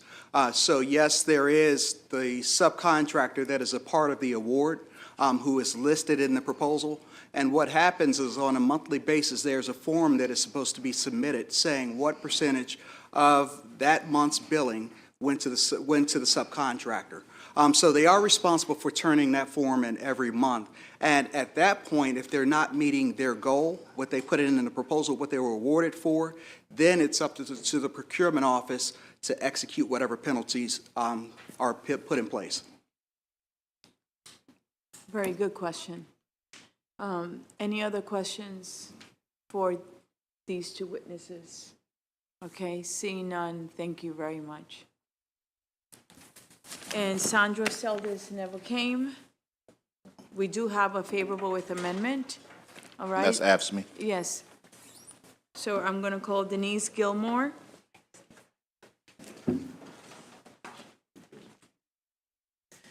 And this is a favorable with amendment. Good afternoon, how are you? Good, thank you. Good afternoon. My name is Denise Gilmore, and I am the Legislative Director with AFSCME Council 3. We represent 30,000 state and higher education employees across Maryland.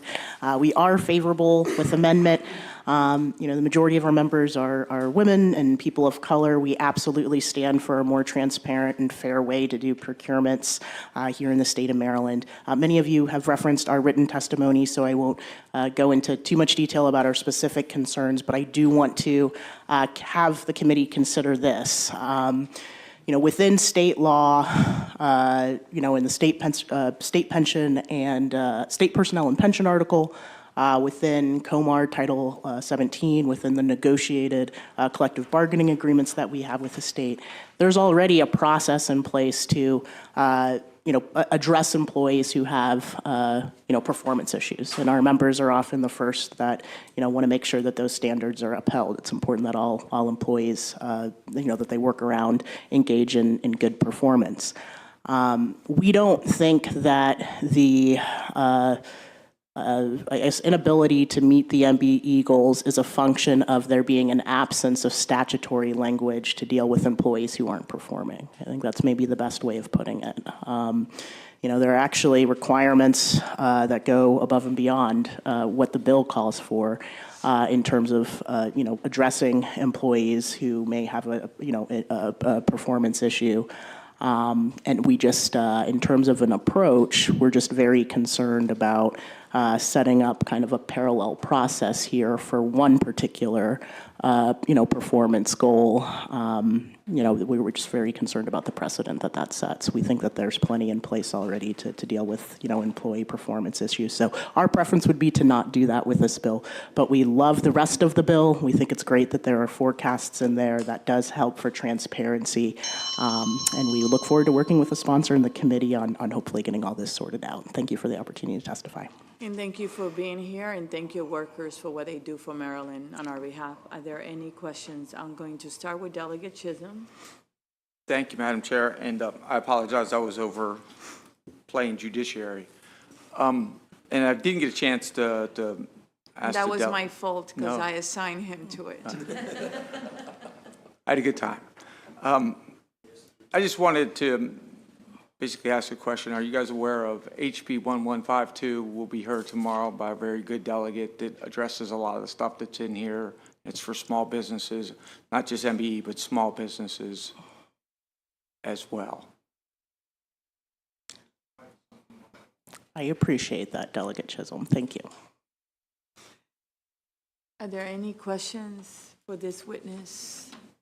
Seeing none, thank you so much for being with us and for being patient. And all of you that are still waiting for the last bill hearing, we really appreciate you, okay? So we have, basically, after this witness, this is it. We're done with House Bill 646. And we're on to, and I want to take a minute to thank our colleagues from Appropriations. Thank you for being with us today, okay? You're welcome anytime. Thank you. So now we have the last bill of the day. No pressure, Delegate Kipke. You're welcome. House Bill 693, State Board of Pharmacy, Board Membership, and Delegated Pharmacy Acts. Will you be so kind and bring your panel? And I believe your panel is Kevin Morgan, Daphne Robinson. If you're here, please come up and sit with a delegate. There are 2 virtual witnesses, and then there is a last name, Edmund Tefera, and if you will be so kind, and Sarah Price. Thank you, Madam Chairman. House Bill 693, you just have to pass. You have to pass it, or the Board of Pharmacy will cease to exist forever. The bill will solve that by eliminating the sunset, which is due to expire July 1st of 2023. The bill has, as originally introduced, had some aspects that were controversial, but Chairman, you'd be proud to know that we got everybody together, and I think we're in a good place. There's one issue that's outstanding that the subcommittee can work out. But what the bill does is the following things. It increases the number of the board, the membership by 1 by adding a pharmacy technician.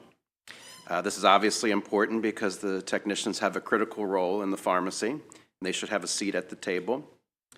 It allows for delegated administrative actions to be done off-site. In the way that the bill was written originally, that was a little loose, and the Attorney General has a letter that is in our file, and my sponsor amendment adopts their language to tighten that up. Basically, what this does is, think about during COVID when people were exposed to COVID and they couldn't come to work or they didn't want to come to work. This would allow them to do administrative work, paperwork from home and continue to work and continue to get paid. And then lastly, the bill does is it allows a pharmacy technician to administer the flu shot if trained and qualified. This brought out a lot of concern by some folks who are signed up in opposition. I have a sponsor amendment that just carves out adults. They can do the flu shot for adults, but not children. There's concerns that, all of those types of things need to be done with the pediatrician for the purposes of well checks and et cetera. I do believe that MedChi and different groups within MedChi would prefer them to not be allowed to do any flu shots at all. But my amendment tries to strike a compromise on that issue. Pharmacy techs have been administering, if they're trained, flu shots, and actually I think COVID shots too. Somebody can correct me about that. But as I said, this would strike a balance where only adults, if they want to do it in the pharmacy, can. The Board of Pharmacies Council noticed a couple of problems with the sponsor amendment, maybe. One is they think that the title should also be amended to add sunset extension after delegated pharmacy acts. I don't know if that's necessary or not, but I want to highlight that for council. And secondarily, and I'll give this to you, Lindsay, in the area where, in amendment number 2, they have some suggested language that I'll give to you that might tighten that up a little bit as well. And with that, I'll conclude my testimony. Thank you, Chairman. You're welcome, and I really appreciate when, the work you do, working it ahead of time. It just makes a difference for the subcommittee, especially when next week is going to be a lot of work because it's crossover, okay? So work your bills. You can get started. All right. Well, good afternoon, good evening, Madam Chair and respected delegates. My name is Kevin Morgan. I represent the Maryland Board of Pharmacy in support of House Bill 693. As a pharmacist who's worked with hundreds of technicians over my career, I've seen the responsibilities placed on them and the expectations required of them change significantly over that time. The practice of pharmacy is really at an inflection point now where the pharmacy technician is changing from a job to a career. We register over 10,000 pharmacy technicians currently with the board, and it's important that we make room for them to represent their unique perspective at the board. Technicians may now also kind of pursue non-traditional career opportunities, which did not exist a few short years ago. Remote supervision of pharmacy technicians is possible and completely safe to public health. Pharmacists can delegate technicians to input prescription data, operate from call centers, or adjudicate prescription claims, just to name a few of the options that can be performed without access to prescription drugs. Continuing the technician immunization authorizations as allowed in the PrEP Act is crucial to our community pharmacies now. The bill authorizes only the mechanical act of administration, and all clinical judgments still rest with the pharmacist. Pharmacies across Maryland have elevated and invested in technician training and wages and have built staffing models around the utilization of pharmacy technicians that allow pharmacists to focus on clinical duties and the counseling that only they can perform. In my day job, I've personally witnessed an expanded technician immunization authority across many states, and in my space, the feedback from patients has been exclusively positive. The technician is often the face of the pharmacy, and so feedback from technicians includes greater job satisfaction, resulting in improved retention, and pharmacists love having one more person to be able to help. I close with this consideration. If it was safe enough to authorize technician immunization during our state and our nation's greatest time of need, why wouldn't it be safe for the day-to-day usual course of our business? Thank you. Thank you. Thank you for being with us today. Next, please. Good afternoon, Madam Chair and honorable members of the committee. My name is Daphne Robinson, and I am a pharmacy operations manager and pharmacy technician with MedStar Health. I am also a member of the Technician Committee for the Maryland Society of Health System Pharmacy. I have worked in the field of pharmacy as a technician for over 15 years. I am here today in support of House Bill 693, which is expanding the scope of practice for pharmacy technicians. Specifically, I want to highlight the proposition of allowing pharmacy technicians to work remotely under the supervision of a pharmacist. By working remotely, a pharmacy technician can input new and existing medication orders, verify insurance eligibility, process prescription claims through insurance, and communicate with patients to ensure that they understand the proper medicine dose and usage. Due to the national shortage of pharmacy technicians, it is critical to retain pharmacy technicians, and by that, expanding their roles and responsibilities is key and decreases burnout. It is also a professional development opportunity. During the pandemic and under the Maryland COVID-19 emergency plan, my organization has leveraged the role of the pharmacy technician by allowing them to type and process prescriptions off-site, meaning not at a pharmacy. This helped us significantly because we did not have enough pharmacy technicians to staff our 7+ chain pharmacy. We realized by having 1 or 2 pharmacy technicians to type and process prescriptions off-site for the chain was more helpful than and a great resource than restricting those pharmacy technicians to work and support at one pharmacy. Allowing pharmacy technicians to work remotely also creates a better work-life balance, which ultimately helps with the ongoing technician retention. It is with great hope that the House of Representatives consider passing the bill of House Bill 693 by allowing pharmacy technicians to work remotely as previously during the COVID-19 pandemic. Thank you. Thank you. So we have 2 virtual witnesses. I'm going to call Ms. Laurie first. You can start, and then it will be Ms. Milan Barrea. Go ahead, Ms. Laurie. Can you hear me? Janelle? Can you unmute yourself? Janelle, can you unmute yourself? She seems unmuted. Well, why don't we start with Ms. Milan Barrea? Sure. Good afternoon, Madam Chair and members of the House of Delegate Committee.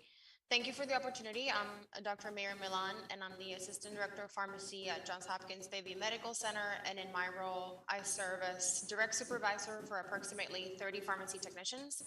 I additionally serve as the Pharmacy Technician Committee Chair for the Maryland Society of Health System Pharmacists, known as MSHP. And for this testimony, I'm not representing the viewer position of Johns Hopkins or MSHP. But today I'm here to express that I'm a proponent of House Bill 693. One day I was approached by one of my pharmacy technicians who asked me if I could help her get certified to provide vaccines to patients because there was a COVID-19 vaccine clinic coming up and she wanted to be part of it. She diligently did all the required education to become certified and asked me to be her mentor through the program. I remember that we reserved our pharmacy conference room and we had her practice safe vaccination techniques for both intramuscular and subcutaneous administration of vaccines on her husband. Then weeks later, she was able to immunize dozens of patients herself, having a great impact on disproportionately impacted populations in Baltimore City. Pharmacy technicians, I believe, are well positioned to be a crucial part of this public health role. We all may be a little bit too familiar with the COVID-19 pandemic and how this impacted not just our collective health, but how this exposed the lack of knowledge and trust in vaccinations. Pharmacy technicians are accessible, skilled, approachable. They're equipped to take on this role and in order to increase access of vaccinations across our state. And as pharmacists, we can serve as mentors. Pharmacists complete immunization training as part of their doctorate degree and must complete immunization continuing education throughout their licensure.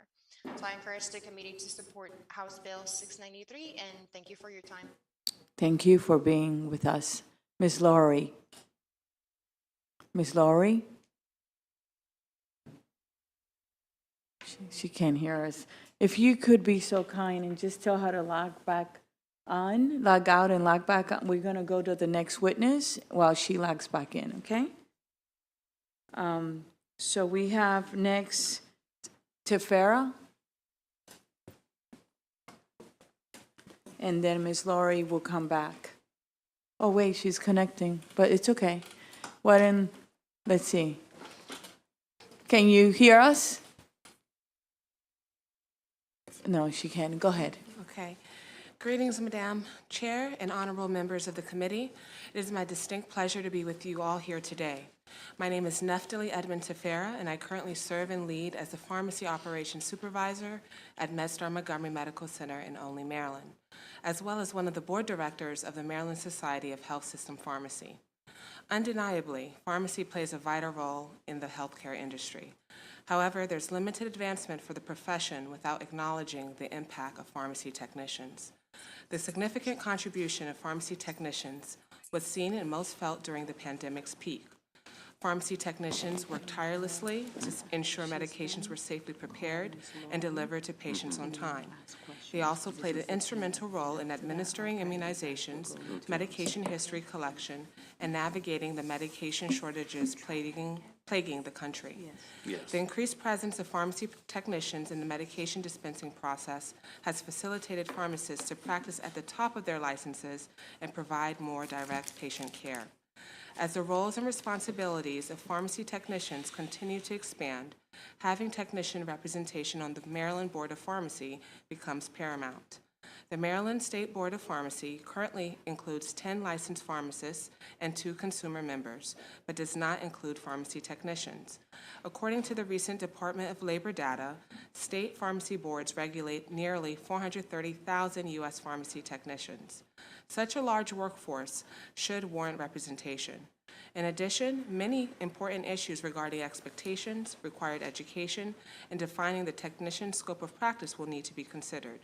Having a registered technician in the room and on the board to discuss such matters is essential in championing and advancing the technician's role as a significant contributor to the healthcare team. A registered pharmacy technician is uniquely positioned to identify and engage as a Maryland Board of Pharmacy member to promote the health and well-being of Maryland constituents. MSHP respectfully requests the committee to issue a favorable report on House Bill 693. Thank you again for your support. We look forward to working with you. Thank you very much. Ms. Lurie, can you testify? Are you ready? Please go ahead, Ms. Laurie.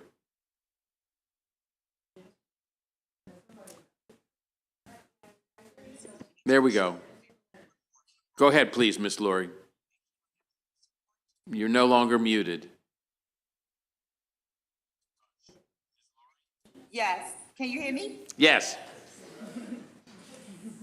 Can Proceed. Go ahead. I can barely hear you. We can hear you fine, so go ahead.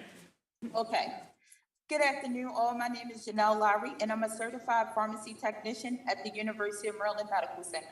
I'm here today to advocate for the allowance of pharmacy technicians to work under the remote supervision of pharmacists. The COVID-19 pandemic has shown us the importance of providing accessible and reliable health care to Maryland residents. Pharmacy technicians are trained and equipped to support patients and other healthcare professionals by performing medication chart reviews, triaging telephone and electronic medication requests, and promoting medication safety and compliance. Advancements in technology allow pharmacy technicians to perform these functions remotely, safely, and efficiently. We must address the recent exodus of skilled healthcare workers, including pharmacy technicians, from the workforce. We must create opportunities for healthcare workers to combat workplace burnout and improve their work-life balance. Pharmacy technicians, this can be fulfilled by allowing them to work remote under the supervision of pharmacists. As a trained pharmacy technician working remote during the pandemic, I provided remote support to patients who are affected by substance use disorder. Given the magnitude of the opioid crisis in our state, I'm proud to support that I was able to provide for our patients. Had the remote provision not be available, these patients would not have received this care and support. The time is now to allow for pharmacy technicians to continue to provide safe and accessible care under the remote supervision of pharmacists. The citizens of our state rely on us, and this is one important way we can show them that we care for their well-being and safety. We thank you for your time, and I look forward to your support. Thank you for your testimony. Delegate Kaiser has a question.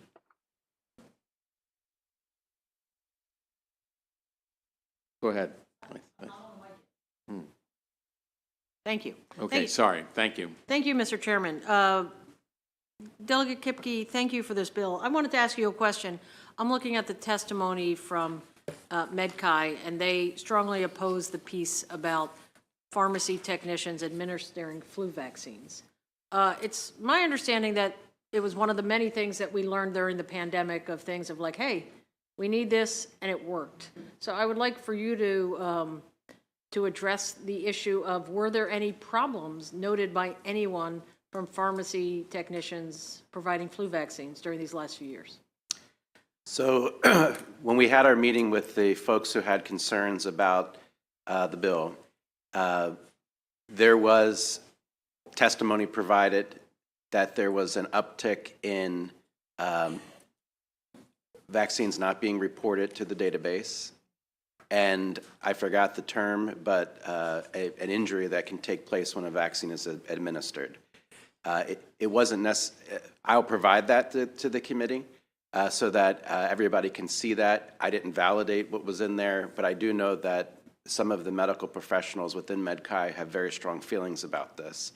And they'll be given, I'm sure, an opportunity to testify on that behalf. I feel comfortable in the interests of compromise, excluding children from the provision, and just allowing it for adults and just for the flu shot. There being no further questions, we thank the witnesses. Thank you. Thank you very much. Is Julianza Reed, please, and I apologize if I mispronounced. Robin Elliott. Oh, sorry. Sarah Price. And then also Alan Love and Aaliyah Horton. If you are here, come up. I thought there was a fourth person coming up. Please go ahead. Good afternoon. I am the legislative liaison for the Maryland Board of Pharmacy, and I am here to communicate its support for House Bill 693.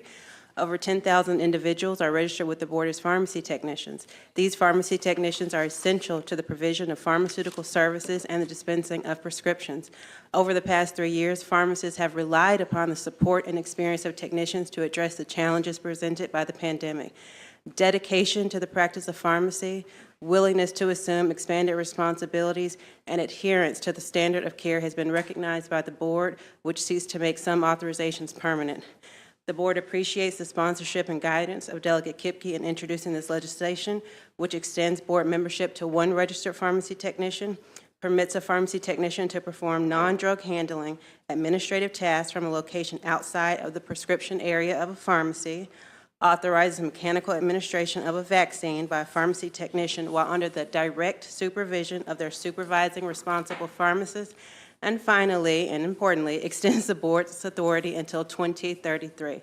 The board requests a favorable report on House Bill 693, and I'm here to answer any questions that you may have about the development or intention of the legislation. Thank you. Ms. Love? Ms. Price, actually. Okay. Good afternoon, Mr. Chair and honorable members of the committee. My name is Sarah Price, and I'm here on behalf of the Maryland Association of Chain Drugstores. We are in support of this legislation as introduced. The ability for pharmacists to delegate tasks to technicians, including remote work and the administration of vaccines, is critical to ensure a smooth workflow and to alleviate issues stemming from workforce shortages within the pharmacy industry. 90% of Americans live within 5 miles of a pharmacy, and they are incredibly comfortable and familiar with going to those pharmacy locations to receive their medications and, for the last 3 years, to receive vaccinations. The federal government authorized not only pharmacists but also pharmacy technicians to provide vaccinations to individuals aged 3 and up without a doctor's prescription. We feel that it is very important to maintain that authorization for children's vaccines as well, because 46% of children in Maryland do not have a medical home. They don't have a pediatrician. Their family doesn't have a GP that they're seeing regularly. So our intention through this and other legislation is to ensure that expanded access that was granted by the Federal PrEP Act, to make sure that families in Maryland have more opportunities to make sure that their children are vaccinated.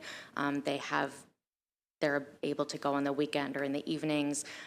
If they don't have a doctor, the pharmacist would make a recommendation to them to develop a relationship with the physician, and they would emphasize the importance of well care visits. We do believe that continuing to maintain these allowances for technicians, both for vaccines and for remote work, is critical to ensure that they are able to maintain their professional advancement, and rolling those back would negatively impact patient care in Maryland. Thank you. Thank you. Mr. Love. Sorry. No, you're good. Good evening. Thank you for letting me have the opportunity to speak today. My name is Alan Love. I'm a pharmacy technician with Albertsons. I've been doing this since I've turned 18. The very first day I could work in the pharmacy I have.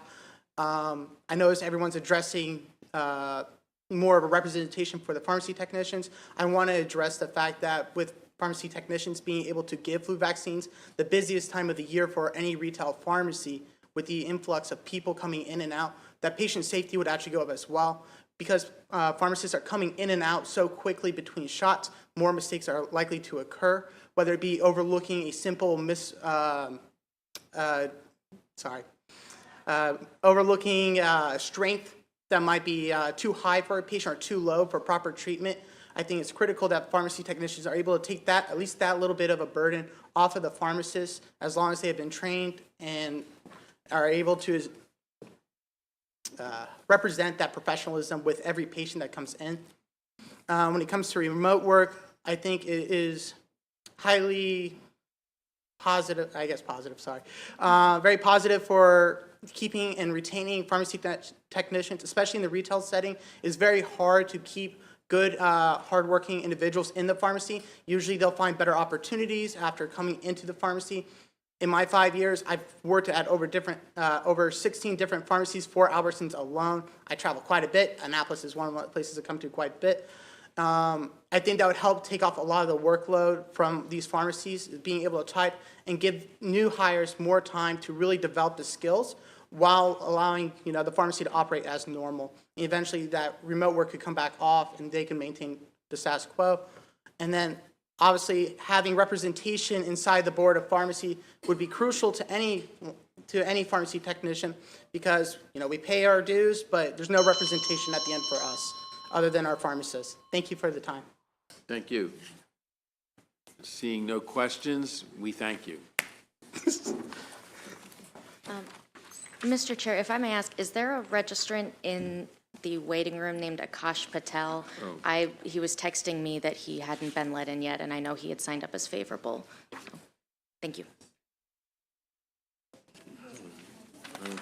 Pardon? Okay. Is Ms. Horton here? Now, do we go to the unfavorable before? Pardon? All the in-person? Okay, then Ms. Casemeyer, unfavorable.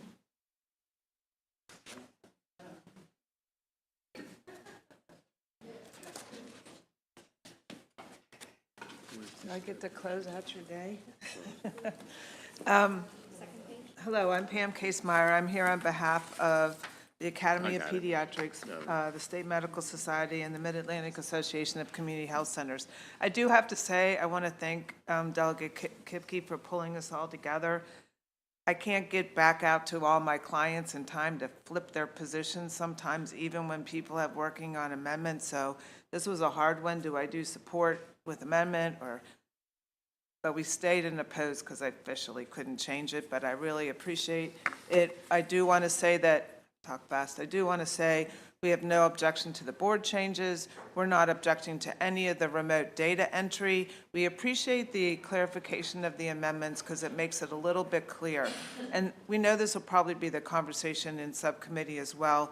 The only pause we would have in that part of it is whether we need to add some language to say how quickly the supervising pharmacist has to be available, because there have been a number of instances where it's not the remote advising, but the pharm tech maybe can't figure it out, or it gets confusing and it delays prescription because the pharmacist wasn't readily available. The pharmacist becomes available and all of a sudden the problem's fixed.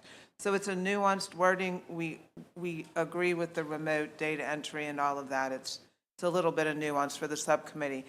The immunization issue is the issue. And I know you heard a little bit of testimony about the broader range of vaccines. That is not in this bill. This is about the flu vaccine. We appreciate the amendment. We'd rather have no flu vaccine. We're comfortable with 18 and below. There are so many issues around the issue with immunizations in children that we are not comfortable with the technicians administering immunizations to children.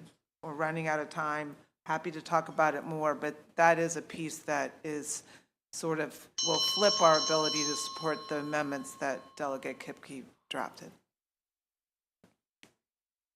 Delegate Johnson. Thank you, Mr. Chair. So did you say you would be okay with the bill as long as they took the children out? Yeah, and maybe the tweaking, I have to double check with MedCai, but I believe we are okay with the children part of it, I believe. But I'll get back to you, but yes, I think so. The only other thing may be the tweaking language about how quickly the pharmacist can respond to the tech he's supervising when there's delays or questions about something they're entering. There has been some cases where that's occurred. We just want to make sure that's clear in the law. Thank you, Mr. Chairman. Thank you. Delegate Kaiser. Thank you, Mr. Chairman. Thank you, Pam. My own child's having a little bit of a meltdown right now, but that's beside the point. What are the data that you all have to suggest that children shouldn't get these vaccines from pharmacy technicians?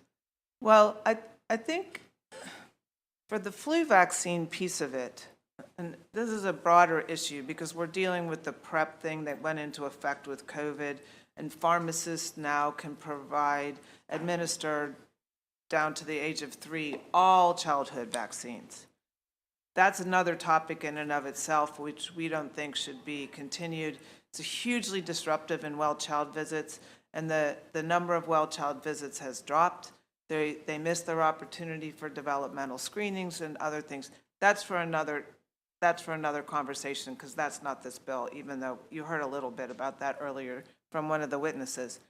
But even with the flu vaccine, there's a lot of nuances with kids that just the training or not, the added professional skill level and training potentially, especially because pharmacists have been able to administer vaccines for a long time. Under prescription for children, which is a different issue, we're not comfortable with the technician issue with the kids, just because the technical skills. It isn't that we're not saying the pharmacist can't continue to administer a flu vaccine to children. That's another issue, and even when the broader vaccine issue is discussed, we're good with the COVID and the flu and public health emergencies because they need to get access. It's the level of training of the technician that begins to make us uncomfortable that it's beginning to slide down the level for children of who's really qualified to evaluate the nuances of child vaccines, even the flu vaccine. So that's really the basis behind it. Seeing no further questions, thank you very, oh, I'm sorry, Delegate, please go ahead. Thank you. Sorry. Thank you, Mr. Chair. Delegate Yo. So I just want to deal with that because it seems every year, or 2 years or 3 years, we're coming back talking about injections and who is now, since the other folks are able to give vaccines, who should next be able to give vaccines. So my question is, if we go to this extreme, people give themselves subcutaneous, insulin injections, and they give all kinds. So we just say that anybody can give a vaccine. If you watch a video, they're perfectly safe, and you don't need any particular training other than a video, and the pharmacist can, the pharmacy tech, anybody who's quasi-medical or even non-medical should be able to do this. Because it always seems about, well, why can't the next one? I'm going to ask you to go the other way. Why don't we just say everybody can give a vaccine? Because there's adverse reactions that can occur. There's tracking of in Immunet and other things. There are injuries that occur from injections that aren't done appropriately, which isn't to say that would happen all the time with technicians, but I think the less training and qualification you have, the more likely that could occur. And especially in the child space, I mean, the vaccine issue in the child space is difficult anyway, but I don't see where flu is necessarily different. You have kids with all kinds of behavior reactions, fear, this, that, and the other, and it's not to say technicians aren't qualified people. We're here supporting their remote ability to do things, and there's other things in the law that are delegated acts that we're not here objecting to. The immunization of children, including the flu, is just a kind of a window that's a little bit different. That's not, we accepted the over 18. It's the childhood issues that really become problematic. Briefly. So is it true that the part of the reason it's hard to have data about particular classifications of providers is that the Federal National Vaccine Injury Compensation Program doesn't track injuries by the type of person administering? They only type the injuries by the type of vaccine. So we don't have the data to know if any particular group, from pediatricians to primary cares to nurses to anybody, Meditechs could be whatever. We don't have the data because it's not collected. The injuries I was responding to aren't vaccine-related responses, which is what goes there. They're like shoulder or something. That doesn't go into the national database. The national issue is if I have an adverse reaction or are injured by the actual vaccine, not by the administration of the vaccine. Yeah. Delegate Saliga. Thank you, Mr. Chair, and I will be brief. Thank you, Pam. I noticed the American Academy of Pediatrics reports an increase in cases of SIRVA, that's the shoulder injury. These things are reported on the Vaccine Adverse Event Reporting System, the VAERS I'm wrong then, system I'm sorry, I didn't realize that. through CDC. And the American Academy of Pediatrics has reported that the data from the Vaccine Adverse Event Reporting System suggests that has increasing frequency. This article is from 18. So this is from prior to COVID. Right. And the expanded, ability that we've given. So I don't know if you can get further information, but I would agree that pediatricians are great to be giving pediatric vaccines, and I think the data may show that. Yeah. Thank you. Thank you. Thank you, Matt. Thank you. Thank you. Thank Mr. Patel, thank you for your patience. No, thank you, absolutely. Thank you guys for giving me the opportunity. My name is Akash Patel. I'm a regional pharmacy leader for Rite Aid in Maryland. I'm a pharmacist by trade. Obviously, we kind of talked extensively in terms of role the technicians played with vaccinations, which we 100% support, especially during COVID pandemic, and the role they played in terms of reducing the burden on the pharmacists and creating efficiencies inside our retail locations and retail operations. I would take that one to further. In terms of talking to my own kids' pediatricians, I have 3 young kids.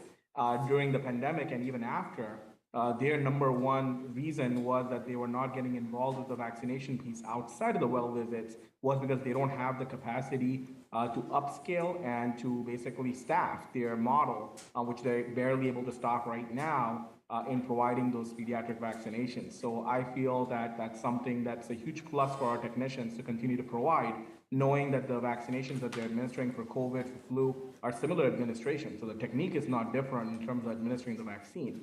And flu season being the number one biggest season for us in terms of vaccinations that we provide is the biggest burden or biggest thing out of all. So for us to remove that aspect of it, I think that kind of negates the benefit that we're expanding and we're talking about. Last but not least, in terms of technician data entry, I think my peers already kind of hit some big topics in terms of how much it helps and creates more data accuracy of them doing remotely outside of the setting without interruptions and without patient phone calls or patient, different things that kind of impact their data entry and data accuracy. I think that's a huge plus, and we should continue to further expand that opportunity for our technicians, because at the end of the day, the prescription does get validated by the pharmacist at the next step. So it's something, if there is a mistake remotely, that is something that still will get caught at the end of the day. Again, I think this is the future for us in terms of taking care of our community at a higher level of care and creating efficiencies in the model that's already there for us to serve our patients in our communities that we serve on a daily basis. With that being said, thank you so much for your time and giving me the opportunity to speak. We thank you. Are there any questions for the witness? If not, we thank you very much. And there are no further witnesses on this bill, and there are no further bills for the committee to hear this afternoon/evening. So we are adjourned. Thank you. Thank you.